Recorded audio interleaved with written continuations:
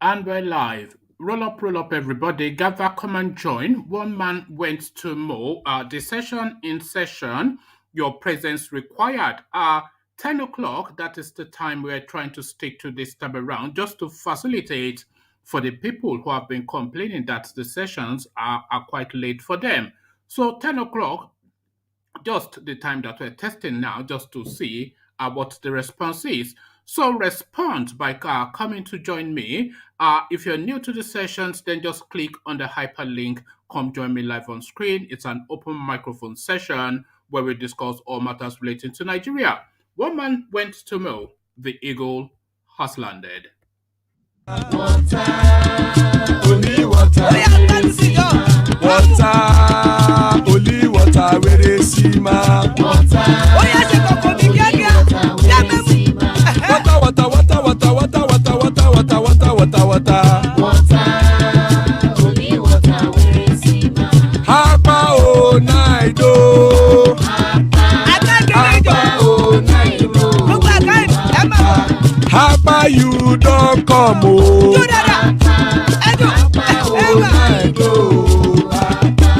Hapa o naido.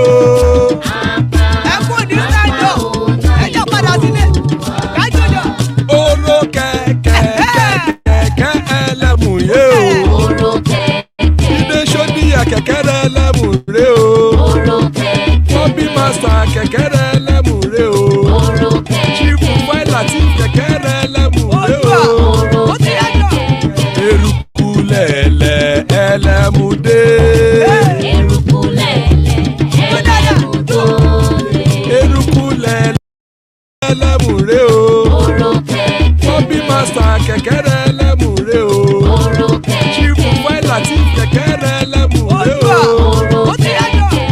Eruku lẹ̀lẹ̀ ẹlẹ́mù dé. Eruku lẹ̀lẹ̀ ẹgbẹ́ ẹlẹ́mù dòde ojàre o.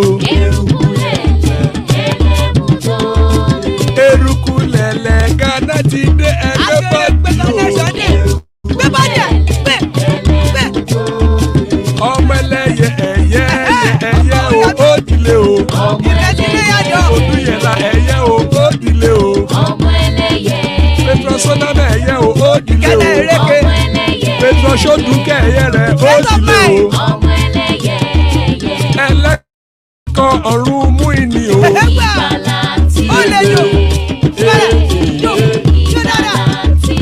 Àkùkọ ọ̀run mẹ́kọ̀.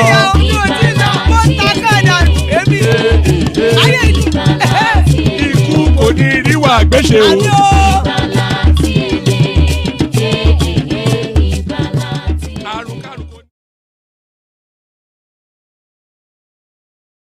And there we are. Iku kuniriwa gweshe. So there we are. Let's just get straight into the talking points. Presidency releases list of Buhari's achievements, projects since 2015. So we were asking that question in an earlier session, and it looks as though the response now comes almost immediately. Again, the headline: Presidency releases list of Buhari's achievements, projects since 2015. So what exactly this guy has done in 6 years in office is what we are about to be acquainted with. Military coup in Guinea, President Conde arrested.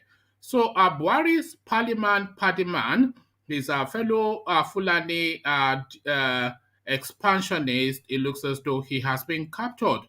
So what does that portend for Buhari's expansionist agenda?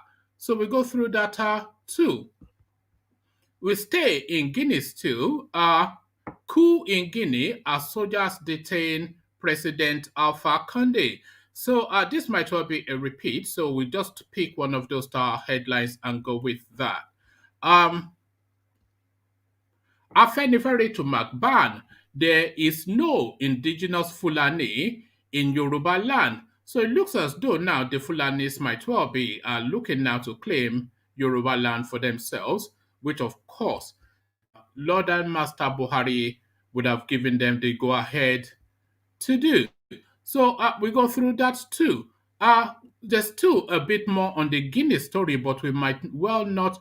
Let's just take Nigeria's response, of course, because this is part of Buhari's. This Alpha Conde is part of Buhari's strategy for the Fulanization agenda. So this coup a real setback for Buhari's Fulanization agenda. So Nigeria responds, and then we'll find out just what that response is. Nigeria condemns coup in Guinea. So condemnation are the words that we're hearing from the Mallam Buhari administration. So we go through that as well. Before we get into all of this, though, a bit of housekeeping still. If you are new to the session, then welcome. It's an open microphone session, and that open microphone is essentially that hyperlink you see in the comments section that says StreamYard. So if you click on that hyperlink that says StreamYard, then you will come on the screen, and as soon as I've delivered the talking points, then you can interact with those points by having a discussion around them with me. That is the format. That is what we have innovated into the space. So if you are new, introduce yourself to the session. Let's get to know you. So before I bring you the talking points, a little bit of a rendition, just a nod to our cousins in the eastern quarters with a little bit of the Python dance. Do I call? O Mary, Nizu, Bondiroya, Abakare, Mama Daora, Unapuri Mary Nandi, win the war. Python that's one, Python that's two, now Python that's a three. Unapuri Mary Nandi, win the war. Python that's one, Python that's two.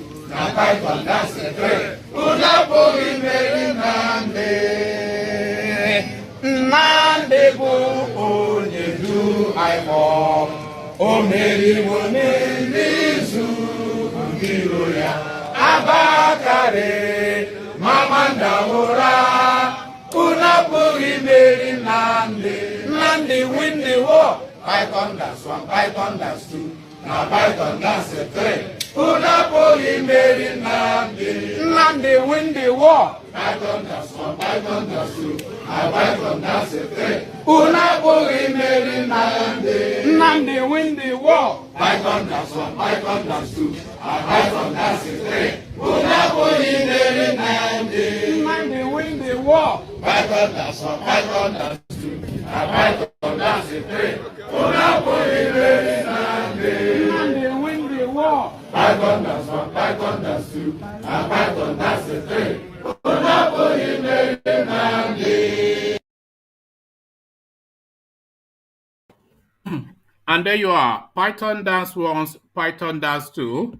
Nandi ti win a war. So Nandi ti win a war. Let me just put the hyperlink in there again. Click here to come join live on screen. So if you click on this hyperlink, then you can come interact with this session if you so choose, as I bring you the talking points. So to the talking points, Presidency releases list of Buhari's achievements, projects since 2015.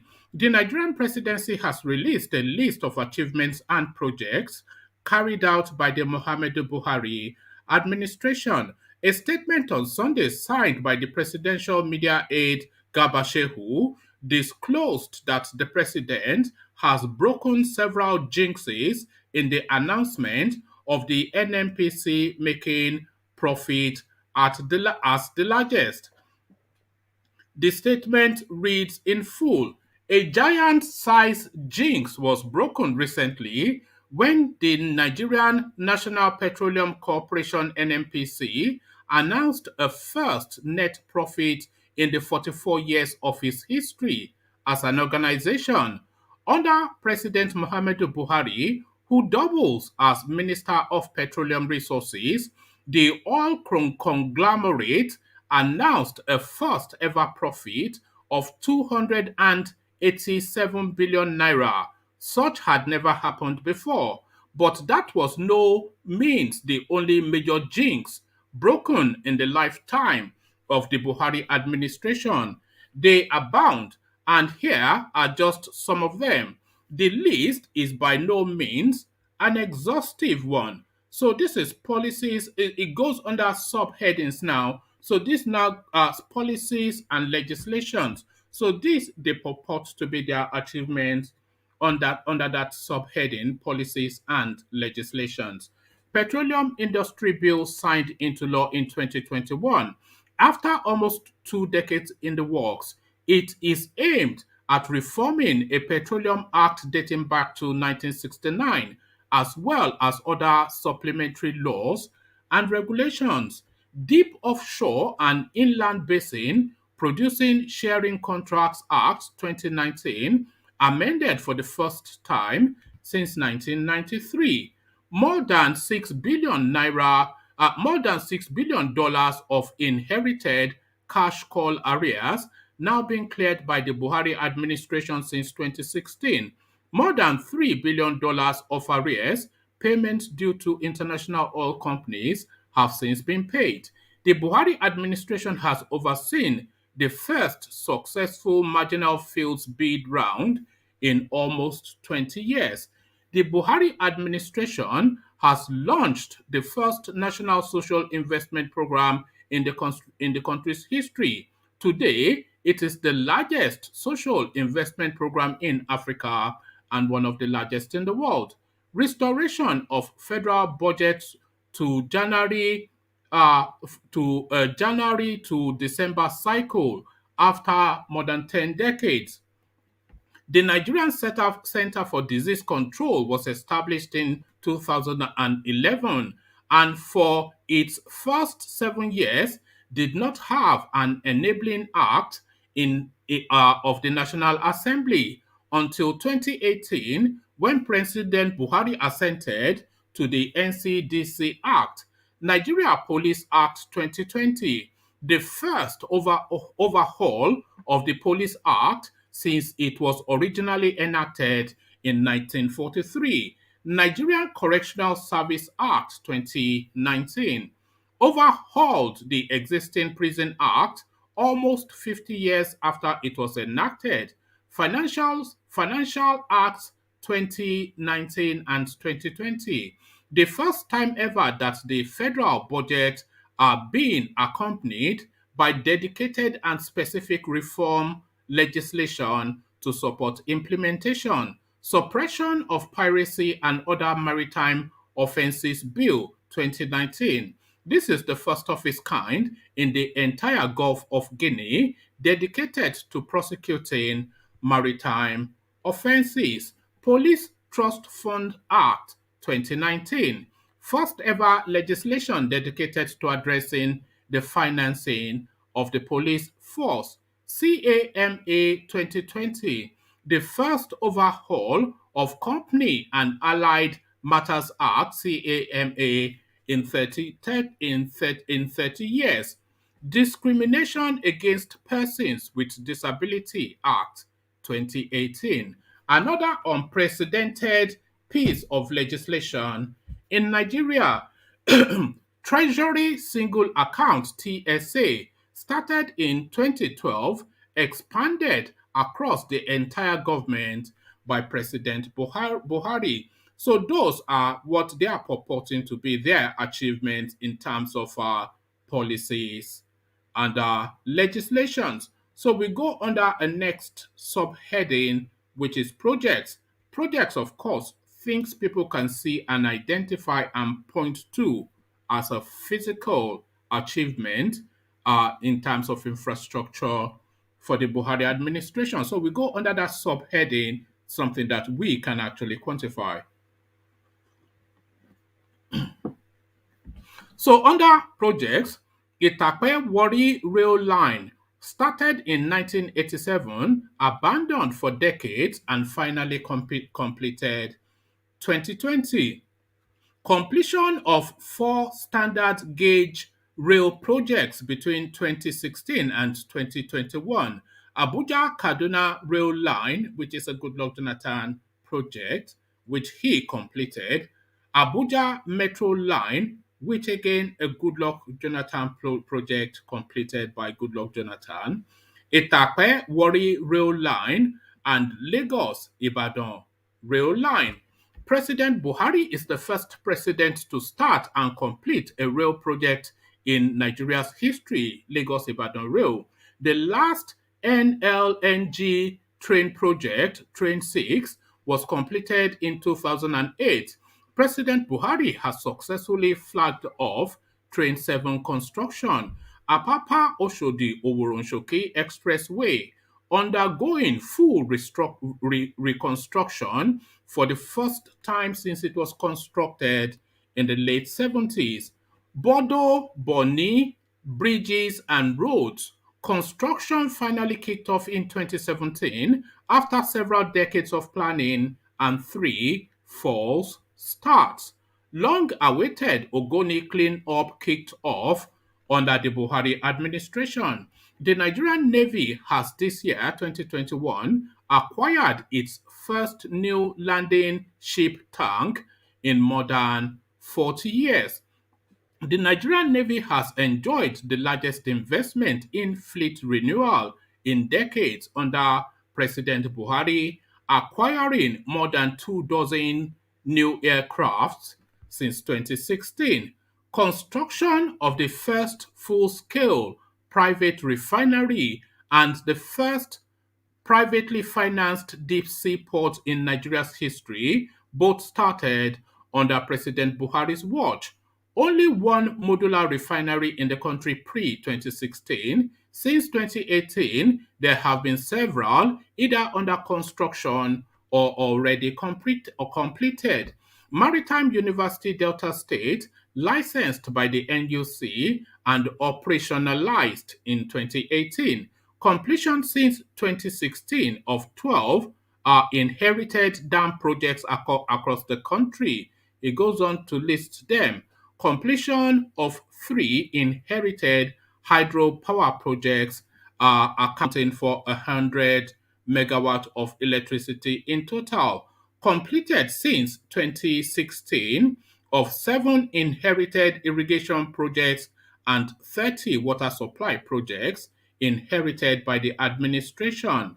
NDDC headquarters uh, NDDC headquarters complex started in the mid-90s, completed in 2021.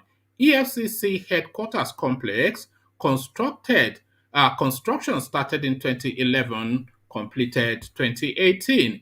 Zik Mausoleum started in 1996, commissioned in 2018.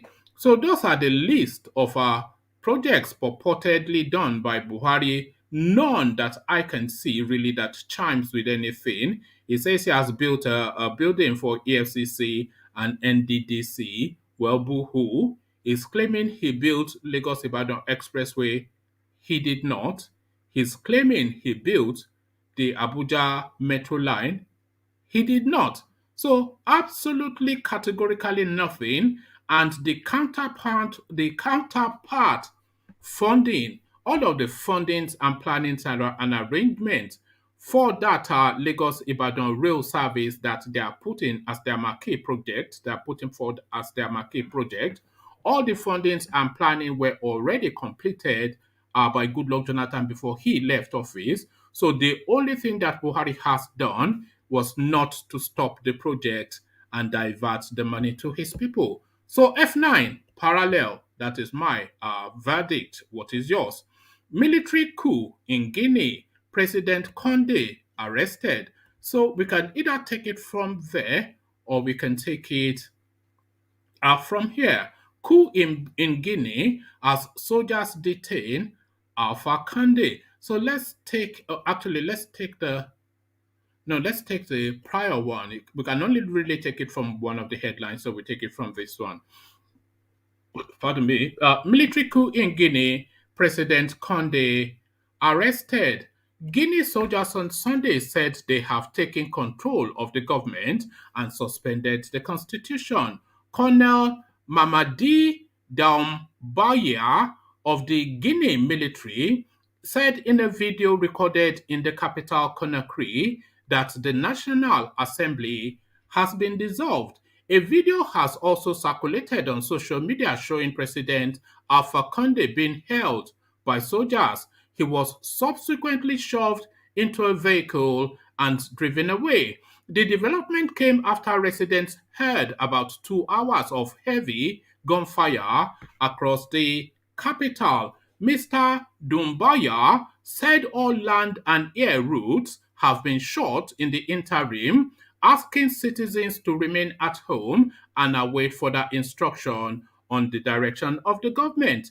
Mr. Doumbaya also lamented widespread corruption and poverty as key reasons for the takeover, saying Mr. Conde had failed to deliver on his promise to the Guinea people. Mr. Conde, 83, won a third term in office last October. Continental body AU has yet to release a statement about the development. So no more and absolutely no to president for life is what the Guineans are saying. But of course, in Nigeria, we already have a president for life. Buhari has been ruling that country since the 80s and he remains the president today. So there we are. The Guineans have said no, but the Nigerians continue to be meek and lily-livered, and we continue to hide under our duvets. So hide under our duvets. As guys, I bring you this. Afenifere to MACBAN. There is no indigenous Fulani in Yorubaland. So that's the headline that we're contending with. Almost certainly the Fulanis are now claiming that the Yorubaland actually belongs to them because they are indigenous to the space. Afenifere responds, Afenifere to MACBAN, there is no indigenous Fulani in Yorubaland. Afenifere Renewal Group, ARG, has expressed displeasure at the deliberate misrepresent. Let me start that all over again. Afenifere Renewal Group, ARG, has expressed displeasure at the deliberate misrepresentation of the indigenous demography of Yorubaland in the southwest of Nigeria by the Secretary General of Métis Allah Cattle Breeders Association, Usman Baba Ngezama. Mr. Baba Ngezama was quoted to have, during a live TV interview, said in Ondo and most of the southern states, we have indigenous pastoralists whose fathers were brought up in those states, and those who are there today were almost brought up there. So if you ask them to go, you don't know where to go because they know these people. Now, let me take that. Yes. Mr. Baba Ngazela was quoted to have said during a live interview. He said, in Ondo and most of the southern states, we have indigenous pastoralists whose fathers were brought up in those states, and those who are there today were also brought up there. So if you ask them to go, they won't know where to go because they know these states as their own states. The Pan-Yoruba Socio-political group, in a statement published on its website on Sunday, said there is no Fulani settlement in any part of the Southwest that fits the dictionary definition of indigenous.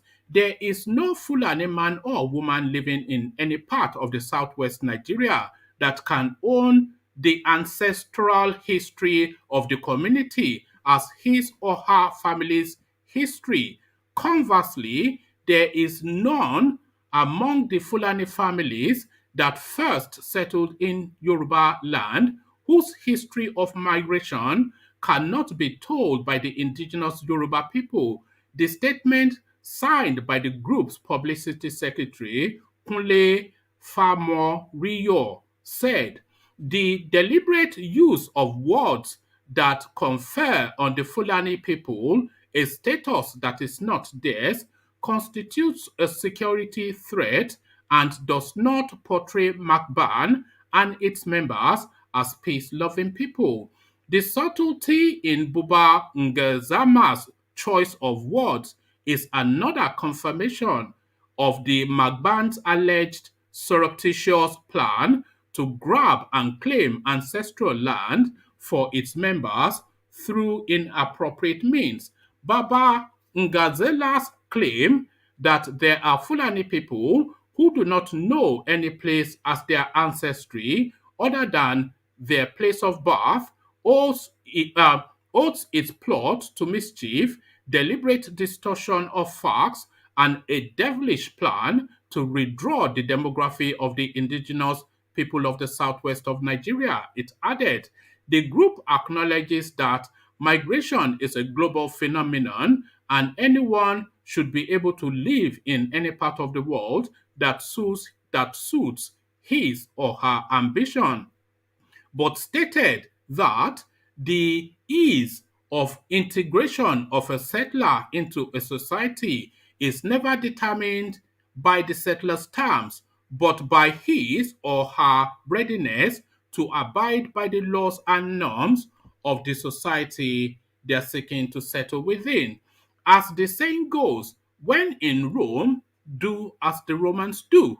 MACBAN members and other Fulani headsmen want to settle here on their own terms and by employing the most repugnant and vicious strategy, which the Ondo State Governor Arakunrin Rotimi Akeredolu SAN has been stood firm against. So the land grab continues and or the attempt at land grab continues.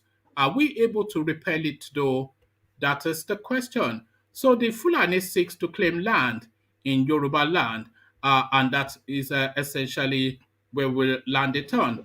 Slaw, what says you? Charles, what says you? So, Slaw, to you, these are coup in Guinea. What are you making of it? Hello? Hello? Yeah, hi. Hi, how are you? Yeah, good evening. Yeah, I'm fine. Yeah, about the coup, I don't know. I'm just hearing it from you now. So I've been very busy. So that I don't know what to say about that. But let me just go to what you said about the land grabbing. You remember the last time I was on your show, I was telling you about what has been going on in the northern part of the country. Right. And this was how they were claiming that Plateau State, they were indigenous of Plateau State, they were this, they were that. Now they are killing the people of Plateau State, taking over their land. And you see what they are saying now, that the indigenous Fulanis in southwest, in southeast, you know, what they want to do is just to take over Nigeria. And it is left for us to decide on what to do. And the problem is our leaders. What can we do? Buhari has already told us that he's going to create 360-something Fulani colonies in the southern part of the country. He has already ordered the ministries to go and do a geo-mapping to find out where the best land is in the southern part, where there's water and good vegetation.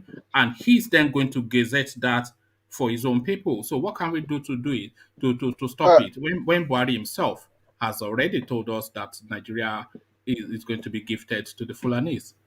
The only thing we can do is to, for instance, we can, I don't know, we can scream and shout, Abi, and then we scream and shout again. We are not united. If we are united, and all this depends on our leader, because our leader love money. They love to worship money, and most especially from the southeast, they are not responding to the needs of their people. They always worship money. And you look at the governor of Imo State now, and anything they tell him from Abuja is what he's going to do. So we have a serious problem. And, you know, most time I don't like to just listen to any news from Nigeria because, you know, too depressing. Because this is what has been happening in the north. You know, okay, if you go to Plateau State, you will see that they've just back then, before you get from Jos to Bokos, you get to most of those areas, indigenous people Birom, they've displaced them. If you go now, most of those places are filled up with Fulanis. You understand? And you know, and this is going to happen to the people of the southeast, to us in the south, and to the people of the southwest. But if our leaders can come together and say no to this, I think the only option here is for the North to go their separate ways, and we go our separate way, because this is not going to stop. Either we separate or we are going to fight a war, but they will not stop. They did not stop in the North. They didn't stop in Bauchi when they were killing people in 86, 87, 88. The same thing in Kaduna.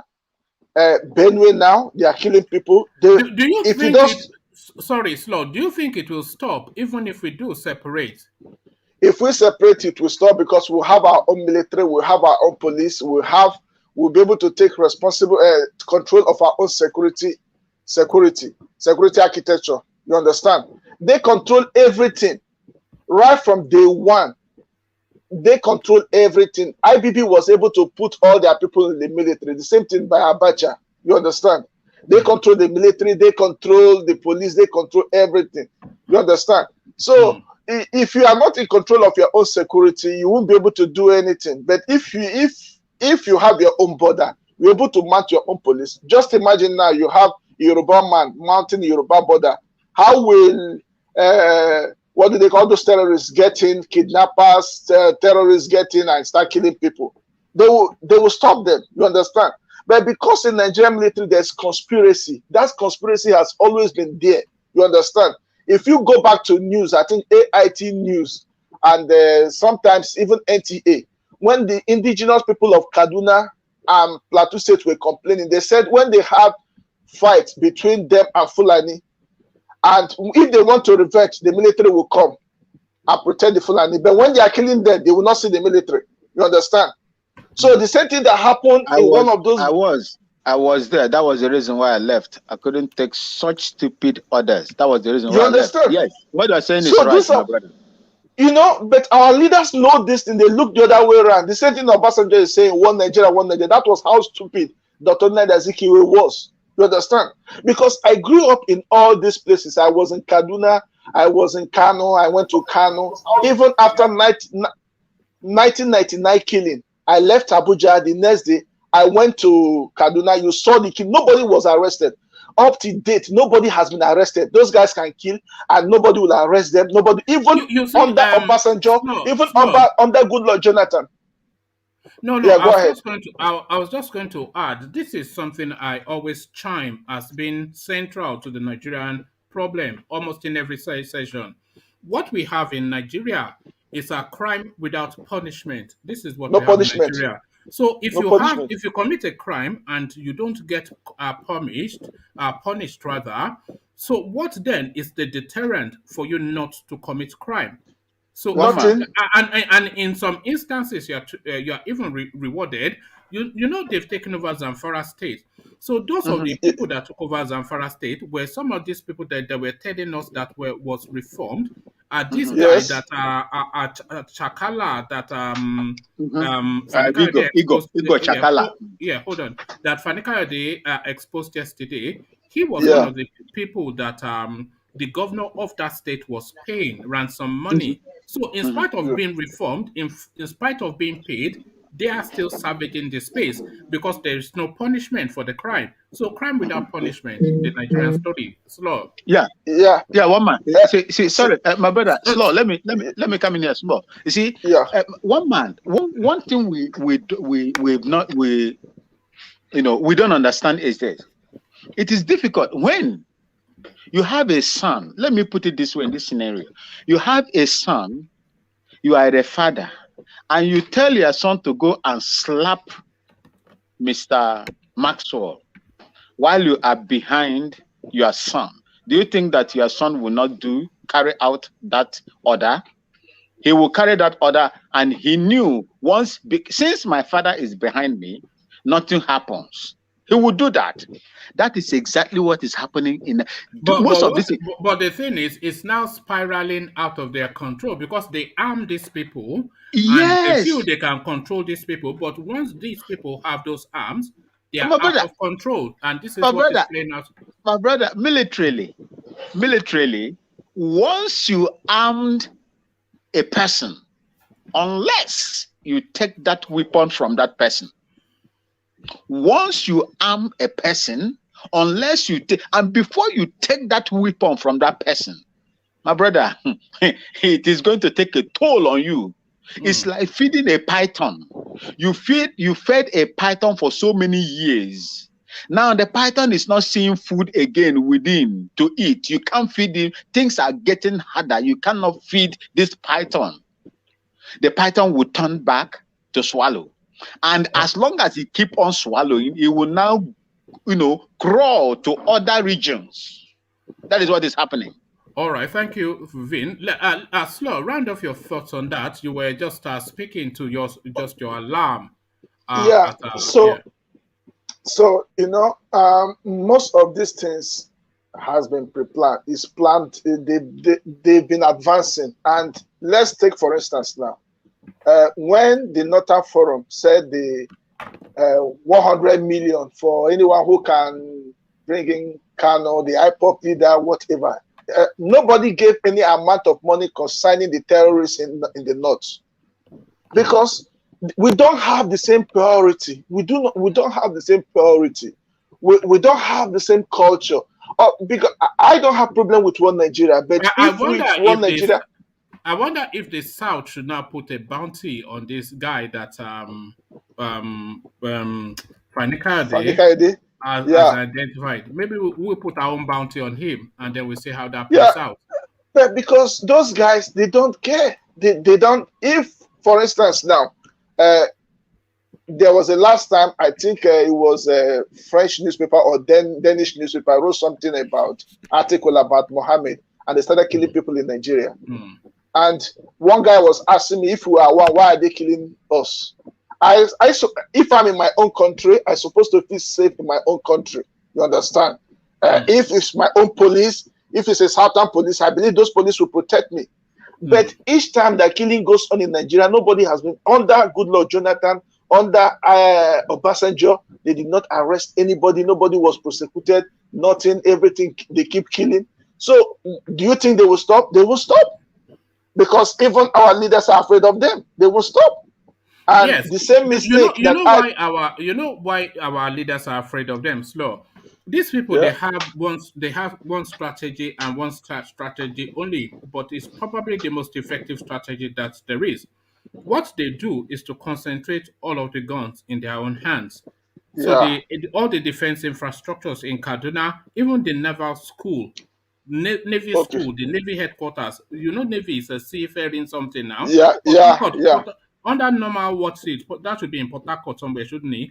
It's in Kaduna. The Air Force is in Kaduna. They are saying now they want to build ammunitions and everything. They're in their hands. So this is where this is the one thing they hold over the South. Now, they control the guns, and they can savage you at any time. And of course, they always appoint their own people in charge of those guns. So this is their one strategy. They say they want to build naval this in Kano, right? That's what they want to do now. Kano State government have given. How can you build a naval base in Kano, in desert? I don't even think they have not even a river in Kano State. So you see, the one Nigeria is a scam. The one Nigeria is a scam. You understand? If we can come together, if we say, okay, we don't want to separate, but let all of us that have one life, that we don't have to kill ourselves. You are not going to impose your religion on mine. I won't impose Shango on you.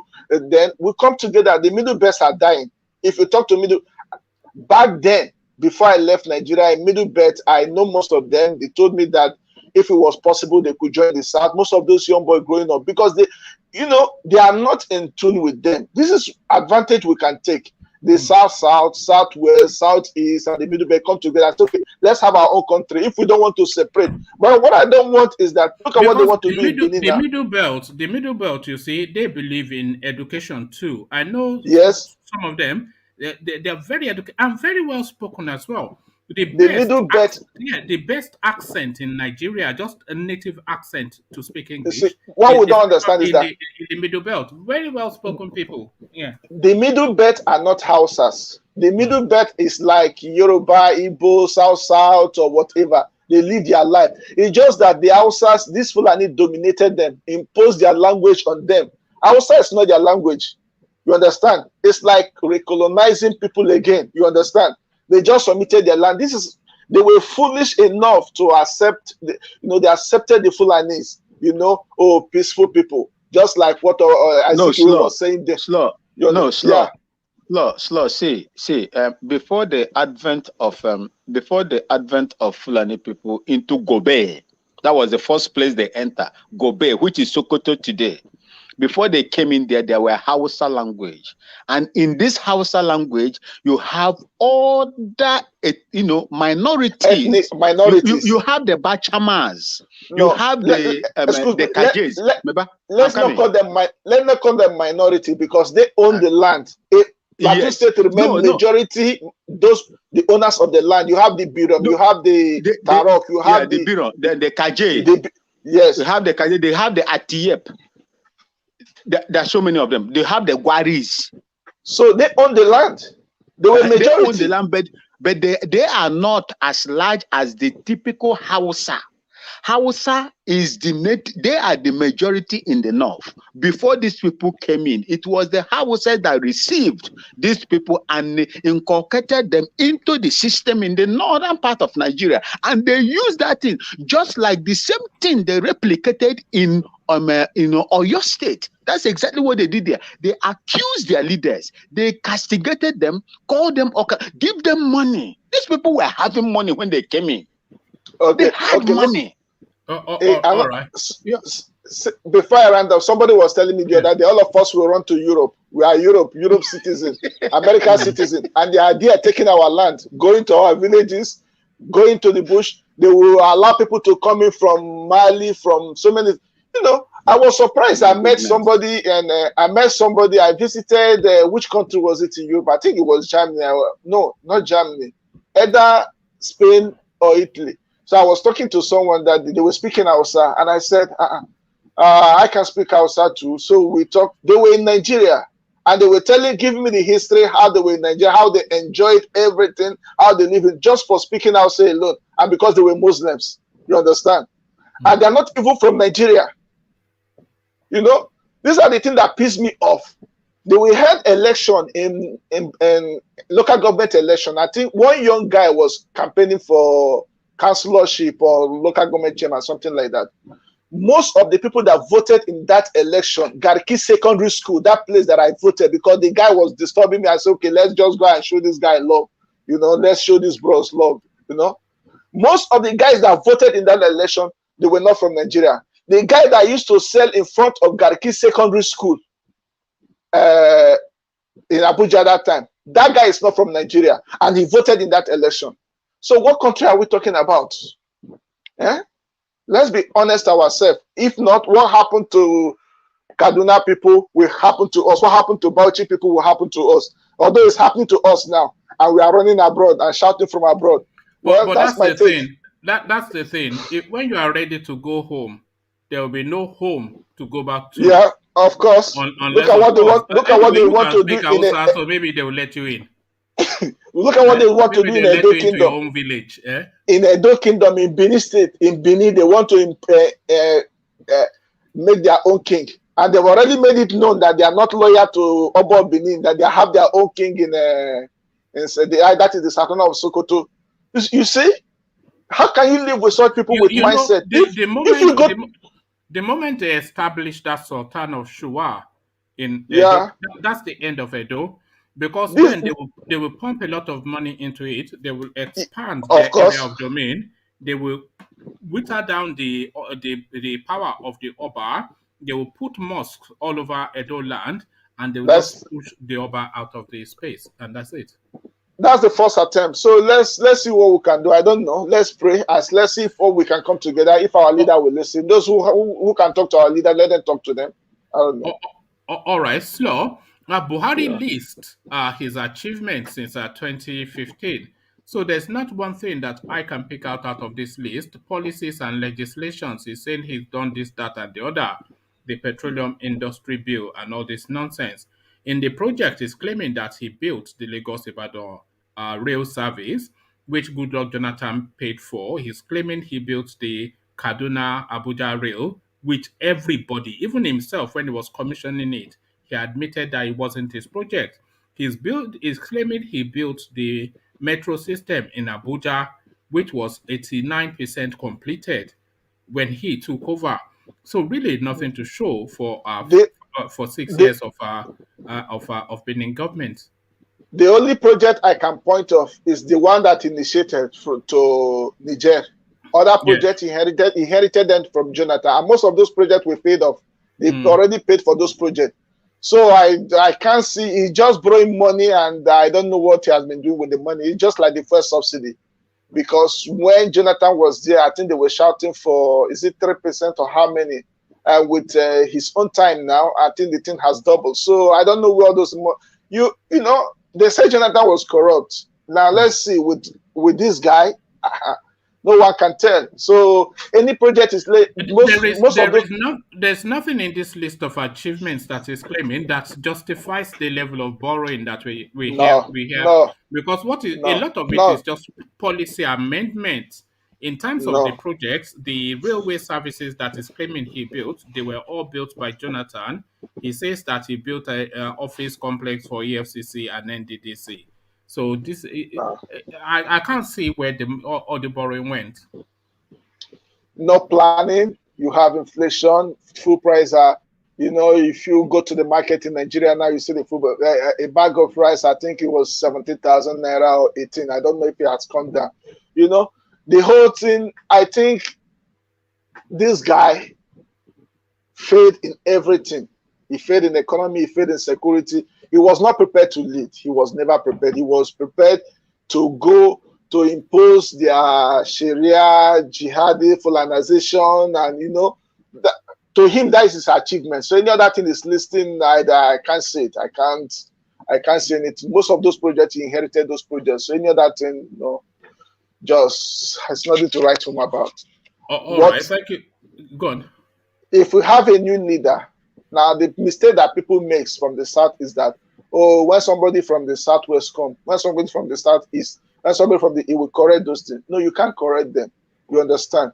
It's difficult to correct. This has been their strategy.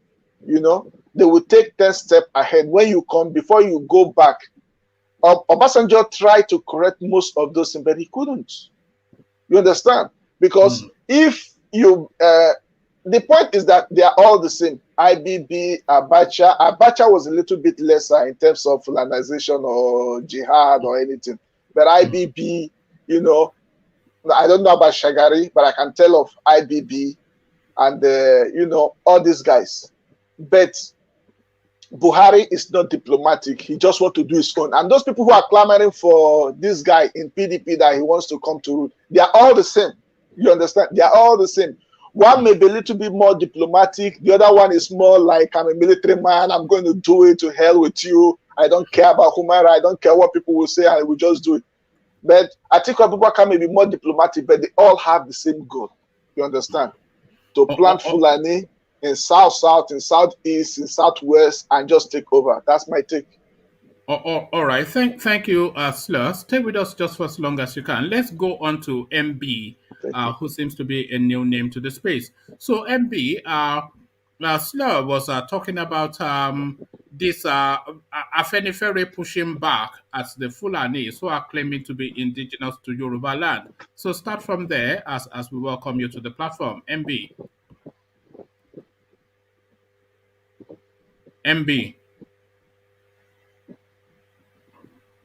Can you unmute yourself and speak, MB?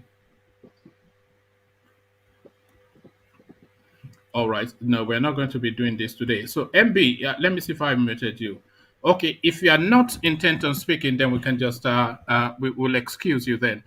So we excuse MB, and then we're going to Vin. So, Vin, let's hear from you. Are you there, Vin?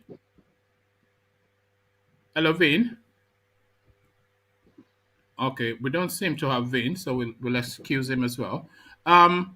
Rational Mind, are you with us? Yeah, I'm here. Oh, good. So to this space then, the Afenifere feeling the need to go through history to explain to the MACBAN that there are no Fulanis indigenous to Yorubaland. So why do you think they felt the need to say that? And what do you think the plan at play here is? Rational Mind. Well, if you look at the history, if you look at the antecedents of African history so far, maybe in the contemporary times, you might understand why they felt the need, like you said, to remind them or let them know that look, we people are not indigenous to the southwest. Uh, by history, I mean you know the expansionist uh, inclination of this tribe known as the Fulani. For me, I see the Fulani as a mix of some kind of tribes. I live in the desert before, like I said here on your platform. In the Sahara Desert, I've been in some part of Sahel, in Burkina, all of that. They're kind of a mix. More like they can be. What are you looking for all over the place? Even you've lived in Benin Republic, have you not? Well, I'm a traveler. Yeah, a traveler. I start traveling at the age of 17 years, so I've been all over. So let's just set that God. aside. Yeah. So anyway, going back to what we're talking about. I'm These going to get people- Ovie to do a one-on-one with you. We need to pin you down, but carry on. Yeah. So anyway, so what I'm trying to say is this: these people are known to have, well, maybe in the distant past they had their own land, but then some of them they've been over the years because of drought and everything they're moving down south. But then besides that, we know they have this kind of agenda, like I was trying to say, in Niger we have what they call the Buzus.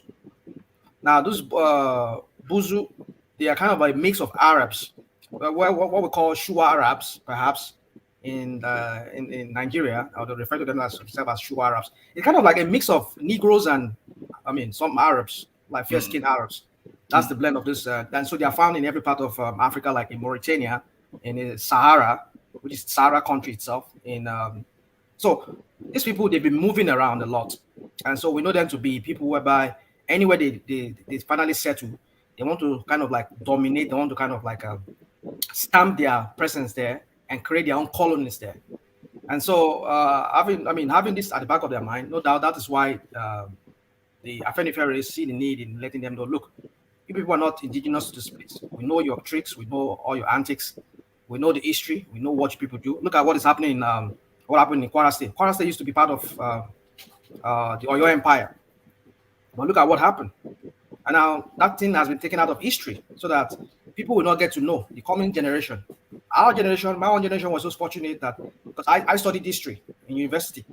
But I did history. I had A1 in history when I did my history back there many years back. So I know all this history. But the thing is, the coming generation, our kids, a lot of them don't even know this history. And it's easy for them to rewrite history because that's what they've been trying to do. They're trying to look at what happened in, like you talk about Sokoto, where we have they used to call it Gobe or whatever they call it. We know what they call the Gogobiris. Gogobiris are the people that have this kind of mark, this kind of scarification. Now, if you go there, you hardly see them anymore. The Fulanis, they've dominated the whole place. Now they are now making this incursion southward. Now we see what is going on, playing out in southern Kaduna, in Niger State, in almost all parts of Middle Belt.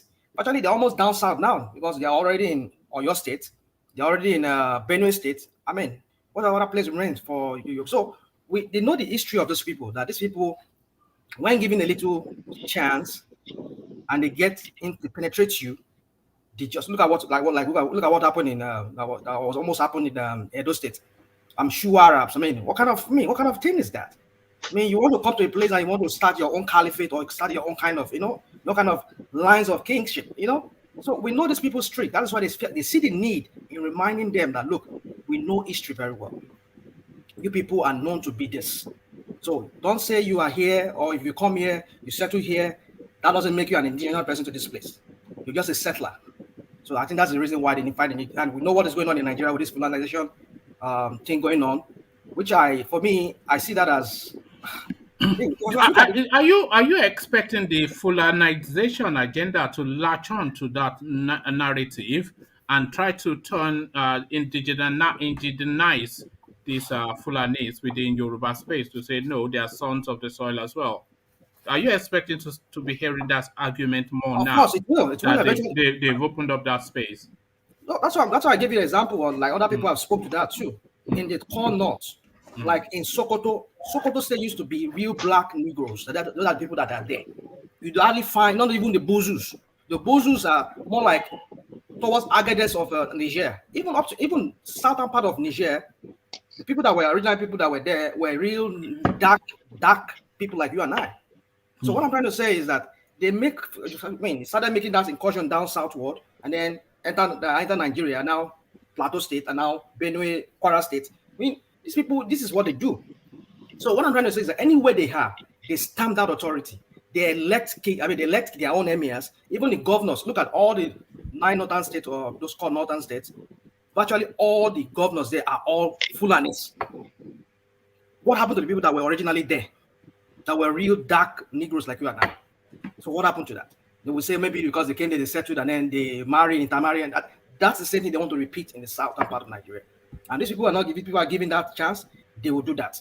And we know what it's all about. It's all about Islamizing, because of course, if they succeeded in turning the whole country to a Fulanized country, it's going to be an Islamized country, which means you and I, who probably don't belong to Islam, will not have, because see what is going on in the north. They don't even give any Christian, because of the years that they've been producing leaders, either military leaders or even civilian leaders, they are all called Muslims. No, not even apart from Gowon that was a Christian, perhaps. All other ones, they are all Muslims. So what I was saying here is just that there's a need for us to let them know that what happened in Kwara State will not be allowed again to repeat itself. And I'm sure if Nigeria ever disintegrates, the Southwest ever go on its own, Kwara State should be reclaimed back, and that so-called emir they have there should be taken down and put a Yoruba king there. That's what I want to say. No, what we used to have in Kwara, of course, was an Oba, not an emir. But that's what I call it. That's the history of that space. So it's just worrying times. It's it is. But the presidency releases a list of achievements since 2015, and I cannot identify, because I've just read out the list, anything that tallies with the massive borrowing that we hear of every single day. So where has all that money gone? Because in terms of infrastructure, I cannot see a single thing that justifies the level of borrowing that we hear about. So where is the money, Rational Mind? I think I said that on your platform here some time ago, that you see, looking at the money they say they are borrowing, look at the locomotive they brought to Shakabula. they brought to Nigeria, and they said it. You talk about, listen, in some developed countries like here in America, or even some parts of Europe, even in Canada, they have high-speed trains. Look at it in France. You have what they call the TGIV, whatever. This supersonic train they have. What you people call use the tube over there in the UK. So what I'm saying is, look at what they were able to use billions of dollars to achieve through that. If you can borrow like $3 billion, why can't you just make something that is at least look at the distance from that Lagos to is it Ibadan? They've consumed more than 5 billion, and the kind of locomotive they brought to us. Not even, you see, you start wondering what happened to that money. Why can't they even do something quality? So you start wondering, start asking questions. It's obvious to everybody that somebody was describing the seat. I think it was Ankoy Briggs. She was describing the seat in the first class lounge, or that. You get a dead leg. You know those when you are cramped, or when you sit in economy on a plane. By the time you want to get up, there's no circulation in your leg.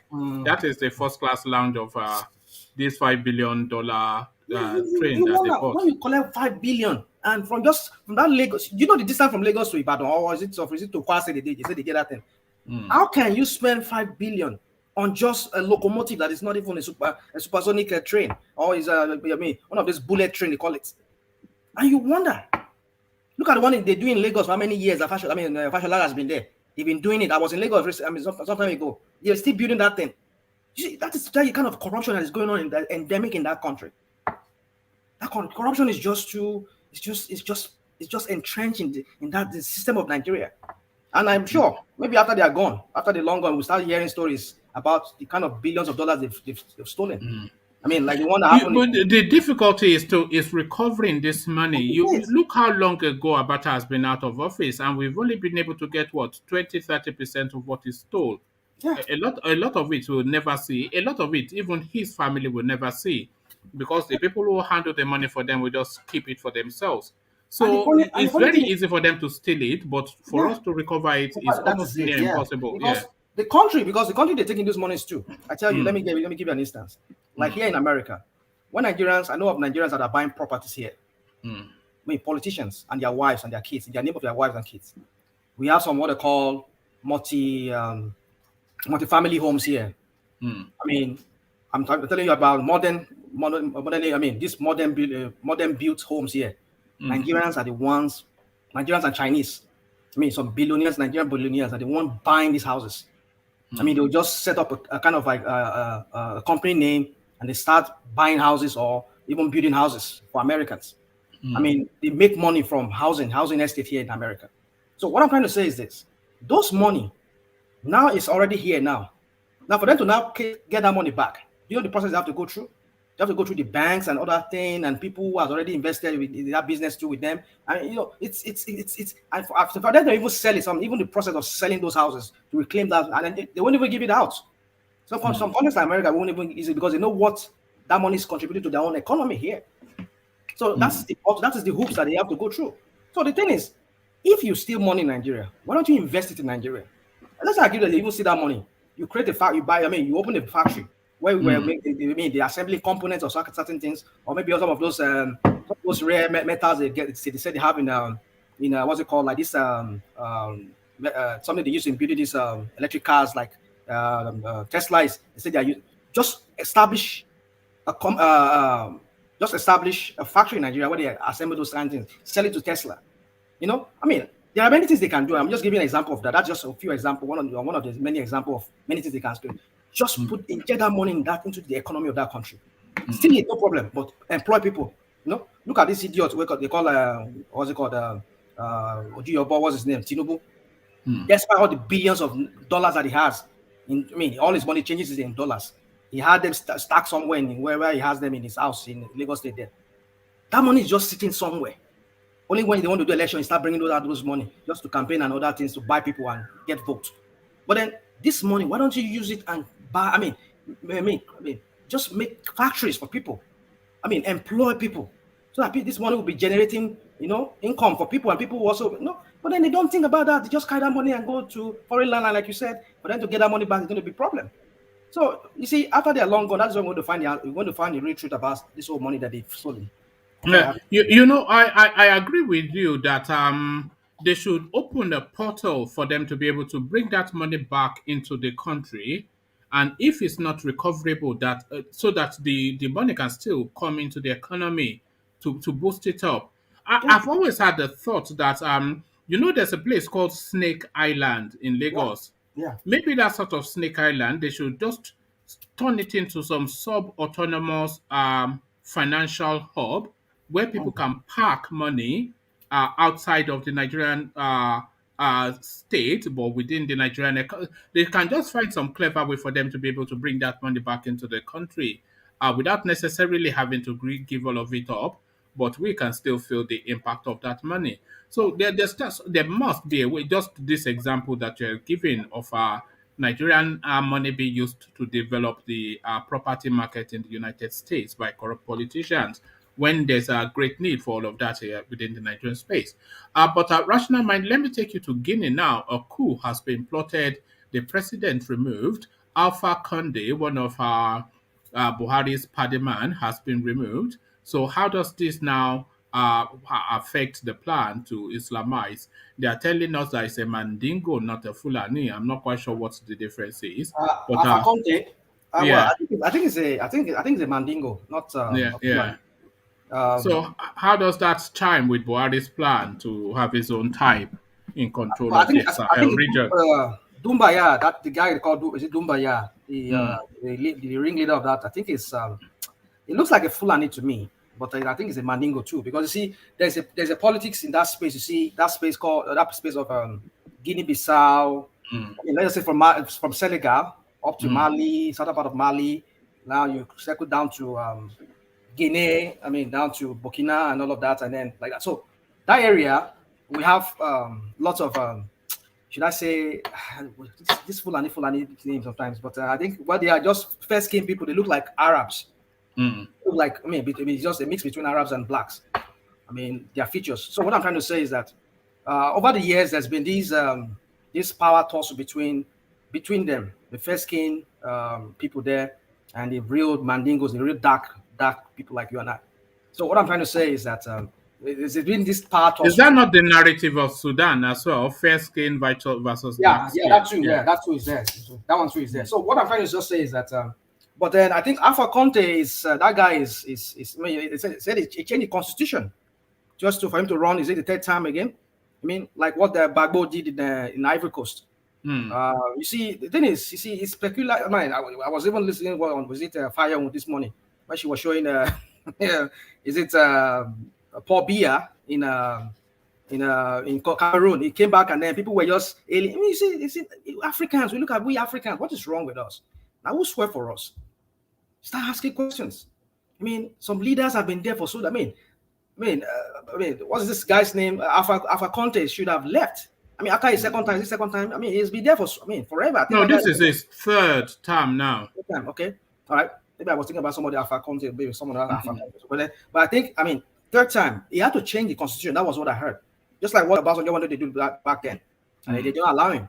So he did it, and he was successful. So these guys had to do a coup, and even these guys that they did this coup now, they're not even high ranking. No, the leader is a Colonel Dumbaya or Kumbaya. Yeah. So you can imagine. So you see, and they said they set aside the constitution, and they said they set aside the constitution and other things like that. So you see, that's the constitution that brought this guy Alpha Conte. That's the constitution that's setting aside because they have to change that constitution for him to be able to run for the third time. So you see, when African leaders when they behave like this, that is why people look for a revolution. Like what we're looking in Nigeria too. Looking for Nigeria in Cameroon too. That is why they start. I don't know why these leaders. That this thing has been going on since the 60s, and we're in 21 now. You mean in Guinea? In Guinea? No, just in especially the sub-African. Yeah, that is it. The West African sub-region. Leaders that want to perpetuate themselves. Always tribal inclination. The same tonality. They're saying I was going to read the another narrative, but I abandoned it because I didn't want to put too many stories. But they're saying when this Colonel Dumbaya, when he read his declaration for his coup, it was almost a Photoshop of the Rawlins coup. So the language was the Rawlins coup language. It's a kind of revolution. It's just coup after coup after coup after coup. We just loop in that spiral of lack of progress. So he is not going to. So that's another 2-3 years of that country now under some military brutality. Even if himself, the Dumbaya does not even run himself. Yes, want to run. And then the same thing that he was accusing, Alpha Conte now. Himself is going to do it. Maybe after 2 times, he wants to run for 3rd time again. You see, African leader that will swear for Africans. You start asking questions. What is wrong with the minds of a black man? What is wrong? Look at Paul Biya. Look at the one in Gabon. I just don't understand. You went to see your prime minister there, and look at how he was walking like almost like a dead somebody. And then you just sit down there, and then why don't you just vacate that position? Look at the one we have in Nigeria. Under his watch, Nigerians have been killed more than any other time in any history of Nigeria, and he will not resign. He won't say, okay, I want to resign. No, he will never do that. So that's to tell you the minds of African. African leaders. They are just.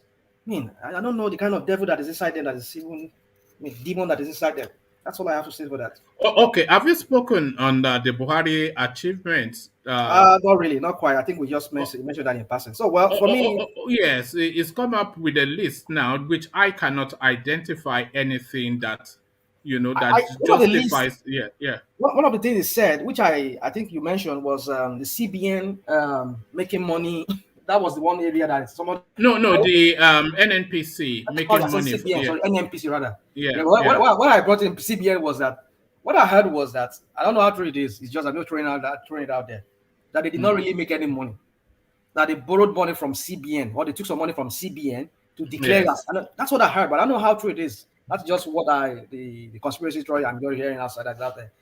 But so the thing is this: all these things are just training out there that say this is what they've done, this is what they have achieved. I mean, it's only when they are long gone that is when we're going to find. At least when this guy was there, we never found out more. We didn't know that they were just that corrupt. That is good luck. It was after when they were gone that we found out that his wife, Desiani, and all of them, they were all corrupt. You know. So you see, we can't really say right now, but they can as long as they are there right now, they can continue deceiving us, churning out propaganda as whatever achievement they've made. But when they are long gone, I can't really speak to any of those specific right now. Except that of the NNPC. The only thing I just heard about the NNPC was that it was you know what we need to do in Nigeria, rational mind. We need to build some satellite, tiny little hubs along the coastlines of River State, Port Harcourt, etc., so that we can open up that waterway for just a normal passage. And then we need to build a real proper seaport in that space to break up the heavyweight of Lagos State. Yeah. We need to fix the Lagos-Ibadan expressway because it's a pathway to the rest of the country. So we need to do, and then we need to fix the road in Apapa Port as well. Yeah. All of these things are just do these things, and then the economy will bounce.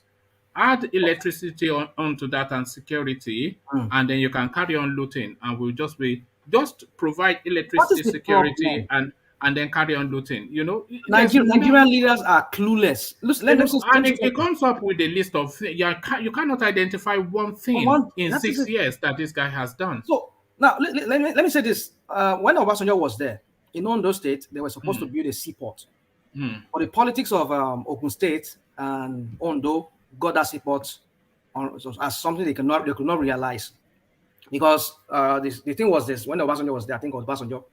He wanted to do, I think that during the time of Ade Farati or Ade Farasing, whatever, they wanted to build that seaport, but they said, okay, the seaport will be in Ondo side, but they will open the gate, the gate to exit will be in Ogun State. And then, which means Ogun State will be getting the traffic and everything, and then they'll be getting the toll fare and everything. You know, like, so the thing is this, you see, like let me say something. Here in America, any state that has coastline, like in the back east, you have New York, you have all of them. They all have some kind of seaport. Here in the Northwest, you go to like Alaska, close to me here, and then you go around. Each of them, they have their own seaport. Even in fact, actually, let me say this to you: each local government here that is close to seaport, that has a sea or passageway to the sea, they have their own ports, and they collect their whatever revenue that comes from it. They get it from there. Even people who park their speedboat and everything, they pay for that. You see, Nigerian leaders, I don't know what is wrong with them. If you open up, like you said, if they open up Ondo ports there, Ondo seaport, Ondo has one of the best viable seaports, that if they should open it, the coastline is very good for seaports. Let them open it. It will decongest the traffic on Lagos Road. All those what's it called? All those trailers or whatever going to Lagos Road, Lagos State, and dismantling that road and impacting that road there will reduce. Then go to Delta State, another one. Go to River State, another one. Bayelsa State, another one. Like that. Let them open those spaces. Each state, like here, even airports. And it's not a big spend, you know. We're talking what, $5 billion. What Buhari will steal in 1 week Even if they want, just give it to is it concession? Concession it. Yeah. Give it to people. Let them. The Nigerians are winning. We talk of Nigerians like in the UK. There, one Nigerian guy, one Yoruba guy that manages many international airports across the world. People like these are investors. Bring these investors. See, I don't know what is wrong with Nigerians.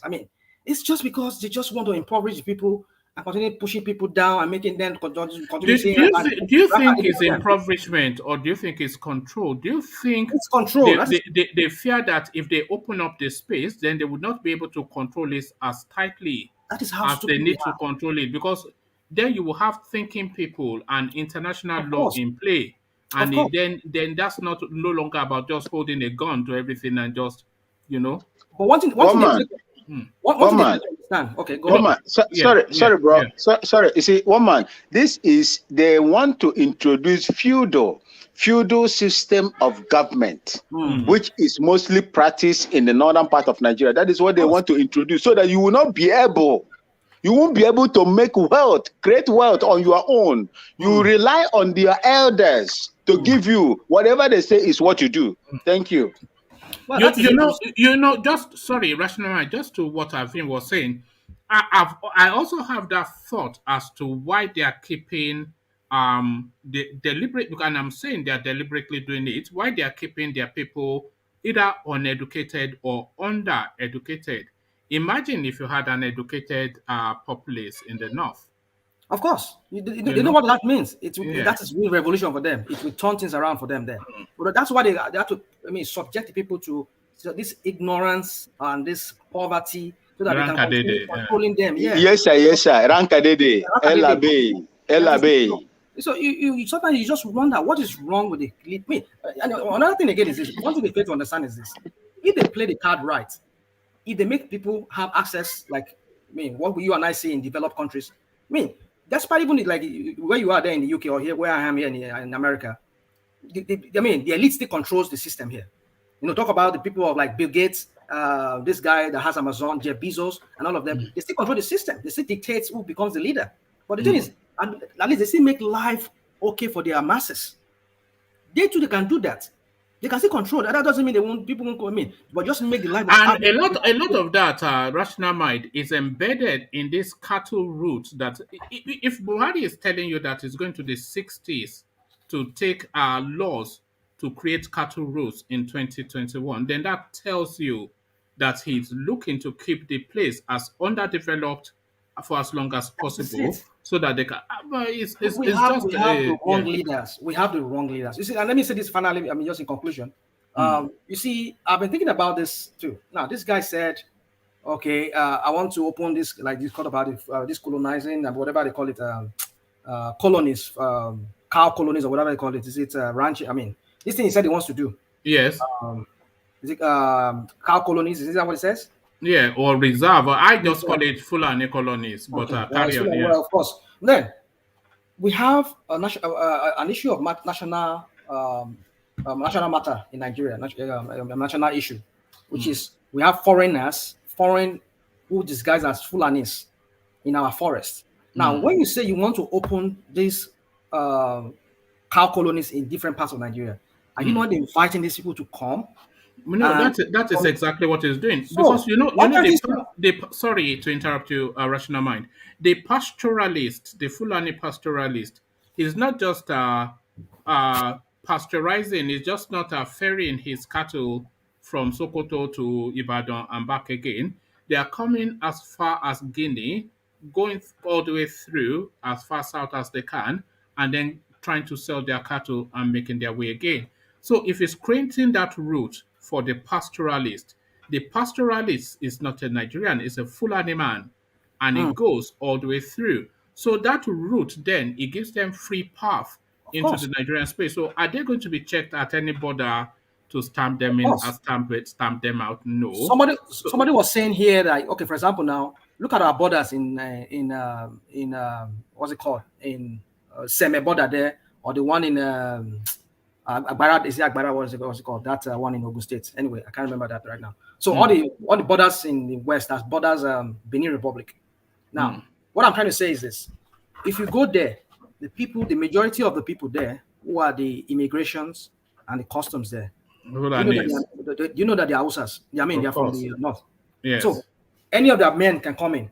So like somebody was saying here, if we have a Yoruba man manning that border, and maybe in the east we have the Calabaris and a lot of them, or the Ibibios manning their own border. Anybody coming through that border, Yoruba man will understand that this is not a Yoruba person, or this is not.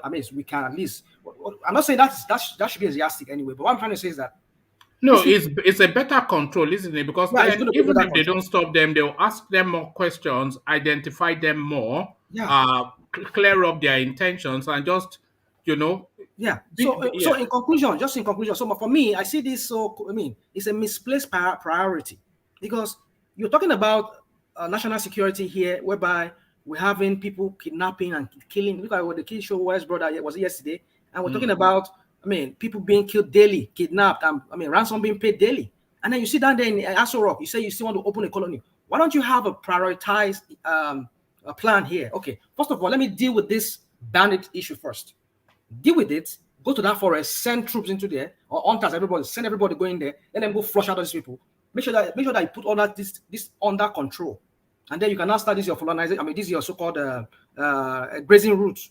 Yeah. But what I'm trying to say, they're not prioritizing the issue first, the main issue. Because if he's saying he wants to open the routes, then it seems like he's saying he's inviting people from any country to come, any Fulani person or fair-skinned Arab-looking person from any part of the world or from any part of Africa to come into the country and claim to be a Nigerian, and then they've got Nigerian passport and they start. I mean, it's my brother. It's a mess. It's crazy, isn't it? It's crazy. All right. Thank you, Rational Mind. Let's go on to Ajale Koko, who hopefully is with us. Ajale Koko, are you there? Okay. I'm here, man. Yeah, we do have you. Are you ready, or do you want me to go on to someone else first? I'm ready. All right, cool. So Afenifere feeling the need to respond to MACBAN, which is the umbrella group of the Fulanis. Afenifere to MACBAN, there is no indigenous Fulani in Yorubaland. So the argument being presented by MACBAN is that there are Fulanis within Yorubaland who have been there for so long, for generations and generations, that they cannot retrace to any Fulani land, and to all intents and purposes, they are indigenous to Yoruba land. So Fulani of our Yoruba stock is what they are asking us to conjure with. Have you ever heard of such a thing? A Fulani Yoruba man?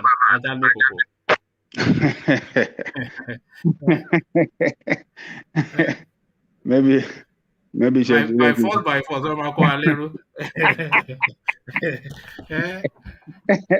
We say these people are dumb. They are not dumb.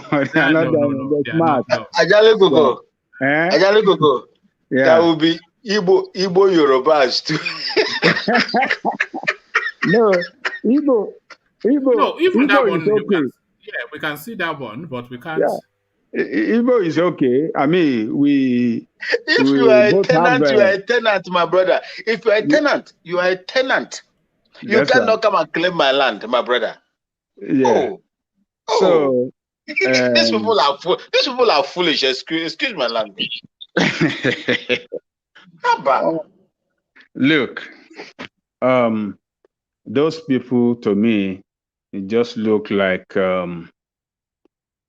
they are just jumping from pillar to pole. And this current president we have there has really done more damages to them. He has empowered them so much. Yeah, done more damages to them. And in history, I mean, they will, because everybody now sees Fulani people as enemy in their homeland. Nobody wants Fulani to stay around them. Everybody is suspicious of them. You know, they don't have any place in Yorubaland. Yoruba is very accommodating. Yoruba accommodate everybody, and that is who we are. We want to go by history. We accommodate everybody. Ajale Koko, correct me if I'm wrong, but I would say that our history is more with the Hausas than the Fulanis. If we're looking to the north, because that's how it's always been my understanding, that the Yoruba history, the Yoruba relationship with the north is more inclined towards the Hausas than necessarily the Fulanis, but I may be wrong. No, can I support you there too? Ajale Koko, please. One man, can I support you? Yeah, go on. See, before the advent, like I always say, before the advent of Fulani people from Futajalong, there was Hausa people, there were Kaje people, there were Biron people, there were Lantan people. These were the core that make up the Hausa people, the Hausa language. Before they came in and began to destroy, to bastardize them, there were Hausa people who were in good terms with these people. before they came in. It was when they came in, begin to sell their divide and rule tactics, the takia. That was the time we begin to fight among ourselves. Thank you, sir. Yes, you are right, one man. We have a very strong relationship with Hausa people, particularly the people from Borno. Yes. Yeah. And as a matter of fact, before Yoruba even wrote their own history, an Hausa man known as Dan Musa wrote the history of Yoruba. That was back in 18 something, or you know, he wrote the history of Yoruba. He came and lived with Yoruba. He toured around Yorubaland. And why could he tour around? Because they've been coming to trade with us. And Yoruba go over there to trade. I mean, you know, selling our product, taking it. Hausa people, they used to come to Yoruba land to buy,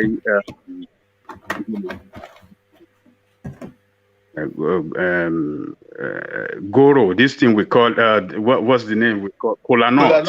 Kola nut.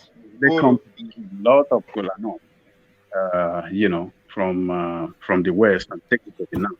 And some of our people take it to the north, up north, you know, to sell it over there. So we've established a very good trade relationship in history. So they used to come. We have a very strong relationship. If we want to go by history, not with Fulani, but with Hausa people. So these Fulani people coming from nowhere and killing people everywhere, they have done more damages to themselves, particularly this man, the present head of state, that is trying to look for land for them, trying to settle them in the land that does not belong to them. You know, everybody is awakened now. We know how dangerous they are. Nobody wants to welcome them in their villages. Nobody wants to welcome them, doesn't want them around them anymore in the south. Not only in Yorubaland, in Igbo land, in other parts of Middle Belt, and everything. So they what they think that only hold on. No, sorry, hold on, Vin. Let him have a go. Yeah. What they think that they could do at the end of the day is going to turn against them. They believe that they are in power now, and they could use all the power in government, you know, to manipulate everything. But you know, the war, they think that, oh, if the war starts today, how many people are they going to fight at the same time? They want to be fighting with Igbo people, want to be fighting with Thief people, want to be fighting with Yoruba people. They cannot win. They are not warrior. I keep saying this. These people are not warrior. They have tried with Yoruba people, and Yoruba beat them. They killed them. That was maybe in 18. If I go this war we call Ogun Jalumi, I think maybe 1856. I can't remember it, but I know it's so. They were killed. Since then, we pushed them back, and they will never come back to Yoruba land. You know, they thought that when they captured, when Afonja allowed them, you know, to capture Buhari, capture Ilorin, and they attempted to move downward, and they were coming downward.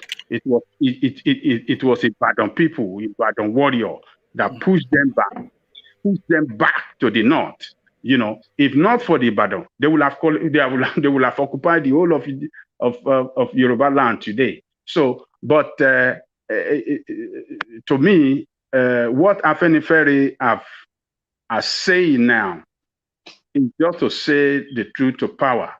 Let us call them who they are. Let us tell them their history, even to the face of their president that is championing their cause. Let us say it out. If under normal circumstances, in a very do you sorry, Ajanle Koko, do you fear that narrative might get a foothold? The narrative that there are Fulanis indigenous to Yorubaland, because if it gets traction, then they can leverage it then to just seize land. Because do you think they can push that story? You see, let me tell you, there are some Fulanis people that are now claiming that their great and great grandfather live in Yorubaland, and they don't know any other place. You understand what I'm saying? And they don't have, and they are, though they are Fulani, but they are indigenous. They are more indigenous to Yoruba people than even the Fulani up in the north. Yeah, but even those great grandfathers, they came from somewhere now. They came from there's a road. There's a road back to that place. Yes. And we are happy to give them transport money. Abi? Oh my, you are wicked. No, enough is enough, I'm wondering why Yorubas have not decided that they want a Fulani free zone and just to ask them to leave. So why can't we not? Why have we not said that? And the Igbos as well, that we don't want any northerners in our space anymore. They are just speaking grammar. And make the atmosphere difficult for them to be in. And let Buhari do his work. They're speaking grammar. Every day they speak grammar. So, some of them in Yorubaland, they can even speak Yoruba very well. They can speak your language even better than some of us. Better than, because they live long. That is where they were born. That is where they are doing. They speak Oyo. Look at that man that Sunday Igboho. That no, not Wakili. That man that was Sunday Igboho went to and go back for the Seriki of Ibarapa. Siriki. Look at the accent. The accent is a pure Igongo accent. You are Yoruba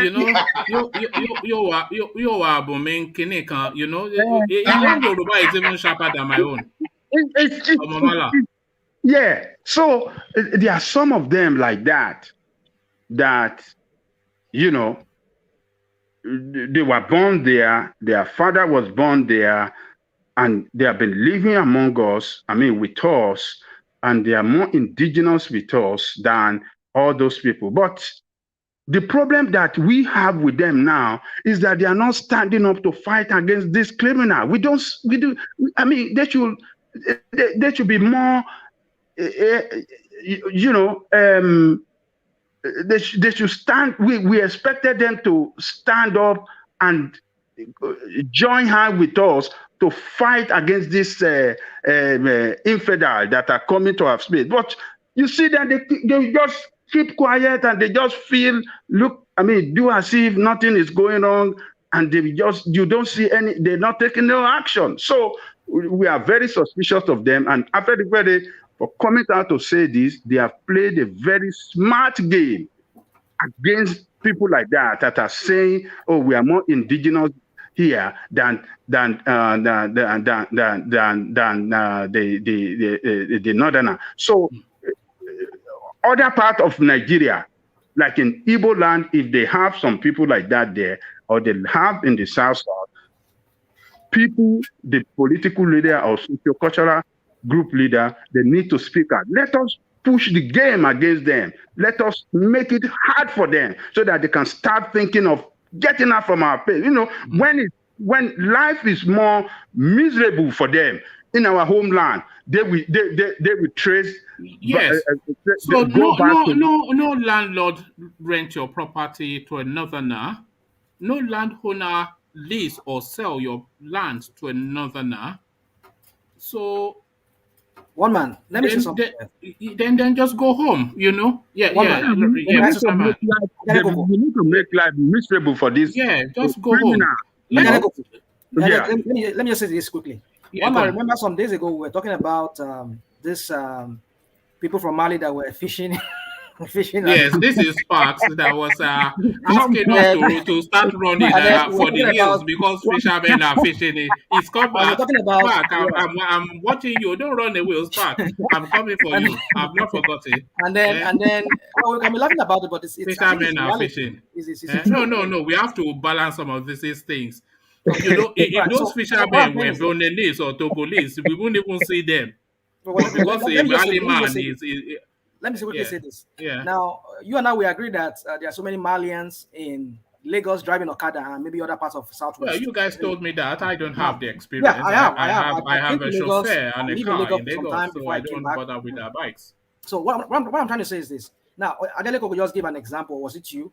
That these people, they don't, because, for example, you and I, we live in foreign countries and maybe we pick up their citizenship.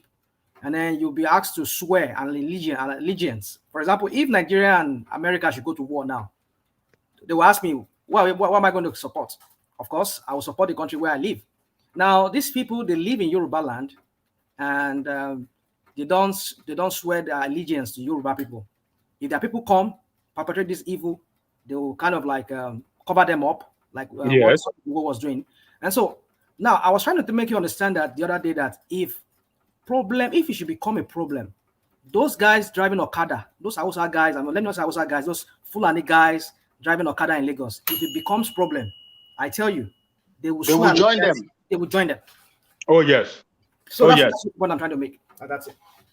Oh yes. So we should make life miserable for these people in our midst, so they can go back to where they're coming from. They know where they are coming from, and we are not we are not safe having them around us. We are not safe. We should start pinpointing them and try to make life miserable, and so that they can go back, because these people have agenda, and they are gradually pursuing that agenda. And the president, who is their what is the title? Is it grand patron, or what is the name? Yeah, grand patron of Mejiala, yes. Yeah, grand patron. I mean, he have a title covering the whole of Fulani people worldwide. That man has a title. That's like the grand patron of Cattle Breeders Association. Yes. Oh, okay. Cattle breeder. So, and it's the life patron as well, not just life breeder. Life patron. Yeah. Exactly. So that is why he's fighting hard, looking for grazing land. I mean, grazing colony everywhere at all costs. All means you want to get it for them. So we have to push back. You see one thing, engineer always say that, look, these people, when they hit you one time and you hit them back 2-3 times, they will not come back to you. That is the only game. That is the only thing they understand. So Afenifere have done well for speaking this out. It's a hard truth, but they did it. And other part of the southern space have to say the same thing. They have to say it in Igbo land. They have to say it in South South. They have to say it in... You can cancel history in all the schools all you like, but a Yoruba person will always know his own history, and he will even tell you your own history. You are not from here. What are you talking about? Get out. You are not from... What are you talking about? They have to leave. Who is called Mukhtar? There's nobody called Mukhtar in Yoruba land. So what are you talking about? Get out. Danladi. Who is called Danladi? Which part of Yoruba land is that name from? Danladi. Get out. Get out. You see what the Edo people did. Hold on, Vin. One man in your place that they say Ini.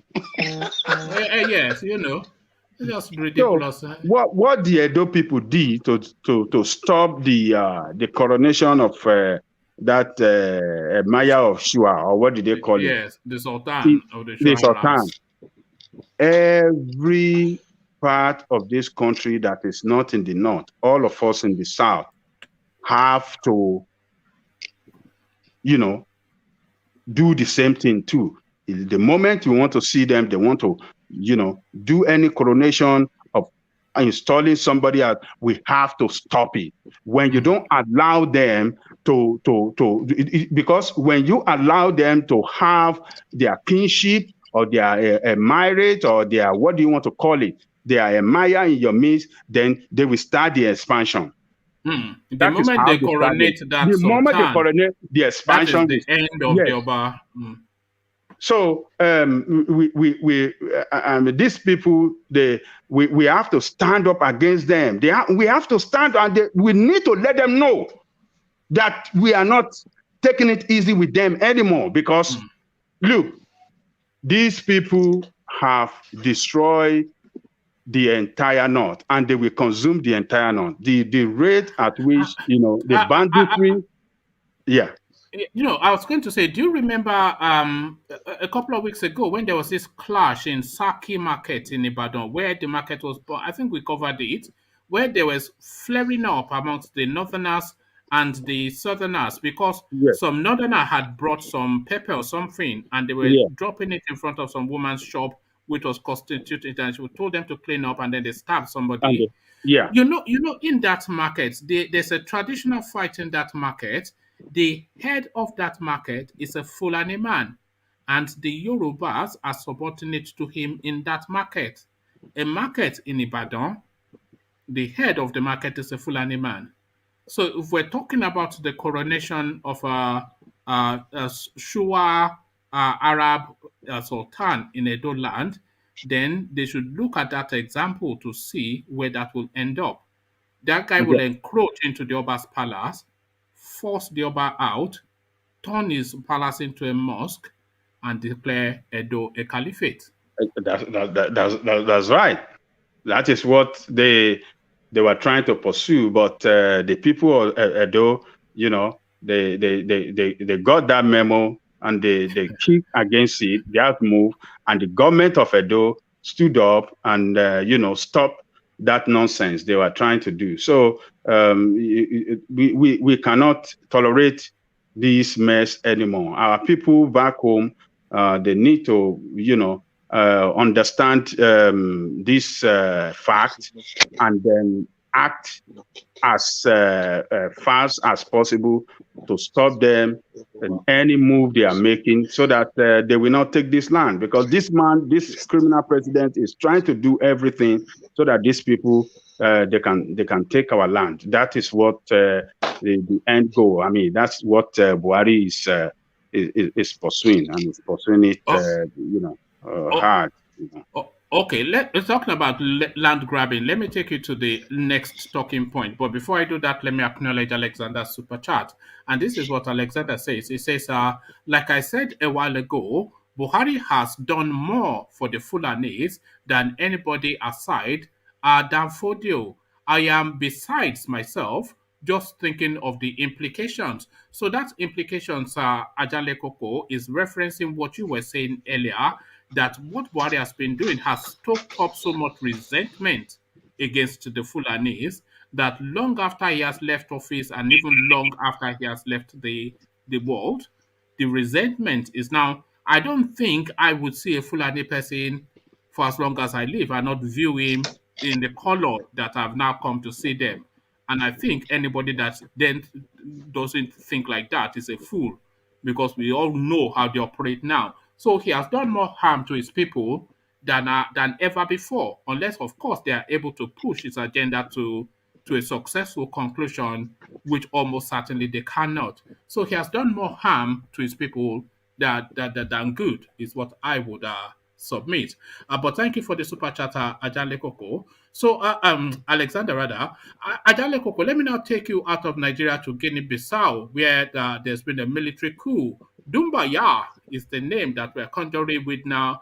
Alpha Conde removed. Alpha Conde, of course, a frequent face at Aso Rock, always in parley with Buhari, who has recalibrated the constitution of that country to gift himself a third term. So what are the implications of that for the Buhari grand plan? What are you making of that coup in Guinea, Ajale Koko? The head of the coup plotter, is he a Fulani man? This is what I think rational mind will have us believe. Oh, he's a Fulani man. No, I don't think so. I don't think so. Dumbaya, You don't think so? I don't think Okay. so. I think it's a Mandingo. It looks A Mandingo, that's the one, yes. Oh, well, I think is coup in West Africa in recent time has not attract the mercy of West Africa. I mean ECOWAS. I think ECOWAS as a body always oppose coup d'etat in recent time. So I hope they're going to come out against this, because there's no reason for military to take over government in this modern world where we live. They don't have any... You would not want to see that repeat then in Nigeria, Ajale Koko? Well, if that come out now, maybe that will make the job easier for us to declare our state of Biafra or Yorubaland, because who is going to be the leader of the coup? Definitely going to be a Fulani man, because they are the one at the top echelon of our military. They dominate the top hierarchy of the military now. So definitely, if coup should come to place and come to play in Nigeria, it's going to be a Fulani man, and that will a lot of us, people like us in the South, will read a meaning to that oh, they can't have their way through the democratic means. Now they want to use... Ajale Koko, it will depend on the sort of constitution that we're able to calibrate if there's a military incursion. Because, of course, no one is going to accept what was fed us in 1999, because we now know more than ever the importance of the Constitution. So if the country is going to be recalibrated and you have this military incursion and there is no fashion, there's no taste for military rule internationally anymore, I don't think any military person will remain in situation forever. So if that allows us to recalibrate the constitution that has just bastardized that country for going on 30 years, would that altogether be a bad thing if that's if it helps us to get rid of that 1999 constitution? No, military cannot solve our problem. We have seen that they contributed more to the problem we have today than solving it. So there's no military junta that will come in place now and solve the problem. The antecedents show that they never solve problem, but rather contribute more to the problem.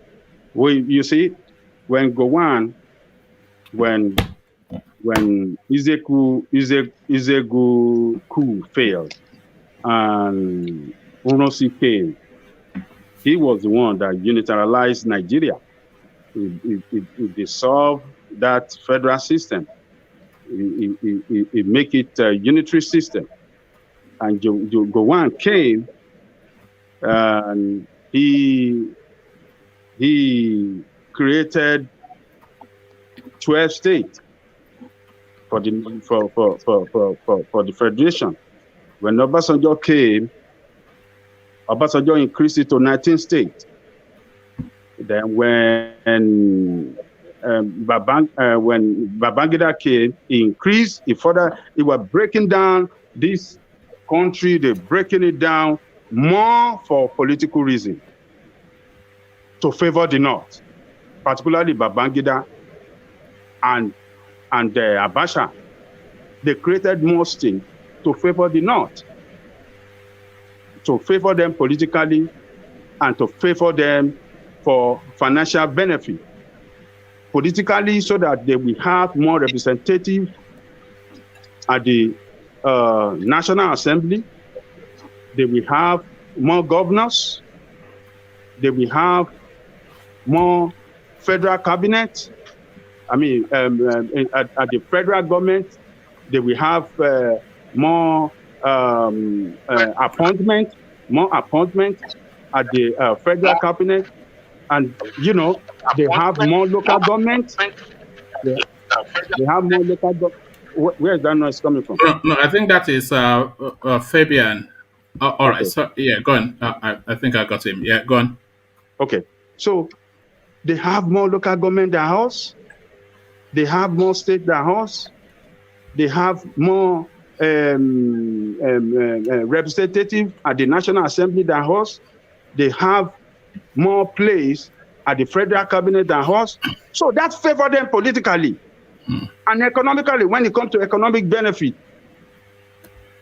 people that does not contribute to the GDP of the country, they now make more from the national cake, from the federal allocation. They take more than we that contribute. Which state were we going through, Ajanle Koko, just 2 days ago that said they couldn't even raise 20% of their, is it Adamawa or something? Yes, Adamawa State. They can't generate 20% of their need. Yes. So these are states that cannot sustain themselves financially and economically. They cannot sustain themselves. So military coming into play now, it should be resisted by the people. I will not welcome it. They will, you know the way they do. You know the way they do. I would welcome it, but I'll land that point and then let Rational Mind interject. So land your point, Ajanle Koko. You know what the military guys, what they normally do is that when they come in, they will come with good messages for you to calm everybody down. They will promise you heaven and earth. We're going to do this. We're going to do this. What you guys want to hear, that is what they will do. When they do that, everybody calm down. Then they will establish themselves, put themselves in all governmental position that matters, everything, security and everything. Then they balance themselves off. They now, assume the real power of governance. Once they assume the real power of governance, then they will start coming out in their true color. That's what they do. So, Rational Man, you want to interject? Yeah, I was just thinking about, talking about the coup d'etat like that. For me, I think that looking at the Nigerian history, I've never seen any successful coup d'etat by Southerners. No, there's never been any. So I'm looking at the military, the composition of the Nigerian military right now. I think the Northerners in the key military formations. Yeah, in the key position we have Fulanis and possibly some Hausas in the key position. So if any coup d'etat right now to succeed, you would need to bring them on board. And any Southerner that tries to do it without even bringing any of them on board, I don't think it's going to succeed. And if you must have any coup d'etat to succeed, having to bring one of those any of them that is in the key high position there, which is from the north, then invariably you have to make one of them the leader of that coup for it to really succeed. So, which is going to be another repeat of a Northerner being the head of the government, the head of state under a military regime. Because I tell you, there is no Southerner that can lead a coup right now and that will succeed. Even if he declares himself as the head of the government, I tell you, there'll be another counter coup. Because the Northerners, I tell you, it's not gonna ever work. So that's can I come in here? Yeah, Can I interject? Coup d'etat in Nigeria now is not possible. Where are you going to stay announced? You have Globe, you have all this, you have so many TV stations.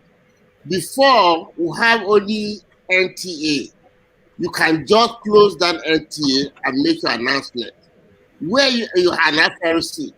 But now, the space is open. So where are you going to stay and say, and make your announcement? It's still possible, Sam. It's still possible. Of course, it's very possible. You announce it on NTA. They go Federal Radio of Nigeria. That's the tradition. Yeah, but can I say something? Hold on. It's open. Yeah, no, that doesn't matter. What they will just do is shut down just the whole space and just have NTA and then announce it, and then they will declare a curfew for 2 weeks, close down all the roads in Lagos and Abuja, and then secure their position. So it's just that's no way to associate without a northerner. No. That part I somewhat agree with.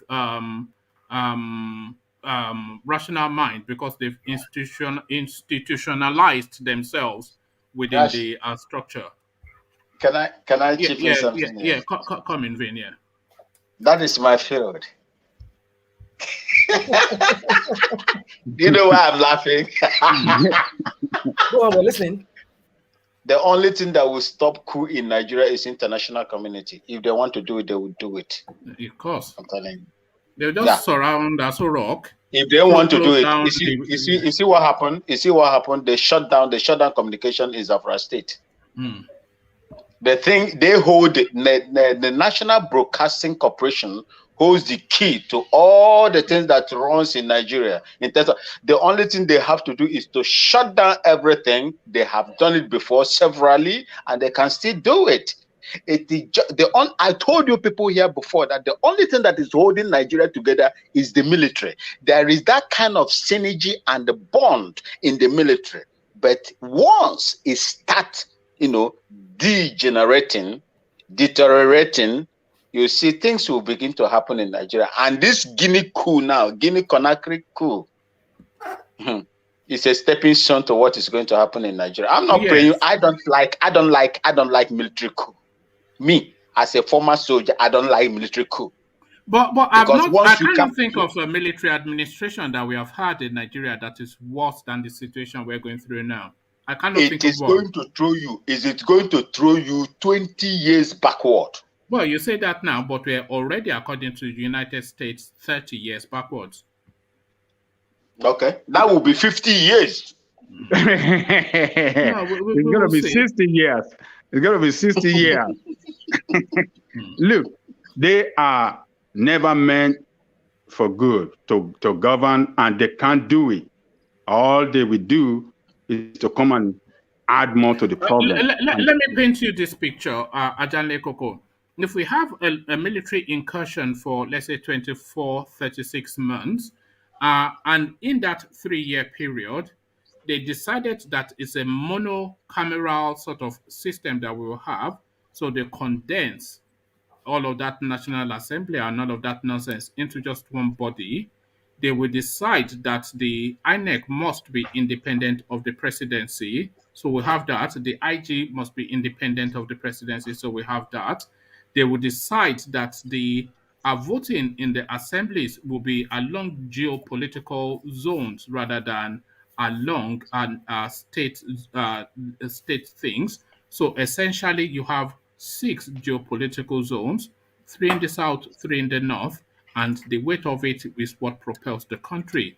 The legislature would have a strong oversight and what is it? What were the veto powers over the presidency if they're strong enough?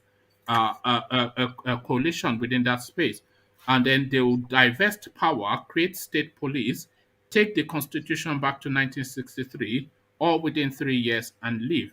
If we can get that, and that can be done under military administration because they suspend the constitution, which ends the 4th Republic, and then the new constitution, which they will put to the people, will then start the 5th Republic. within those 2-3 years, that can be done. Now, that needs to happen for Nigeria to progress, but that will never, within the next 30, 40, 50 years, if ever, that would never happen. Look at just, they've been trying to pass one bill through the Senate for, I think, the petroleum industry bill. They started it 2025. They started it on first term of Obasanjo. And no, 2010. That was during the time of Yaradua. Okay, so it's taking them a good 20 years to pass one bill through. But the fiat of a military administration can just recalibrate the whole constitution and bin this nonsense that Abdul Salami has tied around our neck. You know, that it's just a clean cut is what that military incursion will give us. Those are just my thoughts. One man, I will still stand by my point not to support military incursion. You see, Jonathan, during the Jonathan time, we had Constituent Assembly. The report had been submitted to Buhari. The report provides solution to all our economic, to all our political and economic situation. It provides. You mean National Conference? Yeah. The Constituent Assembly. Assembly that was set up by Jonathan. They provide the solution to our political problem as restructuring. And that restructuring will give us rather the resource control of our space. That we just need to implement that. And our problem will be solved. We will try. That will be the beginning. Once we start the implementation of that,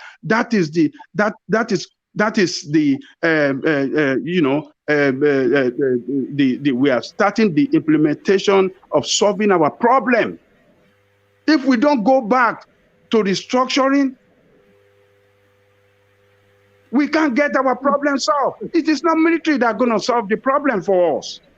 It's ourselves. We just need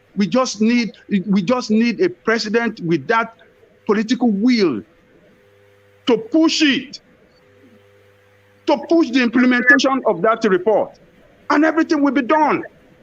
Imagine that, okay, we have restructuring and we can have our own police force, because that is what they have as a solution to insecurity in that restructuring. We should have our police force at the state level, at our local government level, that will pursue this criminal in our bush. We don't need military. They are bastards. They are destroyers. They don't solve problems. We don't need them. We just need a president that will push for that implementation of that Constituent Assembly report. And our problem, we begin to solve our problem, not military coup. So on this issue of the Guinea military coup, I wish the ECOWAS can stand up against it. No, they can't, can they? Because they've already ended the present or now the past civilian administration, which was a fraudulent one anyway, because they changed the constitution to keep this so-called Fulani Mandingo or whatever in situation. So they've ended that. So the African Union cannot they cannot have a power vacuum, so somebody has to be there. So all they can do is to push them to quickly leave the space and transit back to democracy. So once they've successfully executed the coup, the pressure is then for them to hand over to a civilian. So that is what the pressure will be internationally, but they cannot say step back and put Alpha back. Can I come in here? Come in, Sam. Yeah. Okay, what happens in military coup is this: when you have a military coup, the army will take over. But understand one thing: the people in the Congress now are the people that still have the money. Even when they open it up, they are the people that will come in and tell you that when I was this thing, the military take over, they will be the one going to run for the election. They will come in again. So, but if no, they can bar them. They can bar them for 10 years. Babangida tried to do that. They fight him back that they did not complete their terms, so they have the right. Because Babangida, when he wanted to say anybody that had run for office before cannot run again. The Northerners or all the people that have the money say, hell no, you can't bar me to do that, because these are the elites. They will still come back and tell you, and those are the people that have the power. They are the people who bring the money to run for election. The people have the money to run for election. I would like to come in here, sir. Oh, thank you. The reason why I have like 24 hours for whole 1 year in Ghana today is because of J.J. Rawlings. The reason why tap water, table water runs in my house down to my bathroom is because of J.J. Rawlings. The reason why there is sanity and corruption free, let me just say 80% of Ghanaians are less corrupt. Before you steal 1 Ghana city in Ghana here, you will be thinking twice. You'll be looking at your back. It's because of J.J. Rawlings and the policies he put in place. That is what is happening. Look, let me tell you one thing. Nigeria, you people doesn't know what you want. You deserve what you are getting right now. You don't know what you want. If you knew what you want, you will go for it. Megawati of Singapore, where I said Malaysia, Singapore, was he not a military man? Malaysia, was he not a military man? Once they come in, they suspend that constitution you are complaining. Once they come in, they will suspend that constitution that you are complaining about. If you have good military people, they will once they suspend that constitution, they will make provision for another constitution to be written. If they have good intention for a country, and if they want that country to progress. Nigeria has so much money. Nigeria has so much intellectuals. They will whip them and they fall in line. This is, you need people, military people that will come in and whip people into line and give you a new constitution. This constitution that you are practicing there was given to you by the military, and it is not going to help you. That is the fact. Vin, thank you. Vin, can I come in here? Remember, there's one documentary about Rawlings. Remember when he came into power, he cleared all the elites. He took the people, the Ghanaians, he trained them, he told them how to use ammunition. He told them, this is your country. You have to, at all times, defend the country for yourself. He trained the poor to make sure this is your country, you have to defend the country. And he cleared the elites. Unless you have a strong military that will come in and say anybody, like what one man said, you can ban them. But who is that military man that can ban all these people who are so corrupt? You see how they are going to ban them. You see how they are going to ban them. You see how they are going to ban them. They will ban them. They will ban them by suspending that constitution that they are holding up to. When they suspend that constitution, a new structure will be set in place the same way they give you that 1999 constitution. Once a new constitution, Nigerians come together with the help of this military people with good intention. I'm telling you, good intention, unquote, good intention. Not the people that are going to do like the rest of them, the Babangidas, the Abachas, and the rest of them. Instead of them to come and do good things, they were now, stealing from you to to a certain state that you can. Nigeria become broke. See, if you have a good military officer that is going to come, that his intention is not to rule, it is to suspend that, put it on hold. That is what I was suggesting. Put it on hold. Then they will now allow Nigerians to deliberate. Talk. Where do we want to be? Who do we want to? How are we going to run this country?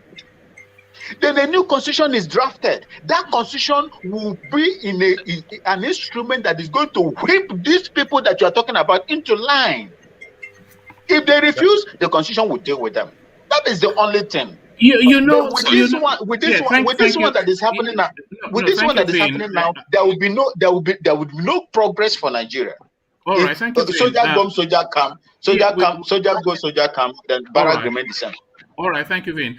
We get that point, and I will also suggest that a lot of these people they are also fed up with the way the system is, but the Yeah. system is in no other way. So you'll be surprised that even the likes of the people that are advantaged would welcome something that will sanitize that space called Nigeria. Because even they must be fed up with the heavy going that is just that country.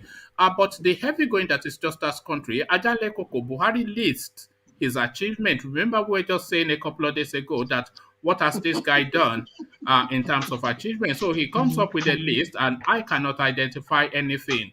He's trying to credit himself for the metro rail system in Abuja, which we all know that Goodluck Jonathan built, the Kaduna Abuja rail, which we all know that Goodluck Jonathan built.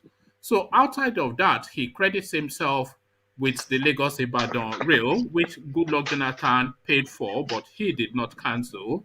And the rest of them is just blah, blah, blah, and blah, blah, blah. So blah, blah, blah is what they have spent all these record monies that they've borrowed on. Again, that question to you, Ajanle Koko, I've asked you before and you struggled with it. What has this guy achieved in 6 years in office? Ajanle Koko. Well, he achieved bringing our exchange rate when he took over from Jonathan. Our exchange rate, Naira exchange to dollar at 190 or 200 when he took over. It is now today 527. That is 527 Naira to a dollar. That's one of our achievements. He achieved making Nigeria poverty capital of the world.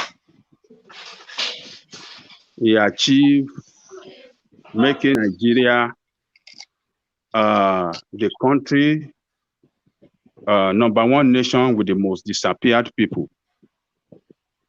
in the world. He achieved making Nigeria one of the economy in the world with highest unemployed people. He achieved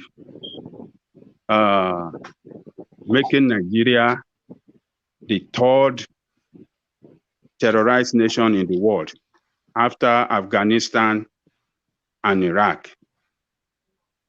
And he achieved making Nigeria #1 country with child illiteracy. So, yes, he achieved negatively, and that's going to be his record. He broke record all the way. He has brought down the economy of that country, making that country a hopeless country. Foreign direct foreign investment to Nigeria is at the lowest ebb during his time, and that is his achievement. So all those nonsense they listed out as their achievement. Yes, Ajanle Koko, just to that list that you were talking about, is broken into 2 subheadings. There's one that says the first subheading is policies and legislation. So we're going to discountenance that for no other reason than that does not go with the budget. So that does not speak anything to the record borrowing that they have gone through. So we go through to the projects and then try to identify what the 100, 200, 300 billion that they have borrowed has been spent on. So these are the projects, the Itape Warri Rail Line. They claim credit for that. I'm not able to verify that, but they are saying they completed it in 2020. completion of 4 standard gauge railway projects between 2016 and 2021. The Abuja-Kaduna Rail, that one they didn't do. Goodluck Jonathan did that. And even when he was commissioning it, Buhari said he could not take credit for that. He said that in 2016 when he was commissioning that. So they cannot get credit for that. The Abuja Metro, Goodluck Jonathan was going to go and cut ribbon just as soon as he was sworn back in. But then, of course, he handed over power to Buhari. So that's not their credit. So the Itakpe Warri and Lagos Ibadan is what they can really claim. But that Lagos Ibadan, Rotimi Amechi himself said all the counterpart funding and the drawings had already been completed before he took office, and they were just making adjustments to some of the plans before they started the project. So that was paid for by Goodluck Jonathan. So that doesn't come under this record borrowing that Buhari has done. It says it started and completed rail projects in Nigeria's history. So that's just a nonsense. So rail project, and then Apapa Oshodi Oworojoki Expressway undergoing reconstruction. So undergoing reconstruction, everything they've been reconstructing Lagos Ibadan since 1990. So that doesn't say anything about anything. Bordeaux Bonny Bridge, he says construction finally completed.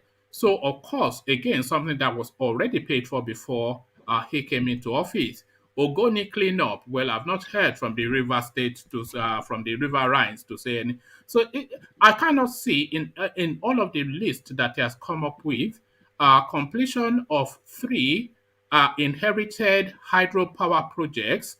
So or something that already was paid for as well. So I cannot see in any of the things and very sparse projects that they are claiming. None of them they initiated. None of them they funded, but of course, every single moment we are hearing that the country is being mortgaged at an alarming rate. So, Ajanle Koko, what has happened to all of that money? This administration is a very deceitful administration. Every day they lie. Everything they do is all lie all the way. You know, all these things they mention, all these things they listed out. Who is verifying what they are saying? Like the Ogoni, they said they clean up. Has that place been really cleaned up? The Niger Delta area, has it really been cleaned up? Go and ask the children with Kwashoko there, they will tell you no. Has that place really been cleaned up? So, look, this administration has borrowed more than all the administration we have behind it since our independence combined since our independence up to the time that they took over. The total that we have borrowed before Obasanjo even paid off, the total they have they borrowed is 3 times more than what we have had in history as amount that we have borrowed in that country.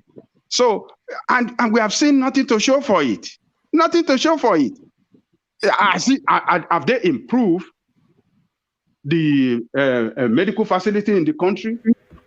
No. That is why him, Tinubu, Rufai, all of them, they're going on medical tourism. There's no good road. We don't have good road across the federation. We don't have functioning health facility. We don't have educational system. I mean, they're saying you don't invest on education. You don't invest on health care. You don't invest on infrastructure. Look, on education, United Nations came out with a report some time ago that on every dollar you invest on education, you will get $20 in return. $20 in return. This is what the Asian countries are doing, and they are reaping the reward hand over fist. That is what United Nations said. What kind of business will you do that you invest $1 and you get $20 in return? Because you know what education is going to give you? Education will give you Investment on education will give you invention. Invention will give you production. Production will give you wealth. We don't have it. We don't have it in that country. So anybody that is looking at Nigeria thinking that magic is going to happen or something, God will come and do anything. God is not going to do anything. This administration have killed that country. They have borrowed that country till death. This country is on the brink of collapse economically. We are paying about 92% of our revenue. 92% of our revenue on servicing debt. What kind of nation like that you think that kind of nation will survive? It's not going to survive. Hold on, Sam. Ajanle Koko, let me just say something that just chimes with what you are saying, and then I want to show you something that really shows visually what you are saying. What you are saying about that education space. Madam Obi Ozekwisele, about 3-4 years ago, she was speaking to that space and she was trying to describe to us something she termed as human asset. So she was saying that this growing population of Nigeria, if managed properly, can be a human asset. So a human asset or a human capital, as she put it, is to have a skilled population. So if you have a skilled population, by and large, not to say that everybody should be educated, but everybody should be educated to a level of consciousness. That level of consciousness is to be able to question and improve their environment. But what you were saying is if you skill this population massively, you immediately elevate them to another class in society, because an uneducated person is in a different class from an educated person. So if you elevate them to that different class in society just through education, they are then through that education able to look to their environment to grow value within that environment. And she described that as human capital. And that speaks to that language of education that you were speaking to, Ajanle Koko. So now this clip that I'm about to show you now, Ajanle Koko, he speaks to the decadence that we're speaking to, the borrowing without result. Surulere, as you know, Ajanle Koko, is a middle-class area in Lagos State. This is Surulere, Ajanle Koko, 2021. Flooded. See where you people have your governors. Because I don't believe I have governor. This is my life is Jesus. Ajanle Koko, this is 5 minutes of rain, according to this guy. 5 minutes of rain. And everywhere is flooded like this. Yes, because, there's already water in the drainage and it's been blocked up because it doesn't have thorough flow. So as soon as that rain comes, it just sits on top of the blockage on the drainage that is not really there, and then floods their house. This is Surulere. This is not Ajangbagidi. Yeah, this is middle class area now. What part of Surulere is this? Do you know? I don't know, but it's Surulere. If you look at the houses, you can see that it's not a poor area. The guy will go outside and he will show you the houses. So these are that's Surulere, not Abulegba. Yes. Not Abulegba. So if you see the houses around there, then you can see that these are not poor people. These are people with income. These are people with an education. Even if you look at the faces of the people talking, these are people up and doing, so it's just that decay, everything just to rot. No, you don't need a brain to know that. One man. Hold on, Vin, please. That you don't need a brain to know that Lagos is I don't know, that terrain, it lends itself to heavy water retention. And you need a thorough flow of water, and you can even manage that water to become an asset, to just configure it and use it for push it to a dam and use it to electrify. This is what we're talking about, having an educated population. Yes. Potable water. Yeah. So, one more, can I come in here? Yeah, come in, Sam. Yeah. Okay. One of the problems I see with Buhari is that he's not educated. He has a standard C. He doesn't even have a certificate. If he comes in there, like he comes in there, he said, I'm going to fight for corruption. EFCC is set up by Obasanjo. ICPC is set up by Obasanjo. He could have strengthened them so that you have a case. All the former governor, their case is still going on. He could say, okay, if EFCC have you, they will try you within 1 year. So that they can, when they pass it, if you want to keep delaying, this is what you want to fight for, this is what you want to fight corruption, but he doesn't have the brain to push the corruption forward than it is. So all those people, even former governor of Edo State, all these, they still have case pending. So he doesn't have the brain to carry forward. That's what the president has said, I'm going to fight corruption. That's what you do. How can you just clear the corruption immediately? Nobody in the US, once you have a case, within 1 year, they will try your case, they will get it over with, you'll be free. But most cases are lying there for 20 years, 10 years. So anybody would do the same thing, hoping that they said nothing, all I need is I'll just find a judge. They will bail me out. I still have my money. I still have anything. So that's what he doesn't have a clue. And so, go ahead. All right. Thank you, Sam. So, Ajale Koko, round off your thoughts on Buhari's achievements, and then we hear from Spark, who is coming to alarm that there are fishermen fishing in the waters of Nigeria. But don't run away, Spark. I'm coming for you. But Ajale Koko, back to you. Look, this man has not achieved anything for that country. What he has achieved for that country is disaster, disunity. I mean, economic disaster, a political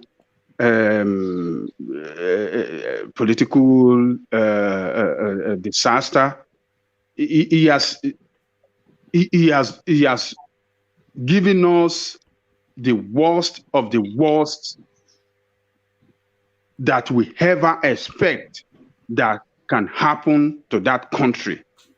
Insecurity at an alarming rate. And it's somebody that we thought that could handle the insecurity problem as a former general. He came and worsened the whole thing, worse than where he took it from. So this man, this is the time that the press should come out and do the X-ray of all these things that they listed out. The press need to do the X-ray of these things and then let the nation know the true position of things. Expose them. We have to expose these people, and the people, Nigerian people, like Vin said, Nigerian people are people that does not know what they want. They don't know what they need. I said this because sometimes some of us want to see some of these politicians, particularly these people in this APC that have destroyed this country. We want to see some of them as can still do something good. No, they cannot do it. Party government. No, we need a new set of people to pilot that nation. Not these people, not all this. For 20 years, look at what we got. For 20 years of democracy, these people has mortgaged us, particularly this administration. It has mortgaged that nation, and that nation cannot survive it. There's no other way to it. The nation cannot survive it. Any nation that with huge population like that and with no industrial base, If we have industry, it's going to be a different country. Look, America owe more debt than any nation in the world. But why do we still have American economy as the strongest economy in the world? Because this is an industrialized nation. This is a nation that have industry. Look, settle down, we know that you people, you go and bomb Arab countries and rob them. That is what America does. You bomb Arab countries and you rob them. You're armed robbers. The United States is an armed robber as an entity. Is that not what you do? We did it in collision with your country. So what are you talking about? Axis of evil. We did. Look, they are building nuclear bomb. In this city that I live in, I am talking of this city I live in. I'm not talking of the whole of Tennessee. I'm talking of Nashville. The industry we have here is more than the whole industry you have in the whole of Nigeria. The industry we have here is more than what you have in the whole of, not one city. And I can beat my chest to it. And this is just city with thousands of people. You want to compare to millions of people with no industrial base, and you think that that country can survive economically, and that's a nation that doesn't invest on education. Remember when Ikeja alone had more industry than the entirety of Ghana, Ikeja industrial complex. When you go, you just see fumes coming out of factory all over everywhere, the entirety of that. Everywhere. You know? And that Ikeja complex you are talking about. It was Awolowo creation, no? It was Action Group. That was how it was Awolowo that created the industrial complex you are talking about back then, since the 50s. And what do we have there? If you go to that industrial complex, you see churches everywhere. They have converted all industry in Nigeria to churches. And you think that country can survive? It cannot survive if you don't have industry. You don't have nothing. You don't produce. You don't manufacture nothing. And you think you can survive economically and you owe so much debt? How are you going to pay back when you don't export nothing? And the only product that you have that you export, which is oil, it's not lucrative no more. Sorry, can I say something? Are you guys aware that in the Ivory Coast they've discovered huge reserve of gas at the coast, and even petrol, even oil, oil and gas in Cote d'Ivoire. Okay. See, so and you know Cote d'Ivoire, sometimes they do import fuel from Nigeria too, oil from Nigeria. And so now them having their own oil now. That is going to stop. And then they will be selling again too. Some other customers in Nigeria. Just imagine. Okay, just like Ghana. You know, we used to sell to Ghana. Ghana discover oil now. So just watch how they will use that oil to propel their country. We are still saying Ghana now. You will be needing visa to go to Ghana very soon. Oh yeah. One man. Oh yeah. One man. One man. Go on. One man. Yeah. See, there is when we discover oil here, do you know the school of thought, the case, what do they call it? Case study here in Ghana was Nigeria. Yes, our technocrats. Yeah, our technocrats gathered and told the people of Ghana and the government as at that time. That do was the opposite of Nigeria, that will be the lesson. Do the opposite of Nigeria, and you'll be all right. Yeah, I think you know where I'm going to. You see, that was John. If you have any brain, that was John Ajekun Kufuor. John Ajekun Kufuor. You know what they told? They told him, do not allow this oil that we have discovered now to be a curse. Let it be a blessing. Do not allow it to be like the Nigerian case. That's a shame. That was what they told them here. Mm-hmm. In fact, when you go to London, where one man lives, I think is it in Cambridge, where they were using Nigeria as a case study. They were using Nigeria as a case study in the UK.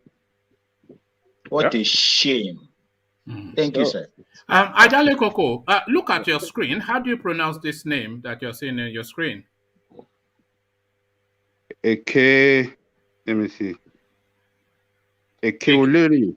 Eke Oleri. Aye ni Rama. Abi. Aye ni Romo. Aye ni Romo. Okay, it must be from Ondo State. Yes, okay, Olere, thank you for the super sticker. I think you're probably the first person to use the super sticker on this platform, but if memory serves. So thank you for the super sticker, and please correct me if we have mispronounced your name. So break it down into phonetic pronunciations, put an apostrophe to the pronunciation so I can get it right. Because people complain about how I pronounce names all the time. Yeah. One man. Yeah. One man. Yeah, go on. Can I say something about the borrowing, about the debt? Yeah, go on. Yeah, most of the analysis. It's law. Law, yeah, go on. Yeah. Yeah. Most of the analysts from Nigeria, they always compare their borrowing, compare that of the US, that of the, Asia. But let's look at it this way. Most of the borrowing in Europe is not for government consumption. You understand? When we borrow in Nigeria, we borrow to pay salary, to pay workers, to buy new cars for our legislators, to party, to build railway that doesn't exist, second class, all those stuff. Now, let's compare to Europe. Most of the borrowing, maybe they borrow from their central bank. You understand? Now, this money will be given to other banks, the private banks. If you are going to school, you want to take a loan, you can go there and take a loan and you'll be paying gradually. If you want to buy a house, you buy a house. If you finance 80% or 70% of the borrowing is private. You understand? You buy a house, you buy a car, you'll be paying instrumentally while you are working. All you need to show is that you are working, you have a good contract, you can pay back the loan, and you'll be paying with interest. And government also make money from the borrowing. You understand? Because if you buy a house, you pay tax, and each year you pay tax for owning a house. You buy a car, you'll be paying, you pay tax. So those money are you work and they pay back the money. They have a plan of payment, but Nigeria just borrow. I don't know. The government borrow. You understand? The economy doesn't grow. Slow. Let me tell you what borrowing money really means perfectly, just to create wealth. And this is an example from Obama. You remember in 2008 when the property market collapsed in America, and then it cascaded and collapsed the entire economy of the whole world. And then Obama came up with this design that they called quantitative easing. So quantitative easing, he called it. So what does that quantitative easing mean? They will simply print more dollars and just pump it into the economy. So you cannot just print money and give it value, because that money has to be backed up by some sort of substance. So what they then did was to print all of these dollars and then give it to industry to build infrastructure. So super high roads, industrial places. So that money that they then created, it then found its value in what they built, which then propelled them out of a crisis. So that is how to borrow money strategically. In Nigeria, you borrow money to service the interest of the loan that you borrowed previously. So that money that you borrowed is then on top of that loan that you're servicing. So the next year you borrow even more to service the existing and the new loan, the interest, and then you continue to do that. So they don't borrow for infrastructure in Nigeria. So if they borrowed for infrastructure, that will propel the economy in the way Obama propelled the United States out of the... America was set to crash, because... But they call it financial crunch. Yes. So the money they are borrowing, do they have a repayment plan? They don't. No, they're just backing it. They're backing it against the oil fields. If they borrow money, if they borrow money, they say, okay, most of these guys coming from US, Europe, They go to Nigeria. I want to set up my IT company. Okay, how much do you need? You need $10,000. We'll borrow you, or $20,000. How much do you have? People are setting up companies, industry. You are borrowing them. This is how Europe does their things. They don't just borrow money to pay workers, borrow money to throw around. And you are comparing that. Most of Nigeria analysis are comparing that Europe borrow money, and so we should also borrow. You understand? When they borrow money, if you, no matter where you come from, if you want to set up a company here, all you need to show is, this is the company I want to set up. This is what I want to do. You convince them. They will give you a loan. You start your business. You employ people, and you'll be paying back gradually, instrumentally. You understand? But Nigeria, the whole debt just on the head of the federal government. How do we pay back? Like Angelico was saying, how can a country survive? Like, I don't know. Nigeria is not going to grow. It's just going to be suffer upon suffer. I'm sorry, but you know, because the story that we should be telling in Nigeria is to be discussing the details of progress, but what we discuss are the details of regression. So there's no. Somebody said here once, it might well be rational minds, that there's no clear identifiable plan for the Nigerian space. So it's just firefighting, just abuse of power, and let me say something. Let me say something. Sorry, real quickly. Sorry. Yeah. You know that there are some countries that envy our population. Now look at Japan. There's been a decline in reproduction. I mean, people are not getting married. Because they all hide in their they live on the internet, don't they? They work for 12 hours in Japan. They work.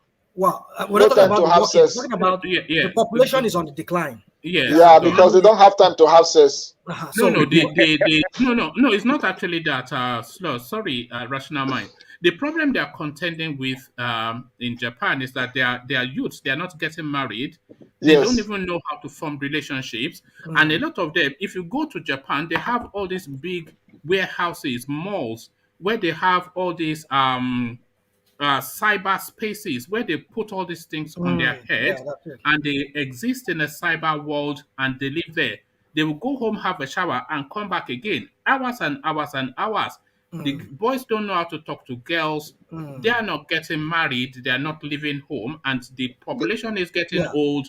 But they are not sociable. They don't teach them how to socialize. I want to make a point. The point I want to make is, can I make a point? Hold on. Let rational mind. Let me just make a point. Please. So, you see, a lot of countries envy our population. The kind of population that Nigeria has can be put to use to an advantage to propel that country to becoming an economic powerhouse. But we have leaders that are clueless. They don't know how to take that advantage of our population to propel that country to becoming economic powerhouse. Now, our population, we have very, very unskilled people. You see, a lot of work has to be done in our country. If at all that country has to be prepared out of this doldrum, this economic backwardness, a lot has to be done, because we have a population that is, like you were talking about. The Japanese still live on virtual, whatever they call it, but they're still productive in some sense. But I'm saying that our population, the people there, our young boys and girls, women, they don't have skills. These people needs to be trained. So for us to be able to prepare that country out of this economic backwardness. So, we don't have country. You're just talking about the credit system now that operates in Europe and maybe in America and Canada. So we have leaders that don't understand the dynamics of all these things. They just sit. I don't just understand. Listen, it's not one thing. The president of Nigeria is talking about West Germany. Foundations. Can I come in here one more? Remember? Come in, Sam. Yeah. Okay, remember, is it like 2 years ago, when this new Congress came into power, they were trying to buy a car they will use for the Congress.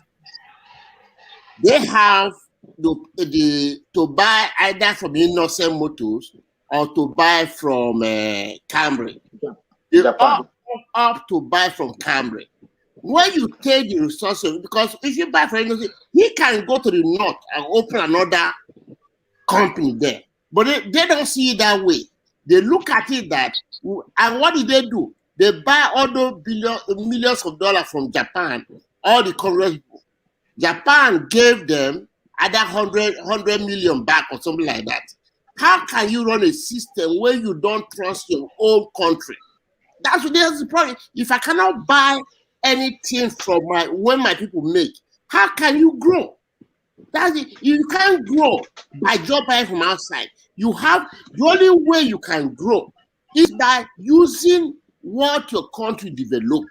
I have never seen American president driving Mercedes. Paris, what do you call it? British president driving American Lincoln. No, they drive Range Rovers in Britain. That is how you grow you have to trust all your own people to grow.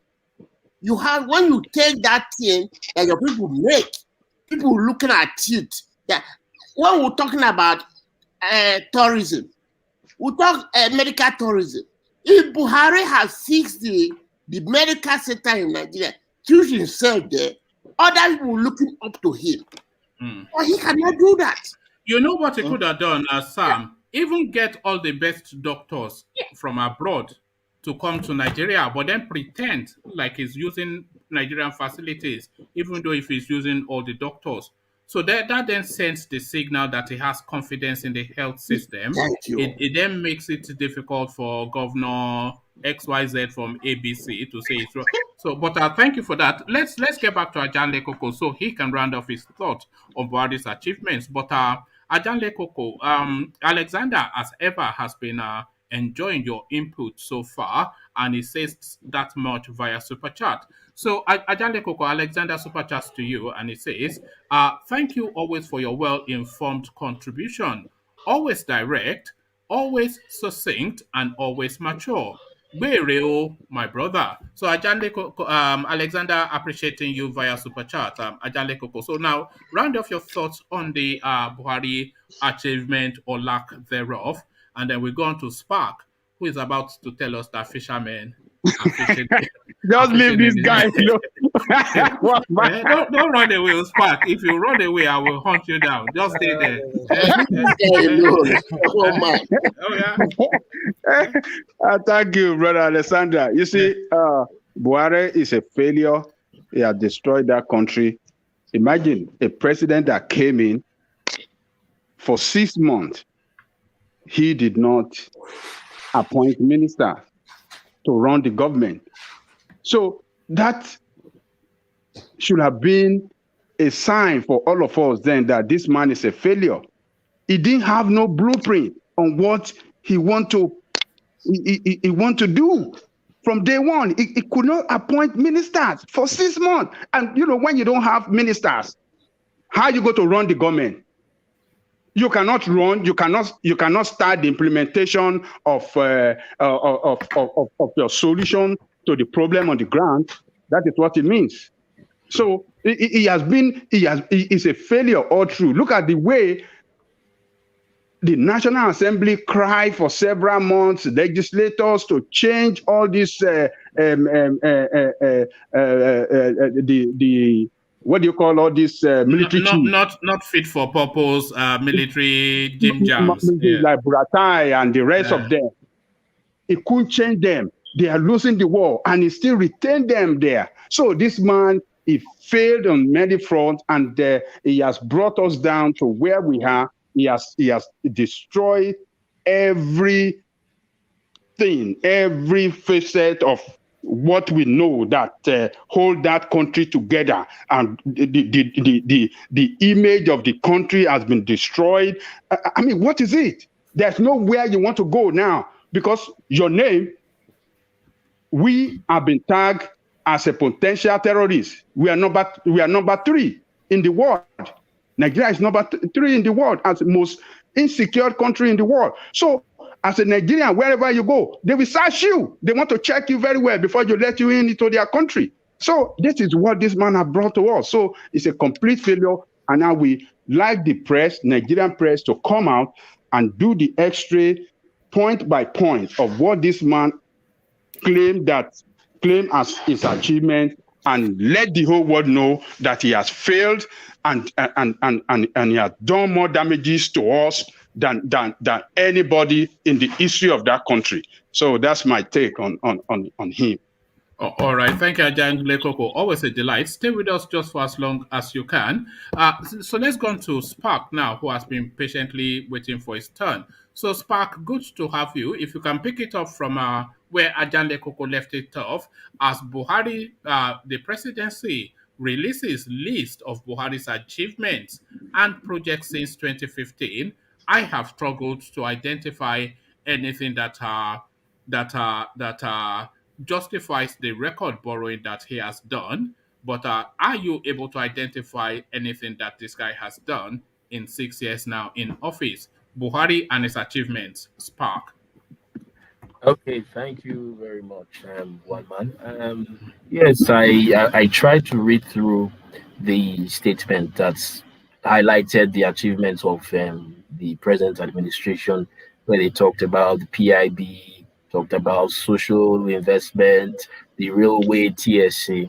From what I have seen here, and the reality on ground, I won't say I won't say they've really achieved much. Why do I say this? Now, some of these projects that they are touting now were inherited, like the railway. It was already underway. President Obasanjo laid the groundwork. Jonathan and Yaradua started it. At least it picked up under Jonathan, and they just simply continued the Abuja, Kaduna, Lagos, Ibadan.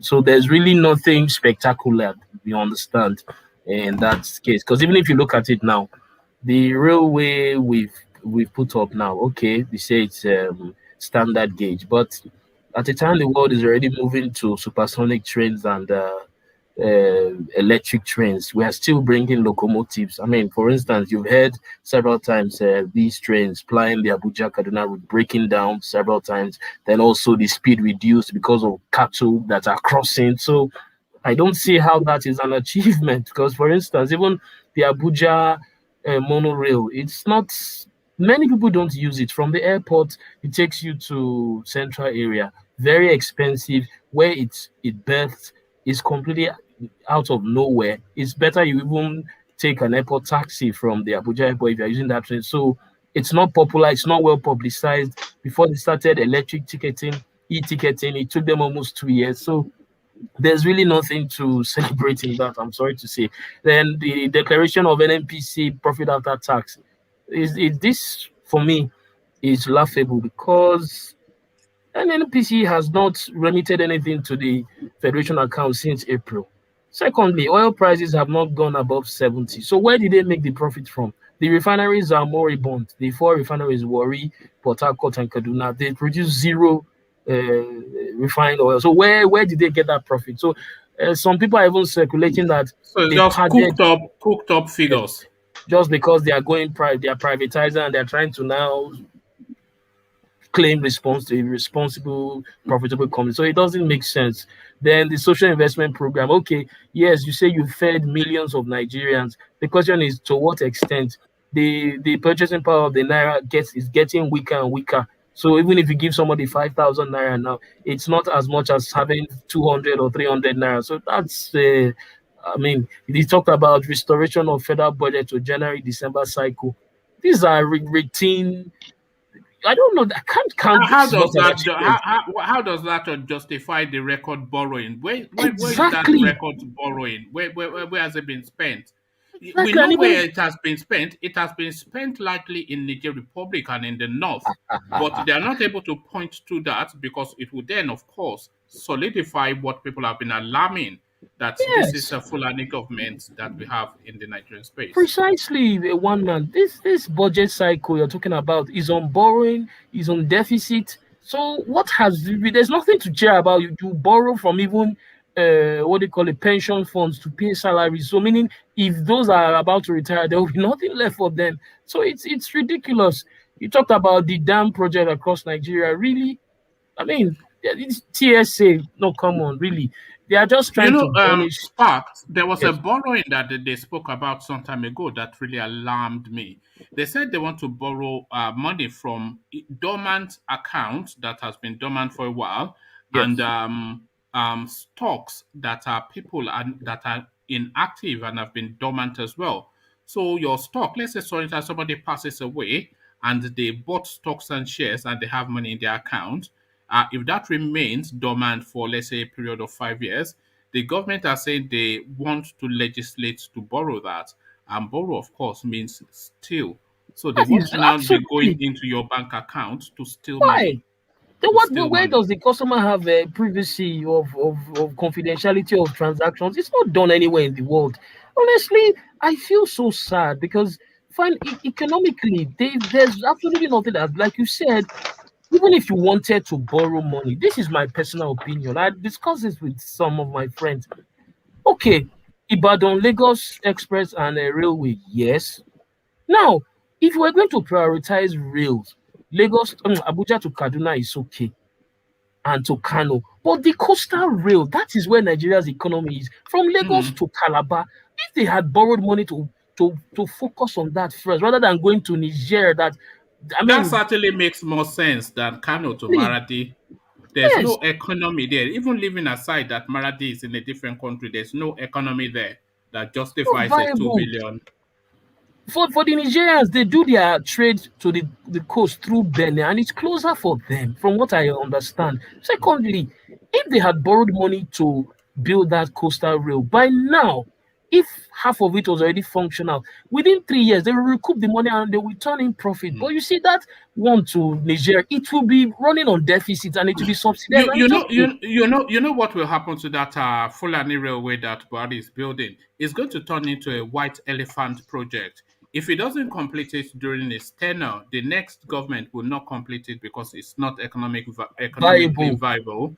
And if it does complete it, it has to be heavily subsidized because there's no economy in that space.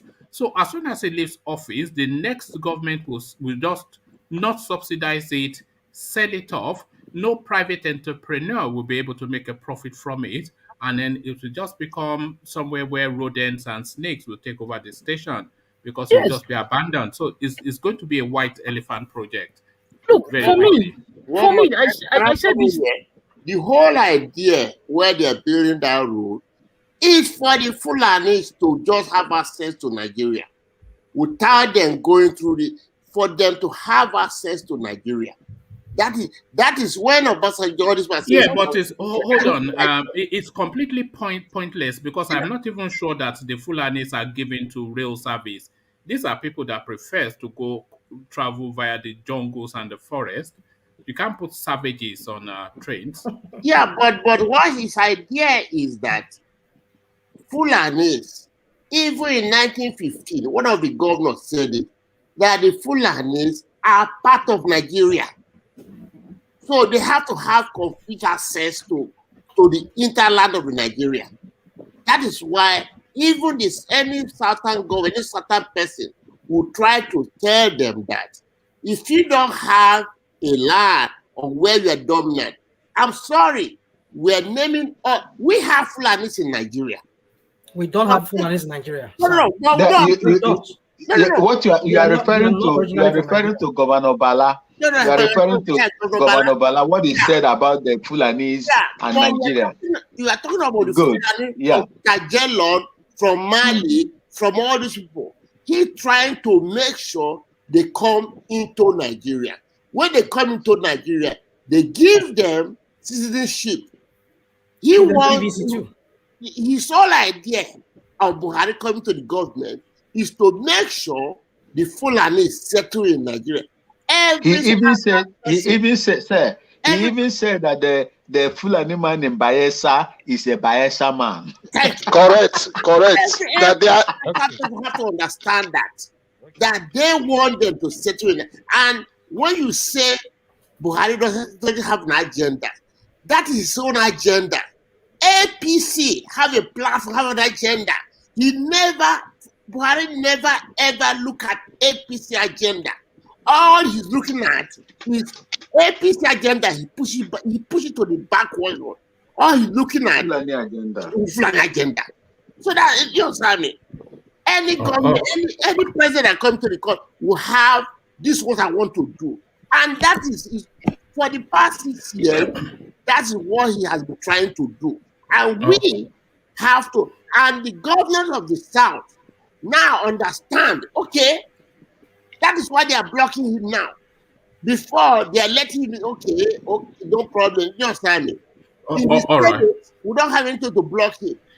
All right, thank you. Fortunately for us, we had Saraki in the first term who stopped a lot of this.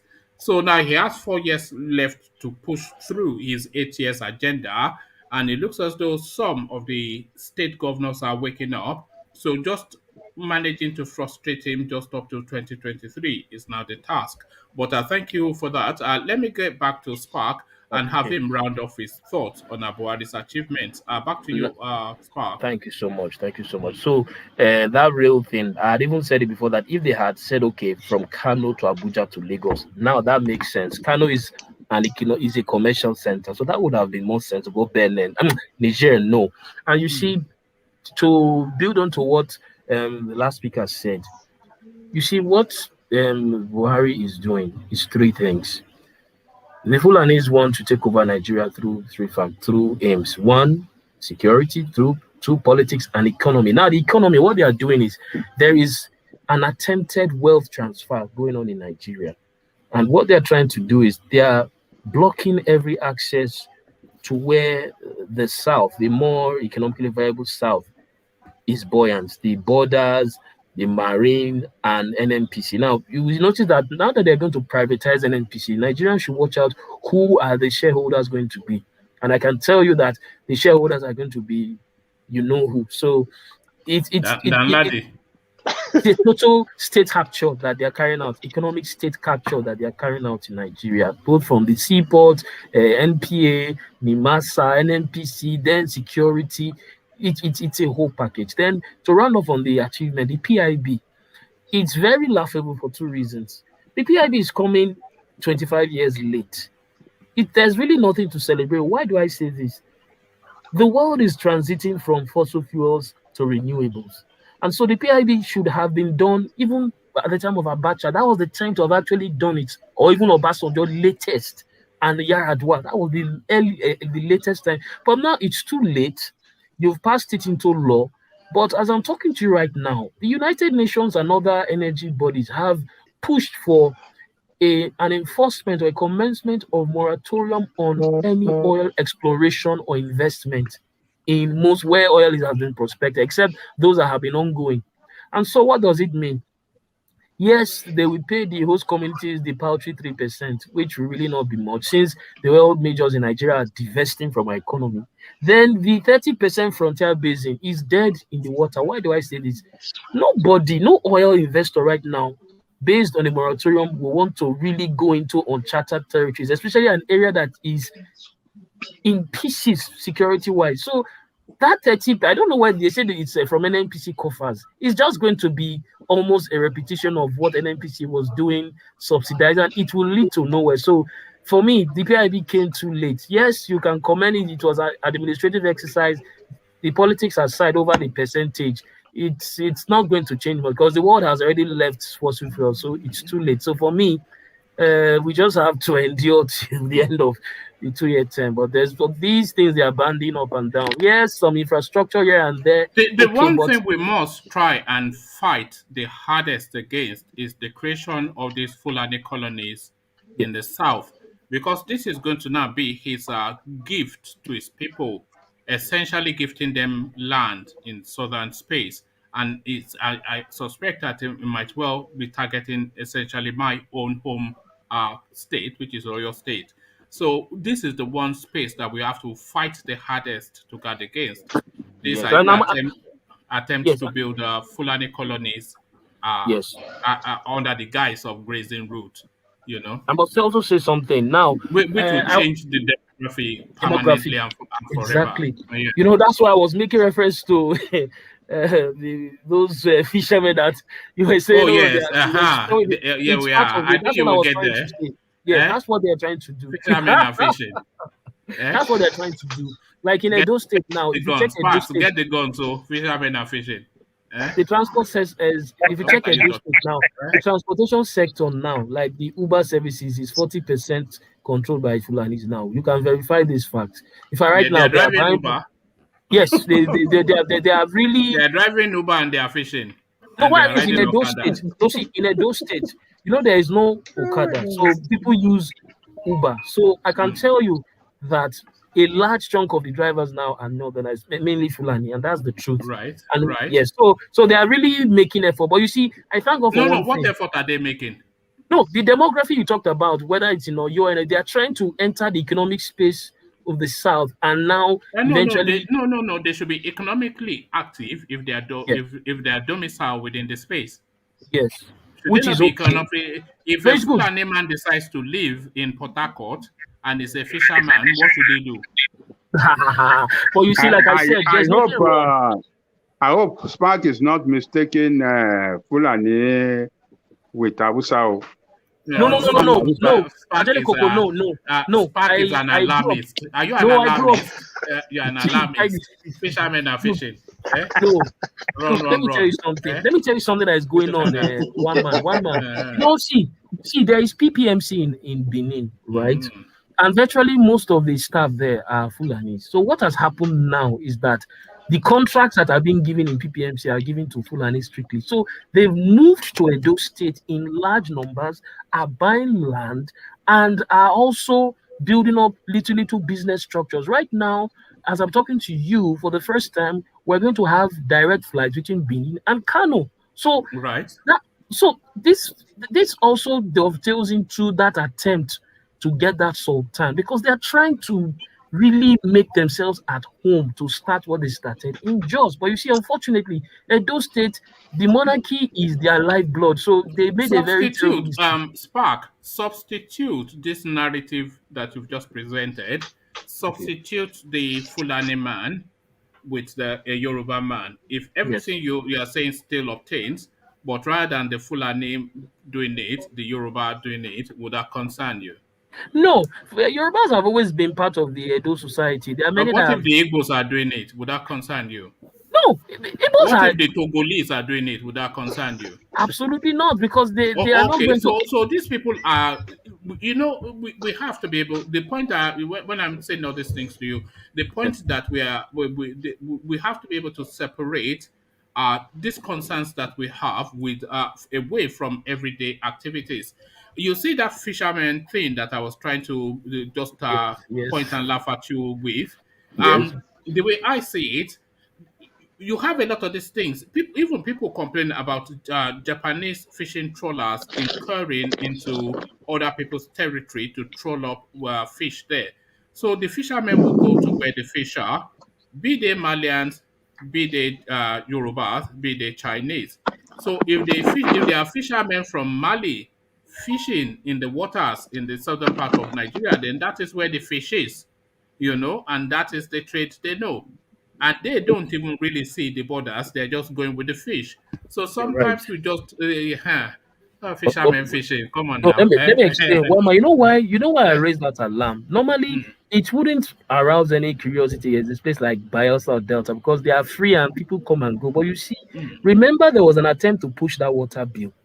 These are all linked up. The whole idea is, by the time you now build a presence of the business community that now becomes a lot of the Fulanization agenda, it's outside the understanding or influence of the everyday Fulani man. Once they've perfected their oligarchs, once they've perfected their plannings, that is why their structure works so well. The majorities, I don't know, the Talakawas or however they're termed, they just always follow their leadership. So once they've done their plans, their leadership will just say this is where it is, and they will just wait there. But that day-to-day of everyday activity of a Fulani fisherman going with the fish is no different. Just that may well be naive, but it's no different from an Edo fisherman going where the fish is, or anybody going where the fish is. These things normally wouldn't arouse curiosity, but it's because of past experiences. But then let me just quickly round off on this economic route. I commend the southern governors for one thing. That ruling in Port Harcourt about VAT. Now, that is a very good step to address the economic imbalance and also shield our people from being financially and economically emasculated. Now that Rivers State has signed that VAT ruling law, Lagos State is now on the verge of doing that. By this week, they will pass it on. So those are the two leading economies in Nigeria, Port Harcourt and Lagos. And once that is done, the other southern states will follow. And before you know it, the restructuring will be forced down. Since, for instance, we have this notion of you have Sharia in the north, you implement it, you say, okay, people cannot sell alcohol and other things. You now want to reap from the VAT that now comes from those people. No, since you don't want it, then we should now take the bulk. Because right here in the US, and I've tried to ask questions, how they run their local economy, and everything here is local. Like Rational Mind said, even the ports thing, I only just got that knowledge today, just before I came on board, that they play a role, in every sector. The only thing they don't do is defense and foreign relations. That is strictly federal, but the rest is concurrent or strictly residual. You understand? So I'm happy for that, but like you said, we must be careful, because these achievements they've put out are not, is not their verified. Can I? Oh, please go ahead. Spark, can I come in here? Let's just 30 seconds. Please go ahead. Please, no problem. Do you know why America is where you keep on Rational Mind and you are talking about America? America came together. They came together to deliberate, to dialogue, to discuss. They came together to discuss before all of you people, because I've been to US before, and most of you that live there, I have so many of my people living there as well. You see, before people begin to migrate into that place, these people came together and dialogue. They spoke to themselves. They talked to themselves, whichever way you want it. They asked questions. They dialogue. They discuss. How are we going to live together? But in Nigeria, such is not there. So how do you think that you will have a progressive Nigeria like what you have over there? No, we have had that conversation as Ajahn Lekoko often. Hold on. We have had that conversation as Ajahn Lekoko often referenced the 2014 confab. So we have had that conversation. We know how we want to live with each other, but we have not implemented it. Buhari told us they that block it.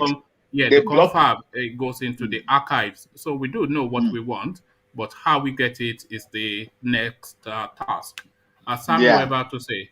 This, with what you said, that is why, even when you go to Oregon have two senators. California, that is as big. Illinois, that is as big. New York, that is as big. We have only two senators. They came in there. They weren't forced. They came in there on their own terms. If I have to join you, the last state I joined them is Hawaii. They have two senators. They come in. So you cannot overrule me because you are bigger than I am. That is why the election in US is based on not on the population. You could win the population, but if whereby you don't win the electoral college, electoral vote, yes, you cannot be president. So like you said, they come together. Everybody have to come together, But in Nigeria, it is somebody that set up the rule for us. That is why we're all fighting. In that same process now, in that same process you have 19 northern states. Then you have 17 southern states. You see the disparity there. So that is what the 2014 confab looks to speak to. But thank you, gentlemen, for the contribution. Let's go back to Spark now. Spark, let me take you next to Yorubaland and the Afenifere having to speak to MACBAN that there is no such thing as an indigenous Fulani man in Yorubaland. So the Fulanis now, as part of this overarching strategy that they have, they want to turn their clansmen into indigenous people in Yorubaland to then lay claim to ancestral space within Yorubaland. So an ancestral Fulani man in Yorubaland. Have you ever heard of such a thing, Spark? Look, first and foremost, I doff my hat to the Afenifere renewal group and all the Yoruba leaders that have stood their ground. You see, let me say something. When I came clap to for them. Yes, they are. Like I have said this, and I'm very, very objective. The Yorubas are the only ones that have the structure and the spread to either force Nigeria's reformation or balkanization. And the Fulanis know this. They are very, very scared of what the Yorubas can do. They say, Yorubas don't like to fight. No, they take their time, and once they don't just go bull in a China shop angrily, like maybe my people in the Niger Delta might do out of annoyance. No, they take their time and they use every resource, diplomacy, the media, civil society. Then they can now bring in the hard part of power. And that's why they always are key when it comes to Nigeria. The Yorubas and the Middle Belt hold the balance to this country. So what Afenifere has done is what I call a preemptive strike at affirming self-preservation, because if they don't counter that narrative now forcefully, the Fulanis have sympathy within the Western media space. This is what a lot of Nigerians don't understand, that it's not just only Britain that sympathizes with them, but they have a strong presence in the Francophone world and increasingly in the United States. So if they run with that narrative of, my Fulani man came here, settled down, he knows no other place, nowhere to go, he has had his grandchildren here, it will resonate in key areas of human rights. And they will now say, in the world of this global world that we are in, they have a right to, after all, their ancestors came here. But no, do they have ancestral ties to the land? Absolutely not. They don't. And you see, like you have said, one man, and Ajani Koko has affirmed as well, these guys want to change the demography of Nigeria forever. It was the Yorubas that stopped them at Oshogo, the Ibadan forces that stopped them from overrunning the whole of the West after destroying the first Oyo Empire. Just as Benin stopped them and the thieves stopped them. And that's why you see notice this. Their attacks are mainly in Oyo. Why? Because Oyo is like the bulwark for Yorubaland. So they know if they get in there, they've got in Yorubaland. Then why are they attacking the thieves? The thieves basically prevented the Fulanis from overrunning the Middle Belt up to the east. Then why did they suddenly talk about Sultan of Edo State? Because Benin stopped them in Edo North from going down to the sea. So those 3 points tell you that like I said on Friday, which, many people said it was conspiracy. Okay, maybe. But this is what I have observed. I observe patterns and trends of certain things. I studied political science, so I have just this hunch, and it always turns out to be true. Once these guys meet their match militarily, they fall back and now use soft power. They come, settle, let's do business. They marry 1 or 2 women. If you notice in the Southeast, where you have lots of Northerners, it's mainly a boy state, they try to get the people there, but for some reason, even with all the marriages and building of a large mosque there in Abakaliki, it hasn't worked. So what they do is they come in through stealth, build forces, build population, then start making demands. Then when you now want to react, they now come with the second notion of, you that are shouting self-preservation, you are a tribalist, you are not a nationalist, you are not patriotic. Then the third thing, they unleash force. That is how they operate, and it has worked from Guinea to Mali to Senegal. They've always done that. So it didn't work in Guinea. It didn't work in Guinea. I know. Okay, I'll come to that Guinea part, because that's a very important issue I want to discuss. Remember on Friday I said Nigerians should hold on. Just allow him the space, please, Vine. Round off your thoughts on that Spark, and then I'll take you to that Guinea. So hold your thoughts on Guinea, and then I'll take you there in a moment. Yeah. Okay. So Afenifere had to quickly counter that narrative, because what the Fulanis tried to do is that They saw the way Chief Sunday Igboho had reawakened the consciousness of the Yorubas that you are about to be swamped. History is about to repeat itself. Igongon has a very key role in the fight against the expansion from these guys in the 19th century. And that's why they targeted that place. So Afenifere is reaffirming the Yoruba identity. Remember something, the Yoruba identity, I will classify it amongst the top 5 spiritual identities in modern history. Why do I say this? You have the Judo-Christian, Islam, Buddhist, Hindu. The Yoruba identity spiritual is one of the deepest, and you cannot. They've tried, what do but you mean? What do you mean? What do you mean? One of the? I'll yes, tell you that the Yoruba man is the.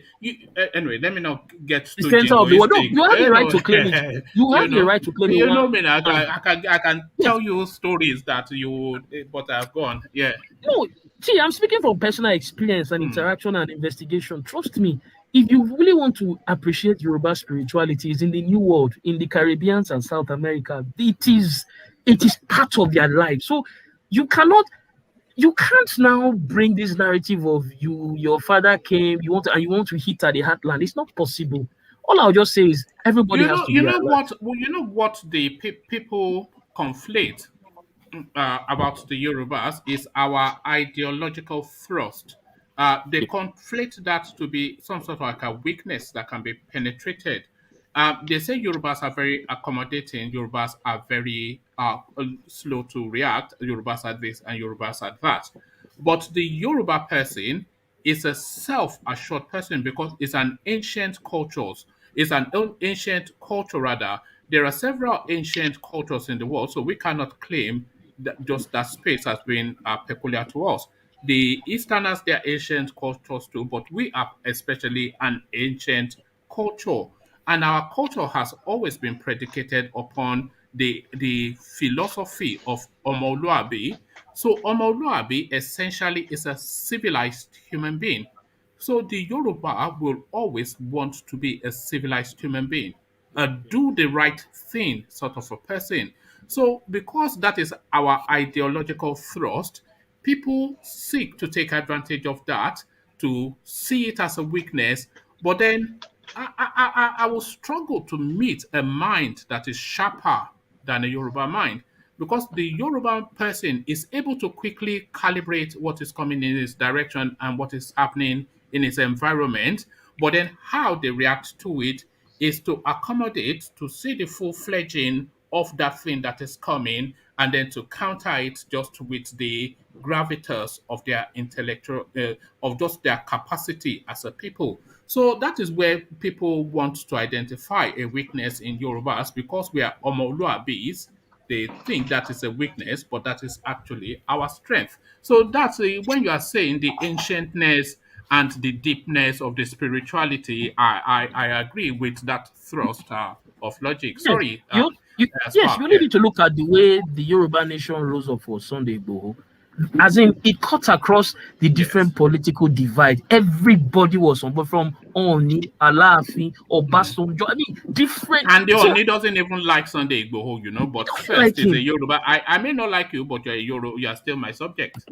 Yes, and he rallied round, and you can see today there is a stalemate. There's nothing they can do. He's going. He cannot be repatriated. He can't. So that is the thing. And I find a very renewal group just reaffirmed that thing. But like I said, they just need to stand their ground because, like I said, the Yorubas are the ones that have that structure to counter this menace. Because this menace is deep, and I will explain when we go to the Guinea space. Oh, all right, thank you. I'll take you to that Guinea space next. But before I take you there, Spark, Alexander Gomez is one of the regular stalwarts of this space. Yeah. Is a man of very high standards and a very discerning man. Is very discerning in who he compliments, but he compliments you via super chat. So Alexander Gomez says this to you, Spark, via super chat. He says this young man, Spark, is well read.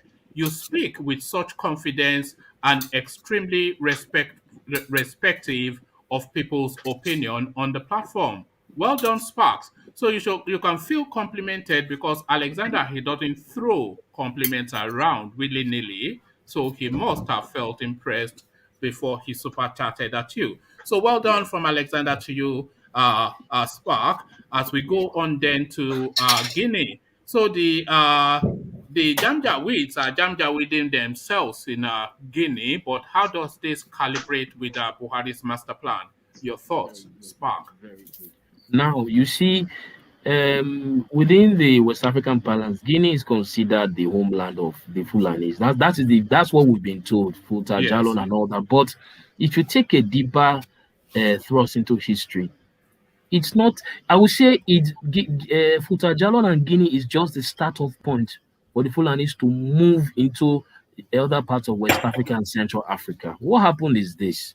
Now, the Fulanis, like Rational Mind said, they are a mix of Berbers, Arabs, and some African, West African Wolof groupings. That's why you see their language is pure Niger Congo. But in terms of behavior, culture, and everything, they are Arabized. They are Middle Eastern or North Africa. They are from North Africa area, Morocco, actually. That's where they came from. So what happened is that Futa Jalon is the most fertile area of Guinea, and when they got there, they took it from the Madinkas. People don't know this, but the Fulanis were responsible for the destruction of the Malian and the Songhai empires. It was after they destroyed those empires, they moved into Nigeria in the 15th century from Guinea. After they had finished their job and had gained ground in Guinea. Now, what happened is that in Guinea, the Madinkas are like the Yorubas of Nigeria. They have been the bulwark against the Fulanis, completely overrunning Guinea. Now, in terms of composition, Guinea is 41% Fulani and 33% Madinka. Then the remaining other percentages for the other tribes. So what has been happening since the time of Samora Sekotori is that they have been pushing back against the Fulanis because of the jihad. So the first president of Guinea, Sekotori, was a Mandinka. His grandfather was Samora Toure, who fought the French. And the unwritten agreement in Guinea has been that on no account should Fulanis ever rule Guinea. Because if they do, they would hold it forever because they control the commerce of the country, the business, and the intelligentsia. Unlike in Nigeria, where you see they just control the economy and politics. In Guinea, they control everything except government. So the reason is this present president now, what has happened is that he was an opposition leader too against the former president Lassana Conte. But he now forced himself to stay for two reasons. One, the Mandinka code that the Fulanis must never take power because they have been trying every time to take power through elections, through civil disobedience. It has not worked. And so he has been there. Then secondly, you know what happened with the African setting? A leader now transformed from a leader to a dictator. He didn't now want to go. Now, this could have happened today. From what I gathered, he dismissed a senior ranking officer within the special forces and they revolted. Prior to now, Conakry has been under siege from Fulani militias, just like you have in northern Nigeria. They've been trying to, after the election of last year that he defeated the main leader there, Diallo, because Diallo is the main face of the opposition in Guinea and he's a Fulani man. He represents everything. You can verify what I'm saying. So they have tried every means. They've been campaigning within the Western media that, oh, Guinea is corrupt. We have a dictator. This and that. They've been trying. So what now happened is that an assassination attempt was made on him in 2011, and he has been relying on the special forces through France to stay in power. But he now made the biggest mistake of sacking a key senior commander, and the revolt happened. He tried to run. They caught him in the airport and brought him back. So what is happening now, from what I gathered, I tried to piece everything from all the reports, is that the Fulanis are watching. They want to see what this junta has in store. Because initially they were scared that since it was the head of the Mali and Guinean special forces that led the coup, it was simply a decoy by Conte to just fake a coup and prevent Fulani takeover. But this is what the man said after he took over. Let me quote him. He said, "We are no longer going to entrust politics to one man. We are going to entrust politics to the people. Guinea is a beautiful country. We don't need to rape Guinea anymore. We just need to make love to her. So those were his words when he took over today, or I say yesterday. So there is this fear of, okay, let's see what happens in the next couple of days. But I can tell you, one man, that coup was simply done to recalibrate the prevention of a runover of the Fulanis. Many people don't understand. Who is the arrowhead? What clan is the arrowhead of the coup? It's within the Mandinka. The man is also a Mandinka, like the president. So it's an in-house thing. But the Fulanis are watching. Their opposition leader, Selu Dalen Diallo, has not said anything. Initially, they were reports he was arrested, but they now denied it. He hasn't. So they want to see if the coup plotters bring in Diallo this week to form a new government, then the Fulanis are finally taking over Guinea. If not, the stalemate continues. You will see that the violence will escalate, and from there a civil war might break out. So it's a very delicate balance for Buhari and for the rest of the look. Alpha Conde made a mistake. How does this chime with the master plan? Okay, of course, Buhari will toe ECOWAS line by saying we condemn this coup. Democracy must be stopped. We must be reinstated. Yeah, the usual blah blah. Yes. Yeah, but that's not the thing. Remember something. Many people don't know that Conde is a very close friend of Jagaban. In fact, let me tell everyone, Jagaban was instrumental to his getting a second term in 2015. He financially supported him. That's why if you check now, when he was sworn in, the Jagaban was just president. to that Jagaban space. Do you think he's been poisoned? I hope not. No, but what do you think? Because we know that he has a drug habit, but he's been a drug addict since his 30s. So it cannot be his drug habit that has led him to this. Just now, when he's about to put the key into the Nigerian door, he's just suddenly falling apart physically. Do you think he's been got at?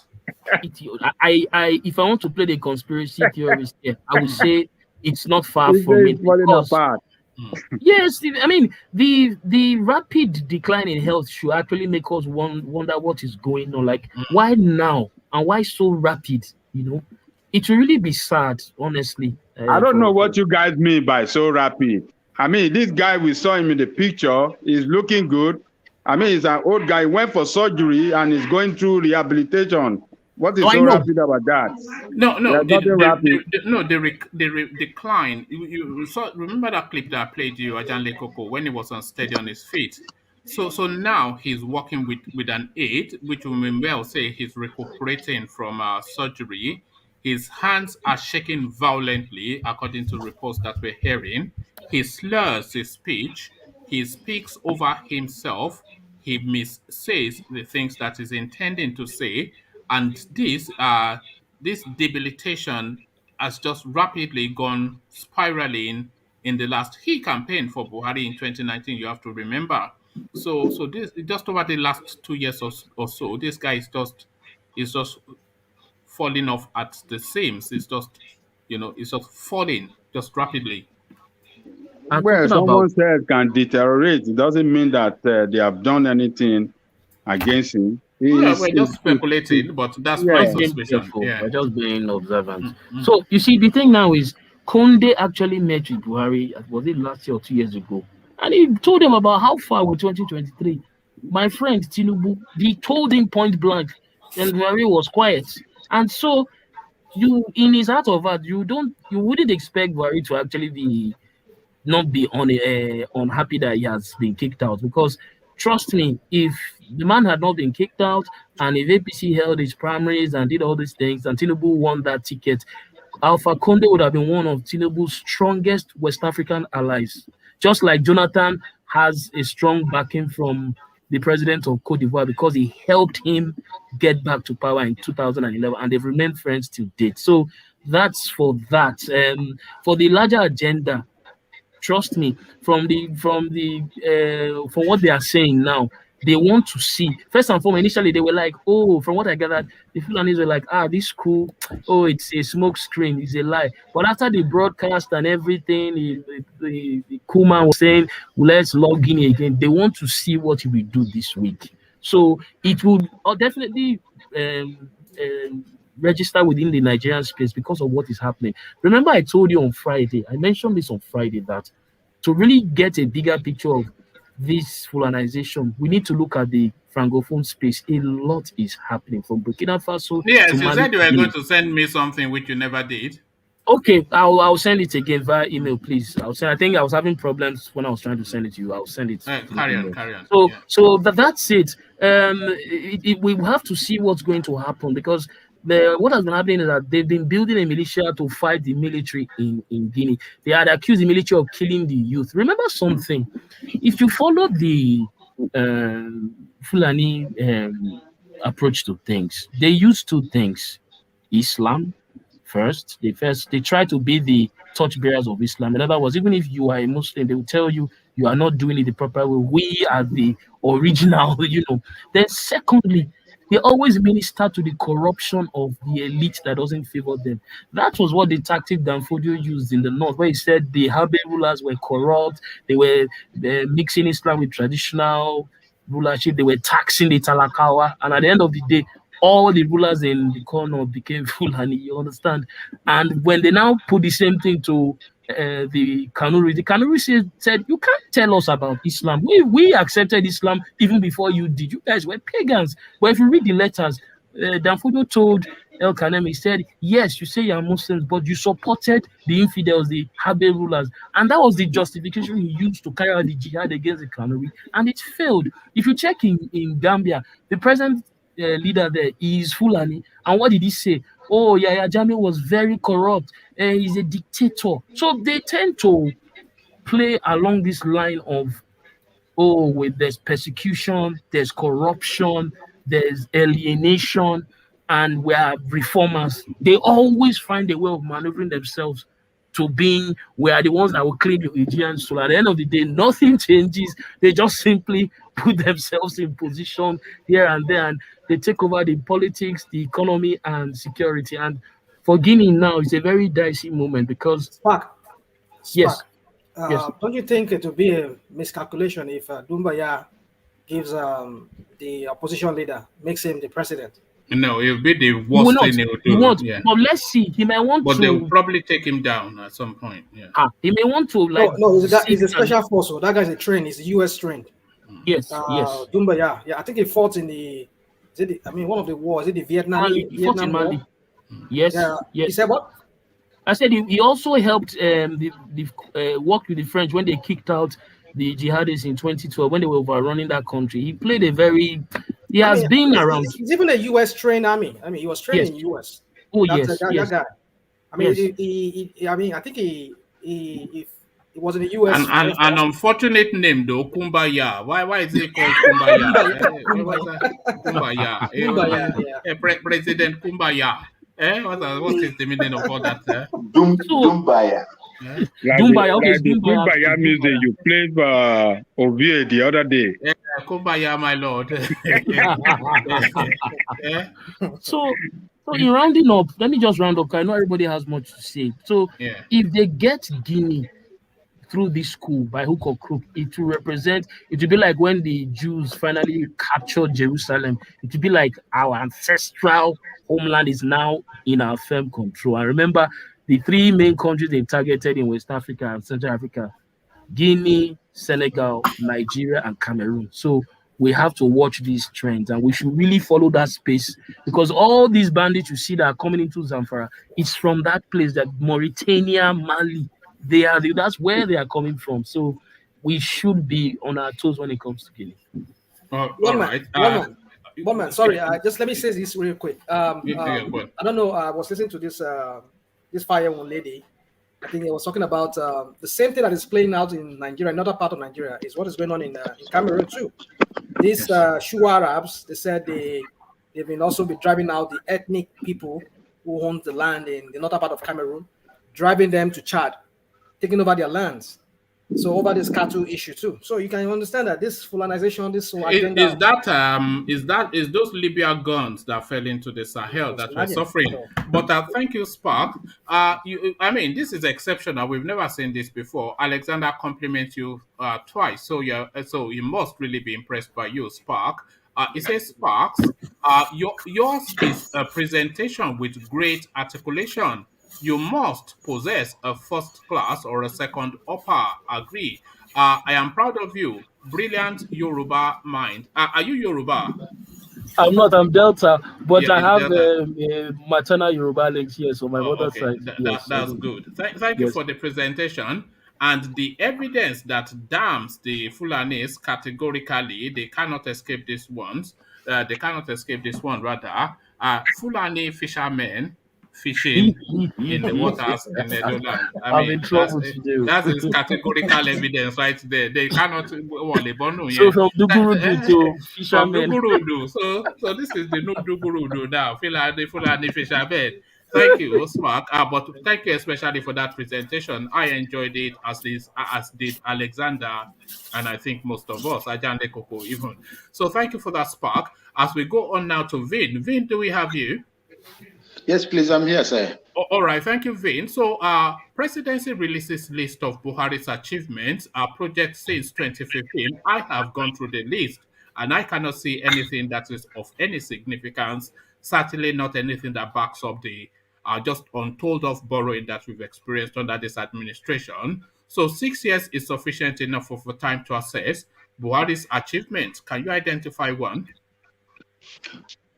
Yes, I identified two. Okay. And those two are, one of his achievements is to give condolence messages when people are killed all over Nigeria. So number two is to look for grazing reserves, wherever that phenomenon comes from, I don't know. That is what he has achieved. And three of his promises he made to the Nigerian people, I can't see any of them being fulfilled. Security, one; economy, two; and corruption. Corruption is now endemic in Nigeria. It's part and parcel of Nigeria to the extent that no one has ever envisaged in the history of Nigeria. Killings are all over. You know, building of railway from Nigeria to Maradi in Niger Republic. I ask myself, and I ask Nigerians who are in Nigeria watching all this is happening in front of their faces, what is the economic value of building railway from Nigeria to Chad, to Chad or Niger, or to Niger? What is the economic value of it? I prefer that this man, if he loves Nigeria very well and want to boost the economy of Nigeria, he should have built a railway, standard railway from Lagos, cut across Ogun State. Is it Ondo State, Edo State, Delta State, Anambra, Imo, down Akwa Ibom and Cross River, Port Harcourt. Since the ports over there are not working, it is only the Lagos port that is working. Nigeria will make multiples of billions of naira, you know, in revenue generation from, you know, all the business activities that will go on those axes instead of Maradi. So these are some of the things that I see that he has done. He has not done anything, as far as I'm concerned, hasn't done anything to please me or any other person. I know that I'm speaking the mind of most Nigerians. Yeah, Vine, even though we know that corruption is endemic and we know that a lot of these monies that they are borrowing are being stolen, but they've borrowing so much that it cannot be the expectation that they've stolen everything. So they must be building infrastructures somewhere. So what would you say to the submission that the infrastructures that they are building is not necessarily on Nigerian shores or in Nigeria's favor? That is why they are not able to list it amongst the achievements. Because if he's building a rail station in Maradi and he's seeing the response, all the link roads to that railway, of course, he will build it as well. And then the satellite towns, he will build it as well. all of course from that Niger Delta money, but he cannot report that to the Nigerian person as his achievement. Maradi, of course, just a 5-10 minute drive from his ranch in Daura. One man, I would tell you that there is nothing. Whatever you see that this particular government, APC-led government, is doing in Nigeria, is not commensurate with the amount of money they have borrowed from international community and other countries, other organizations, monetary organizations, financial organizations. I mean, you see, what we see in Nigeria is the old that old Buhari. That is who we are witnessing today. He has you cannot give what you don't have. You can't give. I said this present administration is clueless. They are incompetent. They don't have vision, and they don't know what is called prioritization. That is what I see. You borrow so much. Are they all that, or are they just not vested in the Nigerian space? Are we looking at two different parallels as we look at the Nigerian space? They are looking at their Fulani nationhood to form that interlink. If you look at the wedding of Yusuf Buhari, all of the presidents of Chad, both past and present, and their families, they were there. Same with Niger Republic. No representation from Togo, Benin Republic, or any, So all of those of their ilk, they were all represented at that wedding, and infrastructures being built as we are complaining. So are we are saying they lack vision? Is their vision just different from ours? And when we see the full fledgings of it, it will be too late. Taking Niger Delta oil wealth to build a Fulani kingdom. Yes, they lack vision. All those people you see that participated in that wedding, we are just going there to sign their signature. They were looking for favors. That is what they are looking for. They went there to sign their signatures so that you will not say, oh, this man, Mr. A didn't come, Mr. B didn't come, or put him off, because this man has the capability to do and undo with the powers he has right now in Nigeria. He decides who stays and he doesn't. You see, these are some of the things that I don't. When I look at them, I am pissed. I'm pissed with what is happening. He is doing everything possible to reunite his own people. That is the agenda. That is the, let me just say, one of the policies that I see he has, been doing, to reunite his kinsmen into the Nigerian space and spread them across the Nigerian space. And I am saying no to it. I do not know what to say, one man. I don't know what our audience and the people in the studio will say, but I am saying no to it. That is one of the things that he has succeeded in doing, and he wants to do it at all costs. All right. Vin, the Afenifere group are joining you in that no. Afenifere to MACBAN. There is no indigenous Fulani in Yorubaland. So the Fulanis are now trying to paint a narrative of Fulanis that are indigenous to the Yoruba space, are painting the narrative that there's been a Fulanis presence for so long in Yorubaland that they are, by virtue of settlement and longevity, indigenous to that space. So a Fulani Yoruba man, how does that storyline chime with you, Vin? I know some people would disagree with me on this, on my son, on this particular one right now. Now, indigenship, what did the Constitution of Nigeria say about indigenship? Where is Ajaliko? Ajaliko, are you listening to me? I'm listening to you, Vin. So, what does the Constitution say about the indigenship? That if let's say my mother comes from Niger Republic, and both parents come from Niger Republic, and they migrated to Lagos, and they gave birth to me there. What is my position in that? I am an indigene or an alien. Ajali, please help me out. You are a resident. A resident. Yeah. Okay. You can never be indigene. You can't be an indigene. Let's even look at the dictionary. You cannot be an indigene of a place that you settled into. Okay. Then they, for me, they are settlers. They are settlers. They cannot claim indigenship. The indigenship is primarily for those people that blood to line, bloodline relationship on the land. This is bloodline, blood on the land. These are the people who their father, their great ancestors, they handed over to them. Hold on, Vin.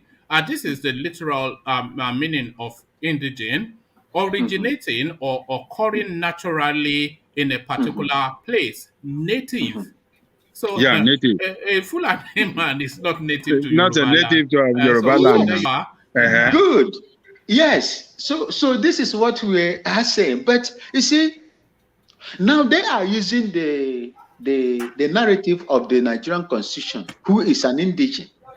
The Nigerian Constitution defines indigene. That is where he was born. Then automatically he becomes an indigene. That is what the Constitution of Nigeria said. So you cannot question them. No. Listen, can I come in here for a minute? No. I have a situation like that in Nigeria. My grandfather, when he died, he was 105 years old. Then when he gave another family that came to our village, he gave them a farmland to farm. When they keep farming, their parents died. They tried to claim the land. They claimed the land. And this all my siblings, these are older than me. They said no, that land belongs to them. They went to a hearing. They told him what they decided. The villager told him it is a family land. Even when my grandfather gave you to farm, he cannot give you the family land. Did you buy it? They said no. So those, like acres of land, they returned to my family. They said no, you don't belong here. You are here. When somebody gives you something to stay there, doesn't make you, because doesn't make it your own. So it's the same thing that you tell Fulanis to come to this and stay. Doesn't make you, unless you buy it from the family and you have to show document that you pay for it. That's the only way you can say okay. And when you said anything land is for 99 years, that is why the government, the state governor is the one that controls the land. No, but if you live for 99 years, the government control the land. The only time the government, when they build an airport in my town, they build the airport in the Delta area. They have to pay because they took the land from my wife's family. They have to pay. They have to pay. Even my wife said they pay my wife. I think 10,000. My wife is a lady. They pay him 10,000 naira. He's still, the 10,000 naira is still at his village. He never took it. When they build the Delta airport, they pay him 10,000 naira. They gave it, you understand? Because everybody, for them to give him the land to the state government. So that's what the state government does. Okay. One man, Ajani Koko wanted to say something. Yeah, I was trying to say that, we are people of origin, we are native people, and we are indigenous people. So if you don't have connection to those three qualities, you can't claim an indigene of that land. So Okay, it I doesn't don't mean, dictionary- no matter the how dictionary- long, look, no matter how long you live on land, if you live there for 100 years, that doesn't make you an indigent. You are a resident. Ajale Koko, Look, the dictionary already settles it. It says you have to be native yeah. Okay. to the land. To the land. Fulani is not Yeah. native to Yorubaland. There's something I want to ask us now. Like, if the mother comes from is a native, and the father is No, it's not a Ghana system we have in Nigeria where you had a Scottish president, a Scotsman. You are coming here boasting about Rollins. Which clan in Ghana has the name Rollins? A Scotsman. No. We don't do that. We don't do that with that. I just, You're coming here boasting about a Scotsman. Vin, you're in trouble. Vin, you're in trouble. Okay. Vincent, can I come in here? Yes, sir, please. Okay, but you remember the Nigerian Constitution, the Supreme Court have already passed the law. Because what they do in Igbo land is that when you have a property, a woman, they have decided that the lady doesn't have a title because you're married off. Yes. The Constitution have come out and defended. Even if you're a woman, you're entitled to your father's land, even your father's property, even you're a woman. So that is the new law in Nigeria. So if whereby you have siblings now, your father has a property and all those things, you cannot come around tell your siblings, who's a lady, that he doesn't have, he's not heir to that land or to that property. Sir. The U.S. Constitution said sir. He's part of the property. What I'm trying to say now. Sorry, Vin, which part of Ghana is Castle Douglas Kirkcaldy Bradshaw from? Which part of Ghana is that? Castle Douglas Kirkcaldy Bradshaw. That is the castle side. That is the Cape Coast. No, that is in Scotland. That's central. No, it's not central anything. It's in Scotland. The Scottish people. The man Listen. It's in Scotland. Listen, look. Castle Douglas in Kirkcaldy Bradshaw, Scotland. We had where the man comes from. You see, the J.J. Rollins. Yes. The father is a Scottish. Yes. But the mother from where I just said. Yeah, the mother is Scotsman as your president. Yeah, the mother. And you are coming here to boast. Listen. Buhari for all his fault from Daura is in Nigeria. Supposing an Englishman. It is the Englishman that gave Nigeria the name that we are answering today, that is bringing the whole problem that we are having in Nigeria today. Yeah, but we are not boasting about our English people here. We are waiting about our fellow Nigerian from Daura. And that is the problem that Nigeria is having today. The amalgamation of Nigeria 1940. That is the problem we are having today. We want a Nigerian solution, not a Scottish one. That is the reason why I cannot even visit Nigeria without even fearing of people kidnapping me on the Ore Road to Lagos to Ore Road. You see, the amalgamation, that was the reason why that all the problem that we're having today. If they did not amalgamate Nigeria that time, Yoruba would trade peacefully with Igbos. Igbos and Yorubas would trade peacefully with Hausas and the other minority. So that is the problem. I was only pulling your leg, but still, Rollins is a Scotsman. I know you laugh. Rollins is a Scotsman, so let's keep things in perspective. But let me take you out of Nigeria and Ghana and to Guinea, where they now have a new situation that they are contending with. How does this chime in with Buhari's master plan, a coup d'etat in Guinea Conakry?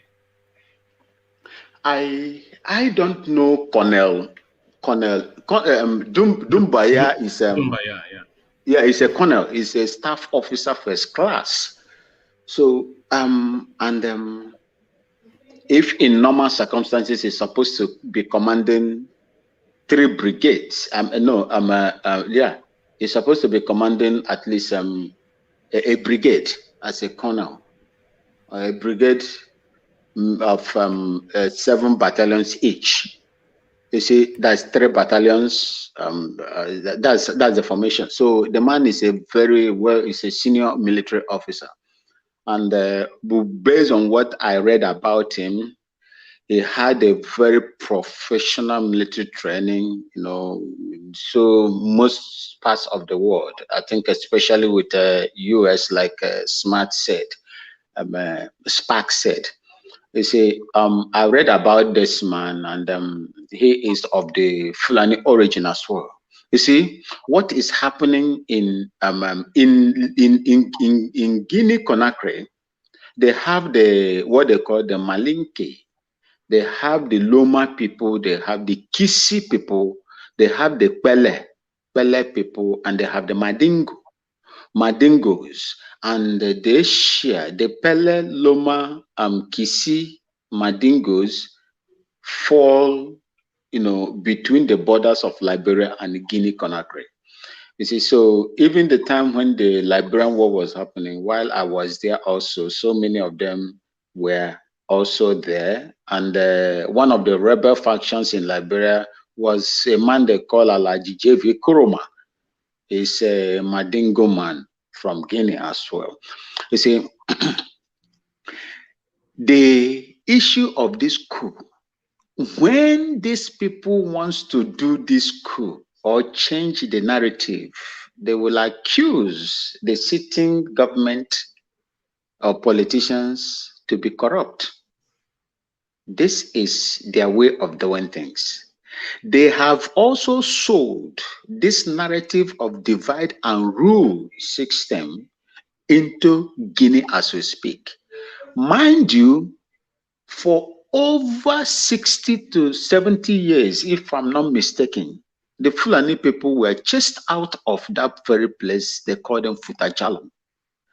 They are the major ethnic group in Guinea, and they have never, because of their jihadist tendencies, the rest of the ethnic groups in Guinea has never given them the chance to manipulate them, just like the way they have succeeded in manipulating Nigeria and controlling everything in Nigeria. And I think that is what they want to restore as we speak, using this military coup. That is what they want to restore. And I do not know how far this guy will go. And I believe that there is no, since they have taken over, it will be difficult for anyone to, chase them out of that place, because they are now controlling the government. It is a very serious problem. And I do not want to be, sound negative or bad. I see something happening in Nigeria soon. All right. That's food for thought.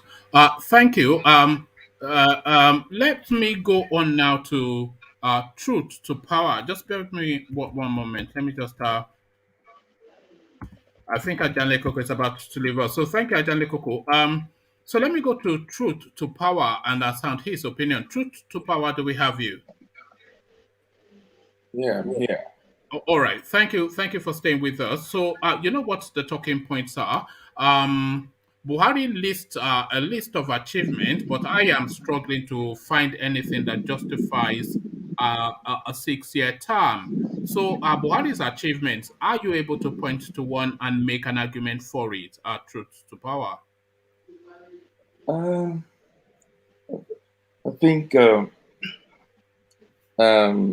I think to start with, everyone knows the APC government.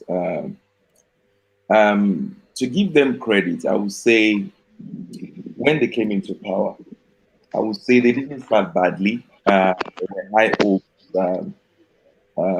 There were steps taken in the right direction, but somewhere before the first tenure ended, I think they lost their way completely, especially in obvious areas, obvious ways, security, to say the least. So I was privileged to look at that list myself. I really struggled hard in fact, I wanted to make a case for him to see, okay, let me give him the benefit of the doubt, and I actually tried to probe into certain areas. But I would really score him low, in fact, lowest in terms of people who have come into power in the last few decades in Nigeria. So to cut to the chase, all of those things they listed there, I would just say they are clutching at the straws. There's really nothing of significance that we can lay our hands on. Try and marry that list with just this endless borrowing that we hear every single day. That's exactly Billions and billions and billions in the hundreds and hundreds of billions, just borrowing, borrowing, borrowing. So yeah, try and marry that, because that will be their marquee. They won't tell us the little things that they did. So those are the list of the biggest achievements that they feel they have achieved. So try and marry that with just that this mind-boggling amounts of money that they borrow all the time. yeah. Anything that Really, coheres there. it's really a pity.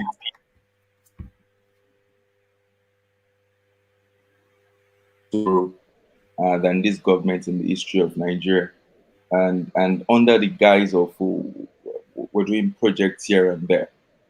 The real projects, like we all know, some of those projects have been continuity projects, not the byproduct of a visionary leader. Buhari is, I would say, is one of the worst leaders we've had in Nigeria in terms of visionary leadership.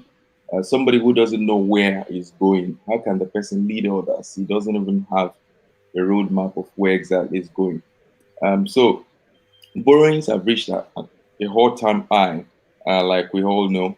And I was looking at, there was one piece I was reading. I was trying to make sense of the Kanu to Maradi to Jibia rail thing that he said he's doing, and how economically viable that is. Just call it Fulani Railway. That is what it really is. So you are looking at the Fulani Railway, yes. Exactly. And I Yeah. was looking at it, and they were trying to make a case for, in the next few years, because of the commercial activities in Kano, there are chances that it's really going to bode well for that area. But I was wondering, um, between the south and the north, especially places that are already doing well in the south, which one is really economically viable? Investing in places like Lagos to Ogun to Cross River to the Delta area, or just throwing your dice without any real economic planning or thinking to places like the Niger Republic and all that. So for me personally, I looked at that list. Uh, I can't really see. They just borrow to do these white elephant projects, things that will really, they will start off and then maybe, because I know there are chances that he won't even finish that reel. The very full and area we're talking, he won't even complete it in his tenure. And what will happen is that somebody else comes and then just throw it in the bin, and it becomes a waste of A time. white elephant project. Exactly, it becomes a waste of money. So for me personally, um, Buhari has lost his way. He's one of the worst leaders we've ever had in that country.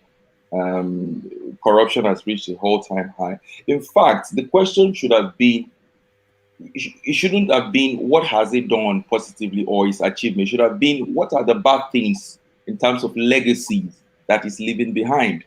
So it should have been rewarded the other way around. What are the legacies in terms of the bad things he has left behind? So personally, I can't see anything he has done. They're just trying to, I don't know, just to make people think they're doing something. Boju boju. Exactly, when they're not doing anything. So that's the much I can say to that space. There's really nothing. There's really nothing. All right.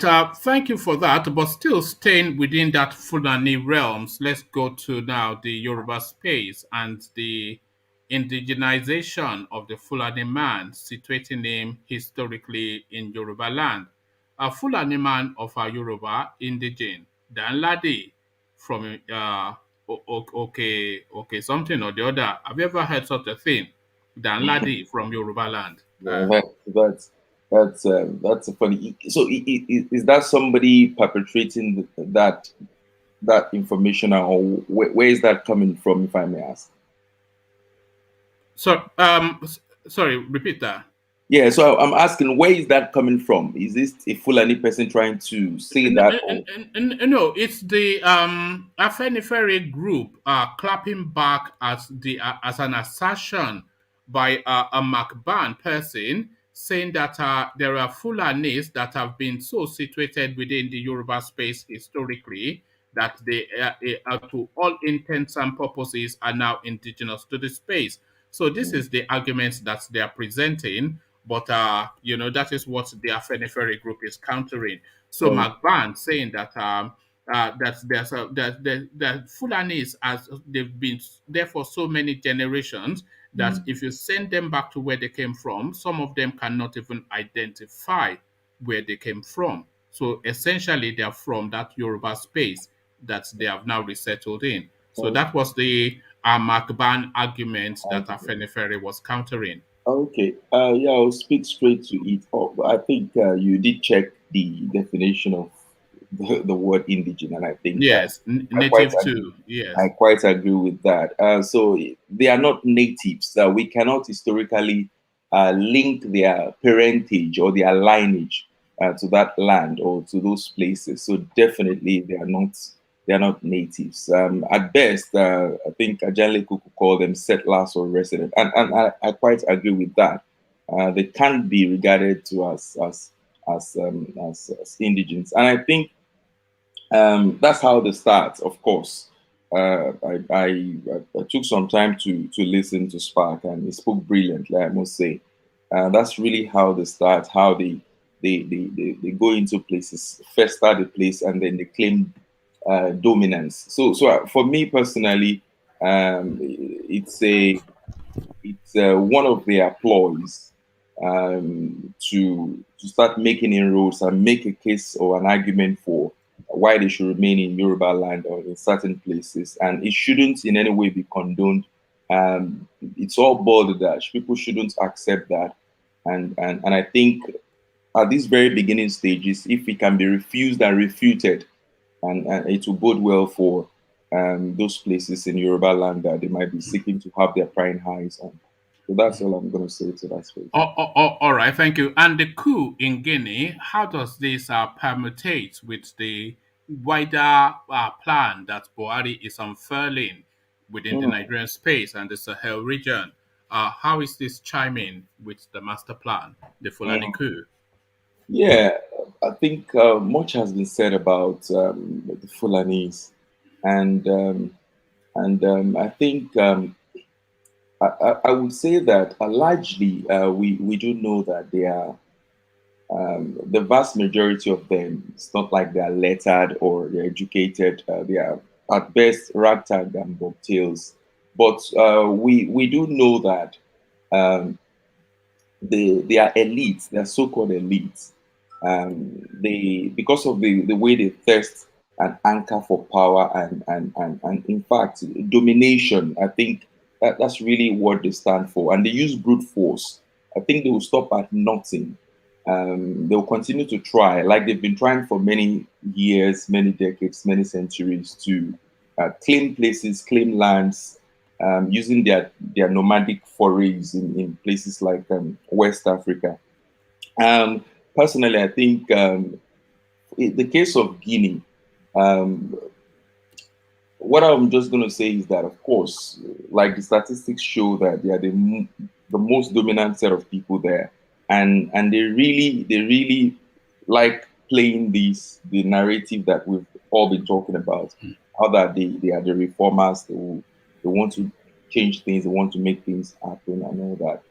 So personally, for me, I think it's an agenda. It's been long-standing. They will stop at nothing to make that happen. So will they stop at nothing though, or will it get to the point that they just have to give it up?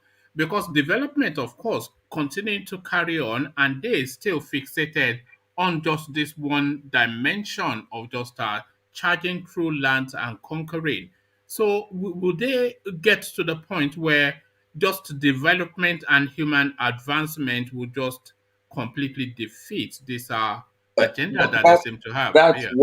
That's what I really hope would happen. I was saying to someone a few days ago that why don't they try to make inroads to places like the West, and they would just meet their match. So it's what I would say is that I think the times would definitely catch up with them, especially if we begin to have visionary leaders in those places in Africa where there is modernity in the truest sense of things, where there is development in the truest sense of things. I cannot envisage a situation where a Fulani man would if Nigeria were to be a place like the States, or even a place like South Africa, let's not look too far, how that the Fulani man will still be talking about gaining land, moving, making attacks and forays. So I think for the most part, the underdevelopment that will still suffer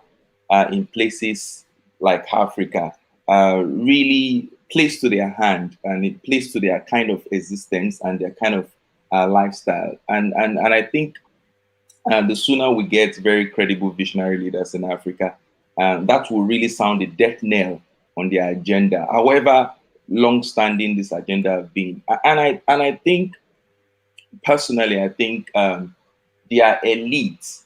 They are as power thirsty as the very ordinary person. They want to gain power. They want to push their agenda. And I think Buhari himself is not any different, even in the Nigerian space, as we can see. He might not come out to say it, but Buhari will be the happiest person on earth if many Fulanis become residents in Nigeria, however many countries in West Africa or Africa they come from. So they always like to gain grounds that are not theirs, and I wonder how a leader like Buhari, who is a true and through Nigeria, of course, born in Daura,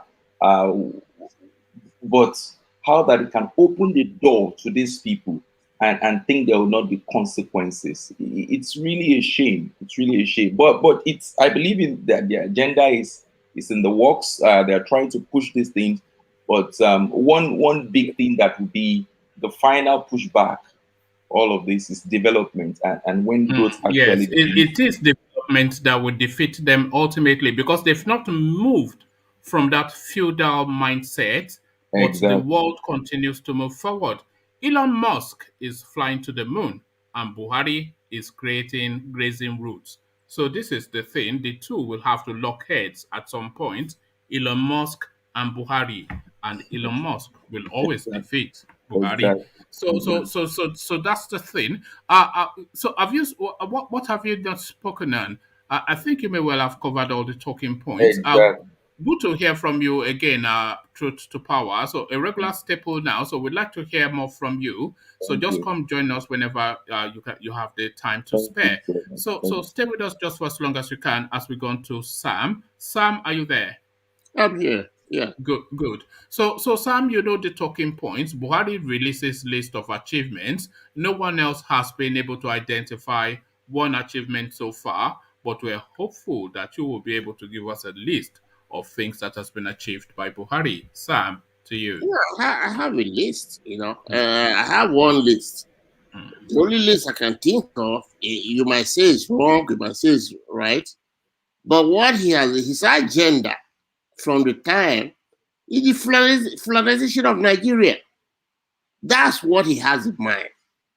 As a APC, even when you talk about Tinubu, they have a platform where they wrote what they're going to do when they come to Nigeria. All those things are there. He hasn't picked up any of those things. APC have everything they want to do for Nigeria. None of them, he just assumed those things are garbage. Then all he wants Ruga. We'll talk about Ruga almost 4 years ago. From Ruga to colony. We'll talk about after colony, the next thing is he wants the waterways. So when you think of it, that's all he wants to do. You know, one man, today, you came in earlier on this afternoon. What you told me, that for one thing, they have election. Today, I think Saturday, yesterday, today or yesterday, you told me they have election in Kaduna State. The election they have in Kaduna State was supposed El-Rufai. They did election based by they transmit the result or based what you read for El-Rufai lost his word. What did that tell you? That tells you that he cannot, if there's election today and the election is fair, APs cannot win anything in Nigeria. But they are, and at the same time, you told me that they beat up the election electoral, took out their ballot boxes. So that is, and you know one thing, people who are running the election, they should have to be able to hold them, go to trial, put them in jail, 8 years with labor. So that next time it will not happen. That's how they call it. You understand? If you don't think you can just come in, do an election and steal election boxes and that is okay for the country to run. That is wrong. That is wrong. What system are we running? The next thing we have in Nigeria, you know, today I was reading in the newspaper, or I don't know if you are the one who said it, that the Navy have decided to set Navy barracks in Kano. In Kano, I'm from Delta.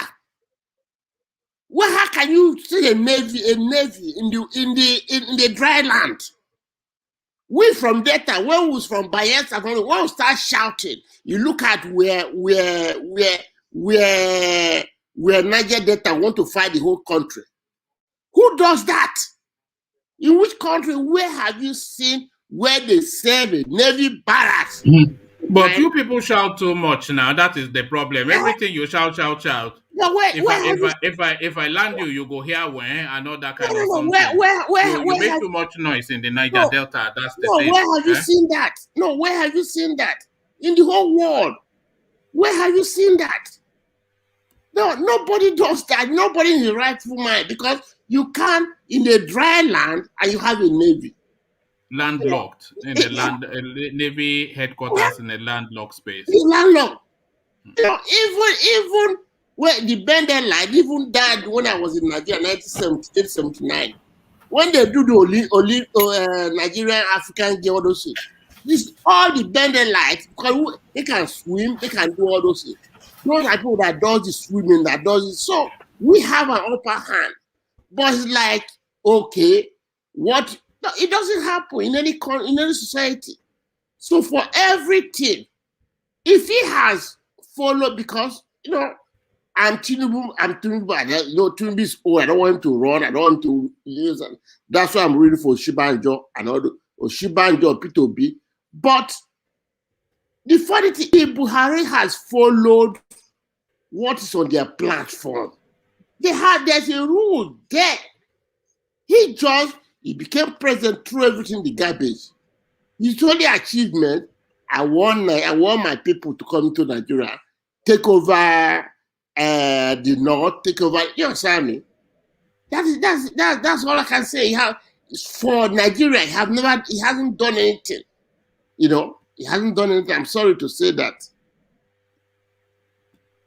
All right, thank you.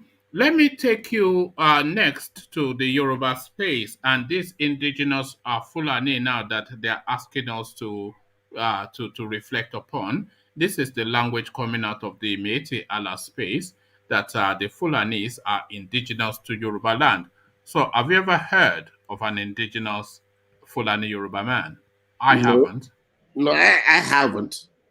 What they are trying to do there is, you see, when people start hearing the word, oh, I lived there 200 years ago, that means you are trying to, but there are people who lived there 500 years ago, 1 million years ago. That's where they are born. When I was, and understand the Yoruba man. He's so kind. When I was, what they do when we were living in Lagos, my stepuncle, he have a house he built in the Betameta. It is Yoruba man, his own friend, that told him that his father come go and build your house there. I'm from Delta. That's my uncle. This is in the 60s. So they are accommodating. But that doesn't make you belong, that you own the property. You understand, when you see, when they come from the north or from anywhere, I'm from Delta. We call all of us, I was born in Lagos, all of us grew up in Lagos. But you are not still, as our constitution, not still an indigene. But you can still own the property. I have property in Yorubaland. Even all my investment is Yorubaland. But I have to buy the whole property I own it. But that doesn't mean I own it. I bought the property. Even when you buy a property in Nigeria, that land you buy is good for 99 years. And nobody lives over 99 years. It belongs to, that is why they tell you, every land you have, the state government controls it. Not the federal government, the state government controls it. If you have a CFO, your CFO will read for 99 years. So you don't own the government.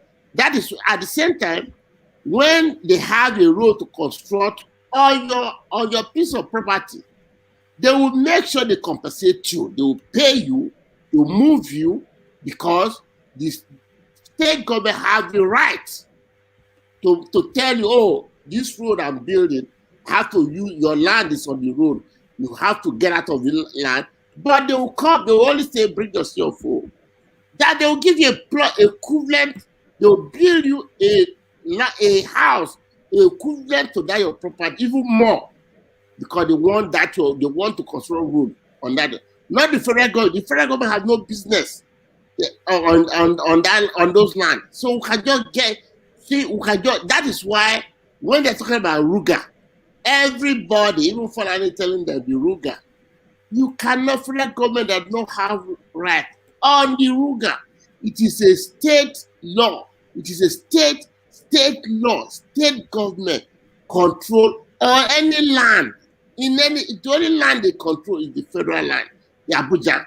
All right. Thank you, Sam. And just very quickly then on Guinea, Conakry, the coup there. I can't say anything about it. I don't know that much about the Guinea coup. What I know is that Buhari agenda, all he wants to do is make sure the Fulani, because even when you go back, what is it not last year? We are wondering, why does he close the border in the south? He closed the border in the south. Everybody was saying, okay, and he told us, oh, proliferation of guns. The guns are coming from the south. But we didn't know that the northern border is open.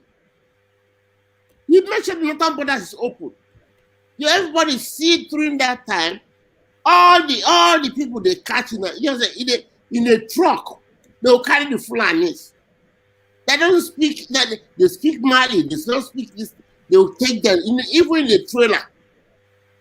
You go to Benin, they will go through, they will pass for Oyo, they will go, sometimes they will catch them in Benin.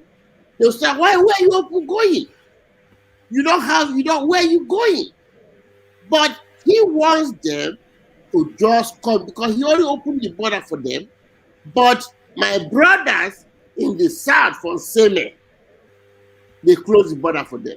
So this man, all right. the only agenda he has for us is to make sure that they dominate us. So we in the south have to make sure we stand as a people for the, and I'm happy. You know why I'm happy? For the first time, the south is standing as one voice, and that if we stand as one voice, they will respect us. All right. Thank you, Sam. Thank you for your, as ever, insightful contribution. So let's go to Charles next, who joined us first, but has just been waiting to be heard from. So, sir, Charles, to you, you know what the talking points are. Buhari's achievements. Do you have a list? Yeah, this weird. I saw something shocking today. I didn't know that Delta State have Igbos. I didn't know that. You didn't know who? I didn't know Delta State have Igbo in Delta State. Where did you hear that? I saw a video of a place in Delta State that speak Igbo. You see, and God was lying to us. Wow. How do you know they were speaking Igbo, Charles? How do you know that? It's a place in, I don't know, it's a place in Delta State that speak Igbo. Do you speak Igbo, Charles?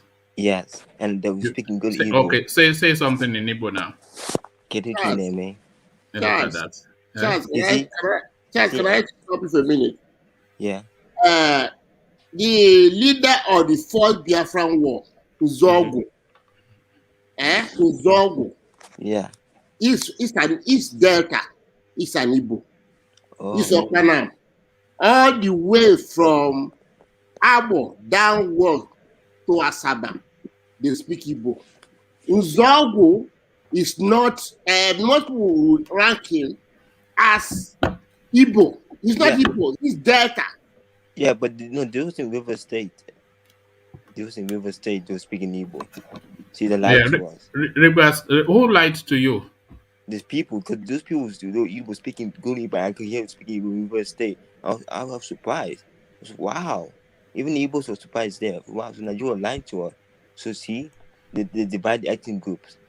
Because in the past, they realized most of the Southeast, most of the people in the South don't speak Igbo, but Nigeria comes lying to us. You see the truth. No, a lot of people speak Igbo. They can speak Igbo. If they are Igbos and they live there, what will they speak? No. Point? No, these people are Igbo tribe in River State. Right. I just saw that yesterday. Look at the video I sent you. They were speaking good Igbo. You sent me a lot of stuff. No, I sent it and sent in the chat. I was surprised. Wow, that shows that you come aligned to us.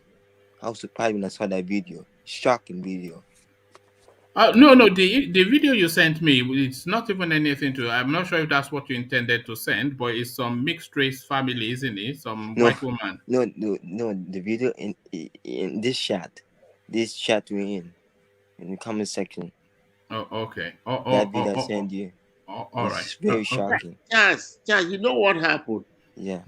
In the early days, even when I was young, I was born in Lagos. They teach you Yoruba. That's how I learned how to speak Yoruba. No matter when you go to school in the East, they speak Igbo. Even if you are Yoruba, you learn how to speak Yoruba. My wife was born in the North. She can speak Hausa. But when they come, all this government come, they took all those things from us. Yeah. Took the history away, took the government away. That is why even the younger people are more confused than the older people. The older people are more. You can't tell me, a Yoruba man cannot tell me he's more Yoruba than me. Because when I was growing up in the Butameta or this thing, where the people controlling the street, we have a gang. I was a Yoruba boy, All right. Thank you, Sam. I've posted the video you sent me in the comment section, Charles. Yeah. It's just I'm not sure if that was the video you did intend to send me. It says a 10 dinner meals planning idea for big family. So that might well be something that you were watching when you sent that video, but it's nothing to do with Igbo people. But to but me, I don't really know what point you are making. The Igbo no, people can be anywhere, so I'm no, not sure. no. To me, it's shocking because that was a tribe, a small village. It's All very right. shocking, and the Igbos in the comment were very shocking. They say the Igbos, they would say, "Hey, look at the Igbo, we would say Nigeria comes lying to us." You see, Nigeria All is, right. it's shocking. That shows you something that All, that show you that the Nigerian government is dividing people from all, tribes. They know I how don't think they. anybody's lying to you. I mean, you've not done your research. You find out for yourself, No, right? he's discovering more than You just- people lying to you. Charles is a young man just coming into the space, so he's just making his discoveries now, Yeah, and is but you'll be shocking to wanting to everyone. put what he's learning into context. Okay, one So minute, yeah, one minute. Example, would it be shocking if you figure that state not to have Yoruba people? That you'd be shocking. You realize that they have Yoruba tribe in that state. You didn't know. You'd be shocked too if you know that. I wouldn't be shocked. I would find it interesting. So what you probably find it is interesting rather than Yeah, shocking. Yeah. and okay, I think like the funny want to take over Yorubaland. Stupid. Why do they want to take over Yorubaland? It's not their land. They should get out. They don't Yeah, own that no, they land. are on a land grab, aren't they, Charles? So that we What's have the to, point? What? because they want to conquer. That's just is the nature of man, isn't it, to conquer? But this thing I don't understand. Why the Muslims in Nigeria are worse? You could go Muslim in Dubai, they're nice. I don't know what Nigerian Muslim was. Something about Nigerian Muslims, they're not like regular Muslims, they're worse. No, I don't know why. Well, you remember what Nnamdi Kanu said: "Black people, black mind." Yeah. Eh? Like why you thinking Yorubaland? And I'm mad they killed that innocent boy. The boy that the boy was so cute. Shame on to the idiots. Why they kill him? But he don't know they killed him for no reason. They're gonna pay. I think the coup can happen in Nigeria. Coup can happen. What happened in that country? What the country that happened again? Ghana? What the country that coup happened again? Guinea, not Yeah, Ghana. Guinea, it's gonna Guinea happen. Conakry.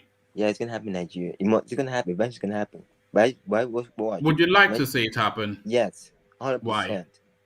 I would like to see Nigeria be break finally. It's gonna happen. The youth watch gonna happen. Watch. Back by 12 to But Nigeria if not gonna. Nigeria breaks, then how will you and I continue to be friends? Huh? No, I think what's gonna. I prediction was gonna happen. I think Nigeria's gonna break. The Yeah. North's gonna suffer, and the South is not gonna suffer. Watch. When Nigeria break, the North's gonna suffer Why would woefully. they not suffer?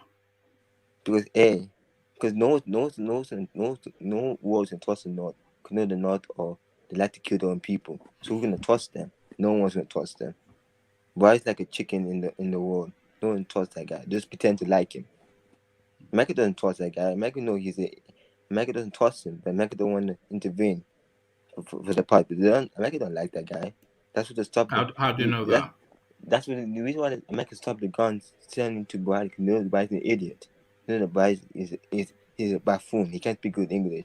When America realize you can't speak good Not English, being able to speak good English does not define him. Is a Fulani man. The only I know. person, hold on, the only person that is obliged to speak English is an Englishman. Nobody Yeah, else is under that obligation outside of an English yeah. I'm person. saying, I, as a Yoruba man, I don't have to speak English, yeah, and that I'm does not saying define me. when America see that you're weak, they don't work with you. They'll laugh at you. The American will see that this guy is weak and not strong. They don't work with people who are weak. I know America. All right. Thank you, Charles. It's good to hear from you. Just for pressure of time. Yeah.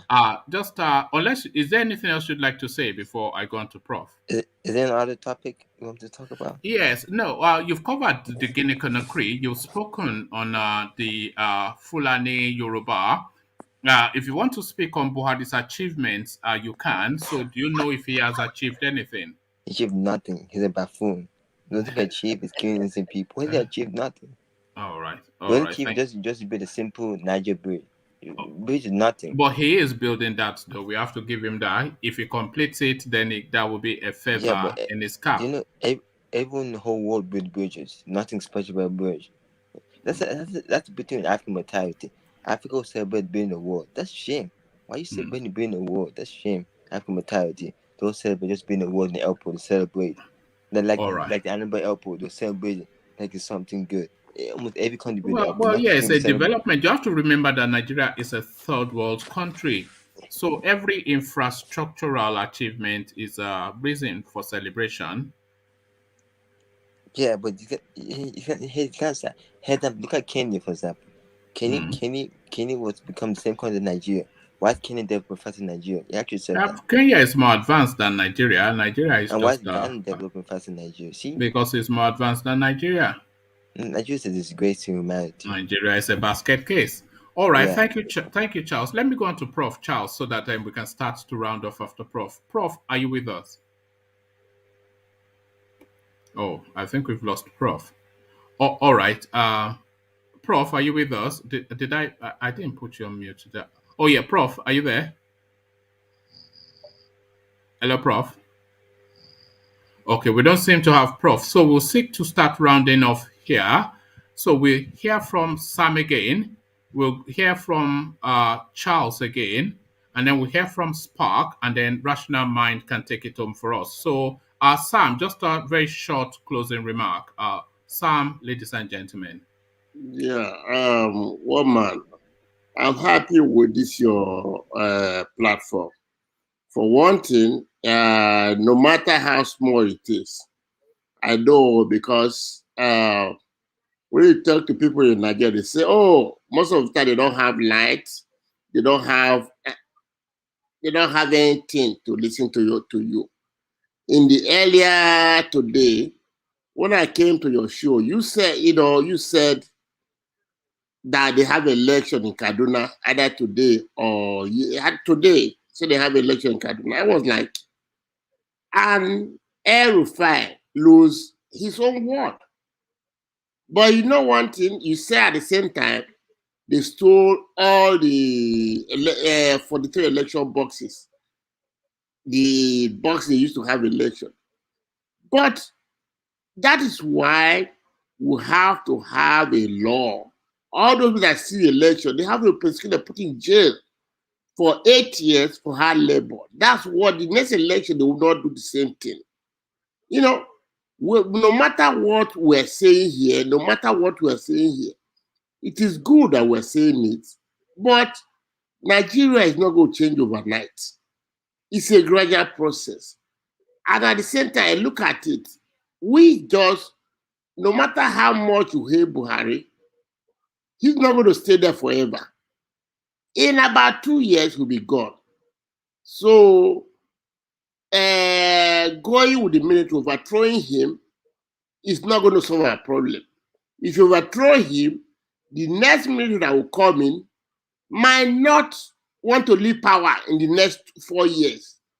So we have to make sure we stay the course and let Buhari come in, and he will go in about 2 years. When there's a new election, another civilian government will come in and change it. Even the Buhari, nobody hears from him. Because one of the things a president do is hope. Buhari doesn't give us hope. Buhari gives us depression. If your president come and stay on your podium and speak, it gives you hope. How your system go to run. But this guy doesn't give us hope. We don't even see him. All we hear is that somebody is speaking on his own behalf. That's not a country doesn't run that way. A country runs where you see your president making decisions that's going to affect the way he speaks. You say, even when you disagree with him, but he will talk you with confidence, will know this is what the president says. But nobody's doing it. We can't see him. Nobody, it's just we have a proxy leaders. Gabashewu or the other guy will come and speak on his behalf. Nobody rules like that. We didn't elect those people. We elected Buhari. The first thing he came to power, he said, I'm going to clear, I will make sure I get rid of the Boko Haram. Now, everywhere in the north, they are killing everybody. Not even, no, we can't even say, now we're talking about, we can't even say they're killing the Yoruba or the Igbos. They're killing the Hausa, all those, the Fulani, more in the north. And the forces told us, these people are not Nigerians. If you know they're not Nigerians, then how do you prevent them? That is, you have to go to ECOWAS and tell them you can't bring your kind to the country because that's not to bargain for. That's not. If you come into Nigeria again with your cow, we're going to kill you. You close the border. When you close the border in the north, you'll be surprised all these things will end. But he doesn't want to close the border. He wants them to come in. So he wants them to come into Nigeria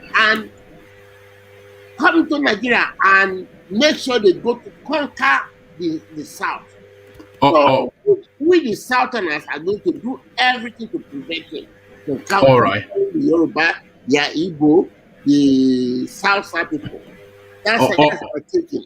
All right. Thank you, Sam. That's a good spot to leave it. Sam, ladies and gentlemen, very impassioned speech from Sam. Thank you, Sam. You next, Charles. Just a short summary from you. Yeah, my short summary would be: I pray that all the youth wake up and defend the land. We also wake up to the government to try to get involved in the country, try to get involved, try to save their own people. I feel like the youth are weak used to start getting involved and stuff. Like if you see something that's bad, say something to the media, say something to the news, and pull it.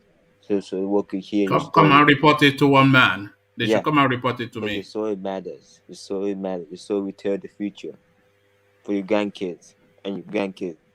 So that's my story. All right. Thank you, Charles. Always a delight to hear from you, Sam. So, Sparks, you're up next. Sparks, ladies and gentlemen. Yes, thank you so much. Like I said, I will be very brief. Let us just, the rest of Nigeria, just hold on to their space.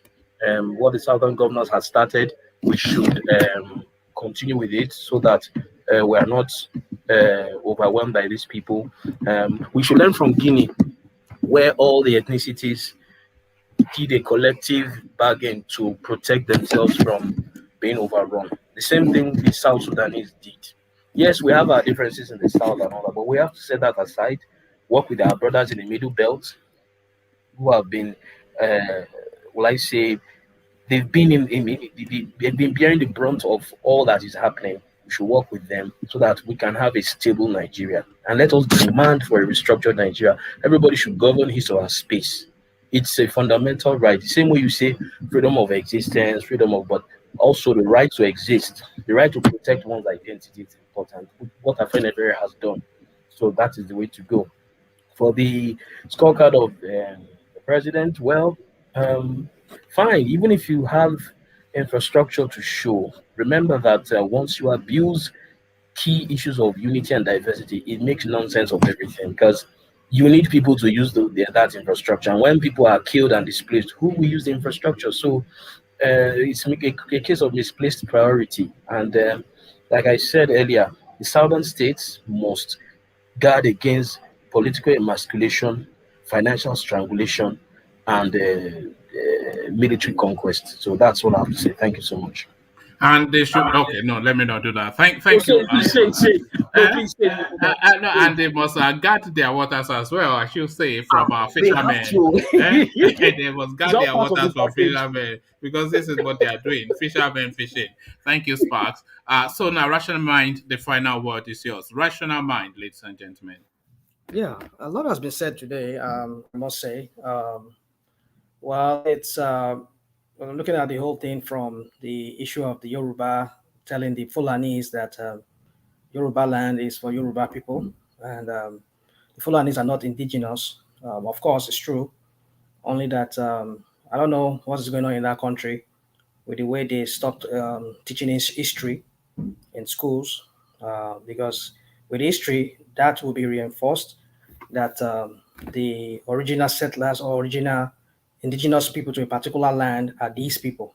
But now that they've taken history out of the curriculum in in schools, in secondary school in Nigeria, that I think it spells doom for that society where people don't know their story, they don't know their history, and anybody can come and rewrite the history in any way or say it in any way they want to because people are not being taught. It's really people coming after us. And so if the Afenifere people could be going on record, because I know even this discussion we had today, I know it should be there forever on YouTube, except if YouTube ever, if it, maybe in the future collapse or whatever happens to it. I mean, people can always make reference to this video that yes, the Fulanis are not indigenous to the Yorubaland, not even in Nigeria, but they came in by by some kind of means through Niger and other parts of northern part. They came in and infiltrated that area and then drive out so many people who are original settlers or original inhabitants or indigenous to the northern part of Nigeria. And they continued that conquest. And like we've seen in history of the Usman Dan Fodio, all of that. So it's a good thing that Afenifere is reinforcing that history that yes, you people are not part of the Yoruba people. If you ever people have a place in Yoruba land, it's because we came here to settle. That is for that. And I think that is that settles that aspect. Well, for what happened in Guinea, I think it's we're just going to see how it plays out.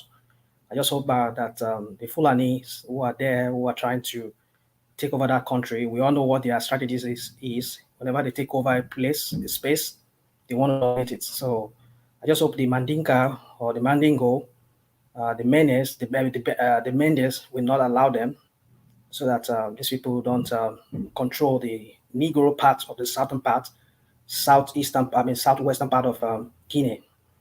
Okay, for that, I just hope the new head of state will do what is right by bringing back the civilian, a civilian elected government. Just hope himself does not run and also repeat the same mistake that African leaders are known to always repeat. You drive one person out, you accuse him of one thing, and then the same thing that you accuse that person that was there previously before you, you're even worse off than that person, like what we see going on in Nigeria. The same corruption that this one that is there, Buhari is accusing Jonathan, it seems is even more worse under his, even his, the cluelessness is even worse than that of Jonathan. So for me, in conclusion, I just see that Nigerian space is really going down very, very fast. I just hope Nigerians will wake up. They will be able to read the scene and the things that are playing out in that country, to read it and understand it that there is something going on, and they need to wake up and work collectively to resist any of those foreign invaders who are trying to dominate that country. And that's all I have to say. For today. All right. Thank you, Rational Mind. Well put. So, Rational Mind has summed it up in a way only he can. Not much more for me to add. There's really nothing else that has not already been captured in Rational Mind's summary. So, I'll leave it there. Carry the conversation on with you in the comment section. But here, I say, peace.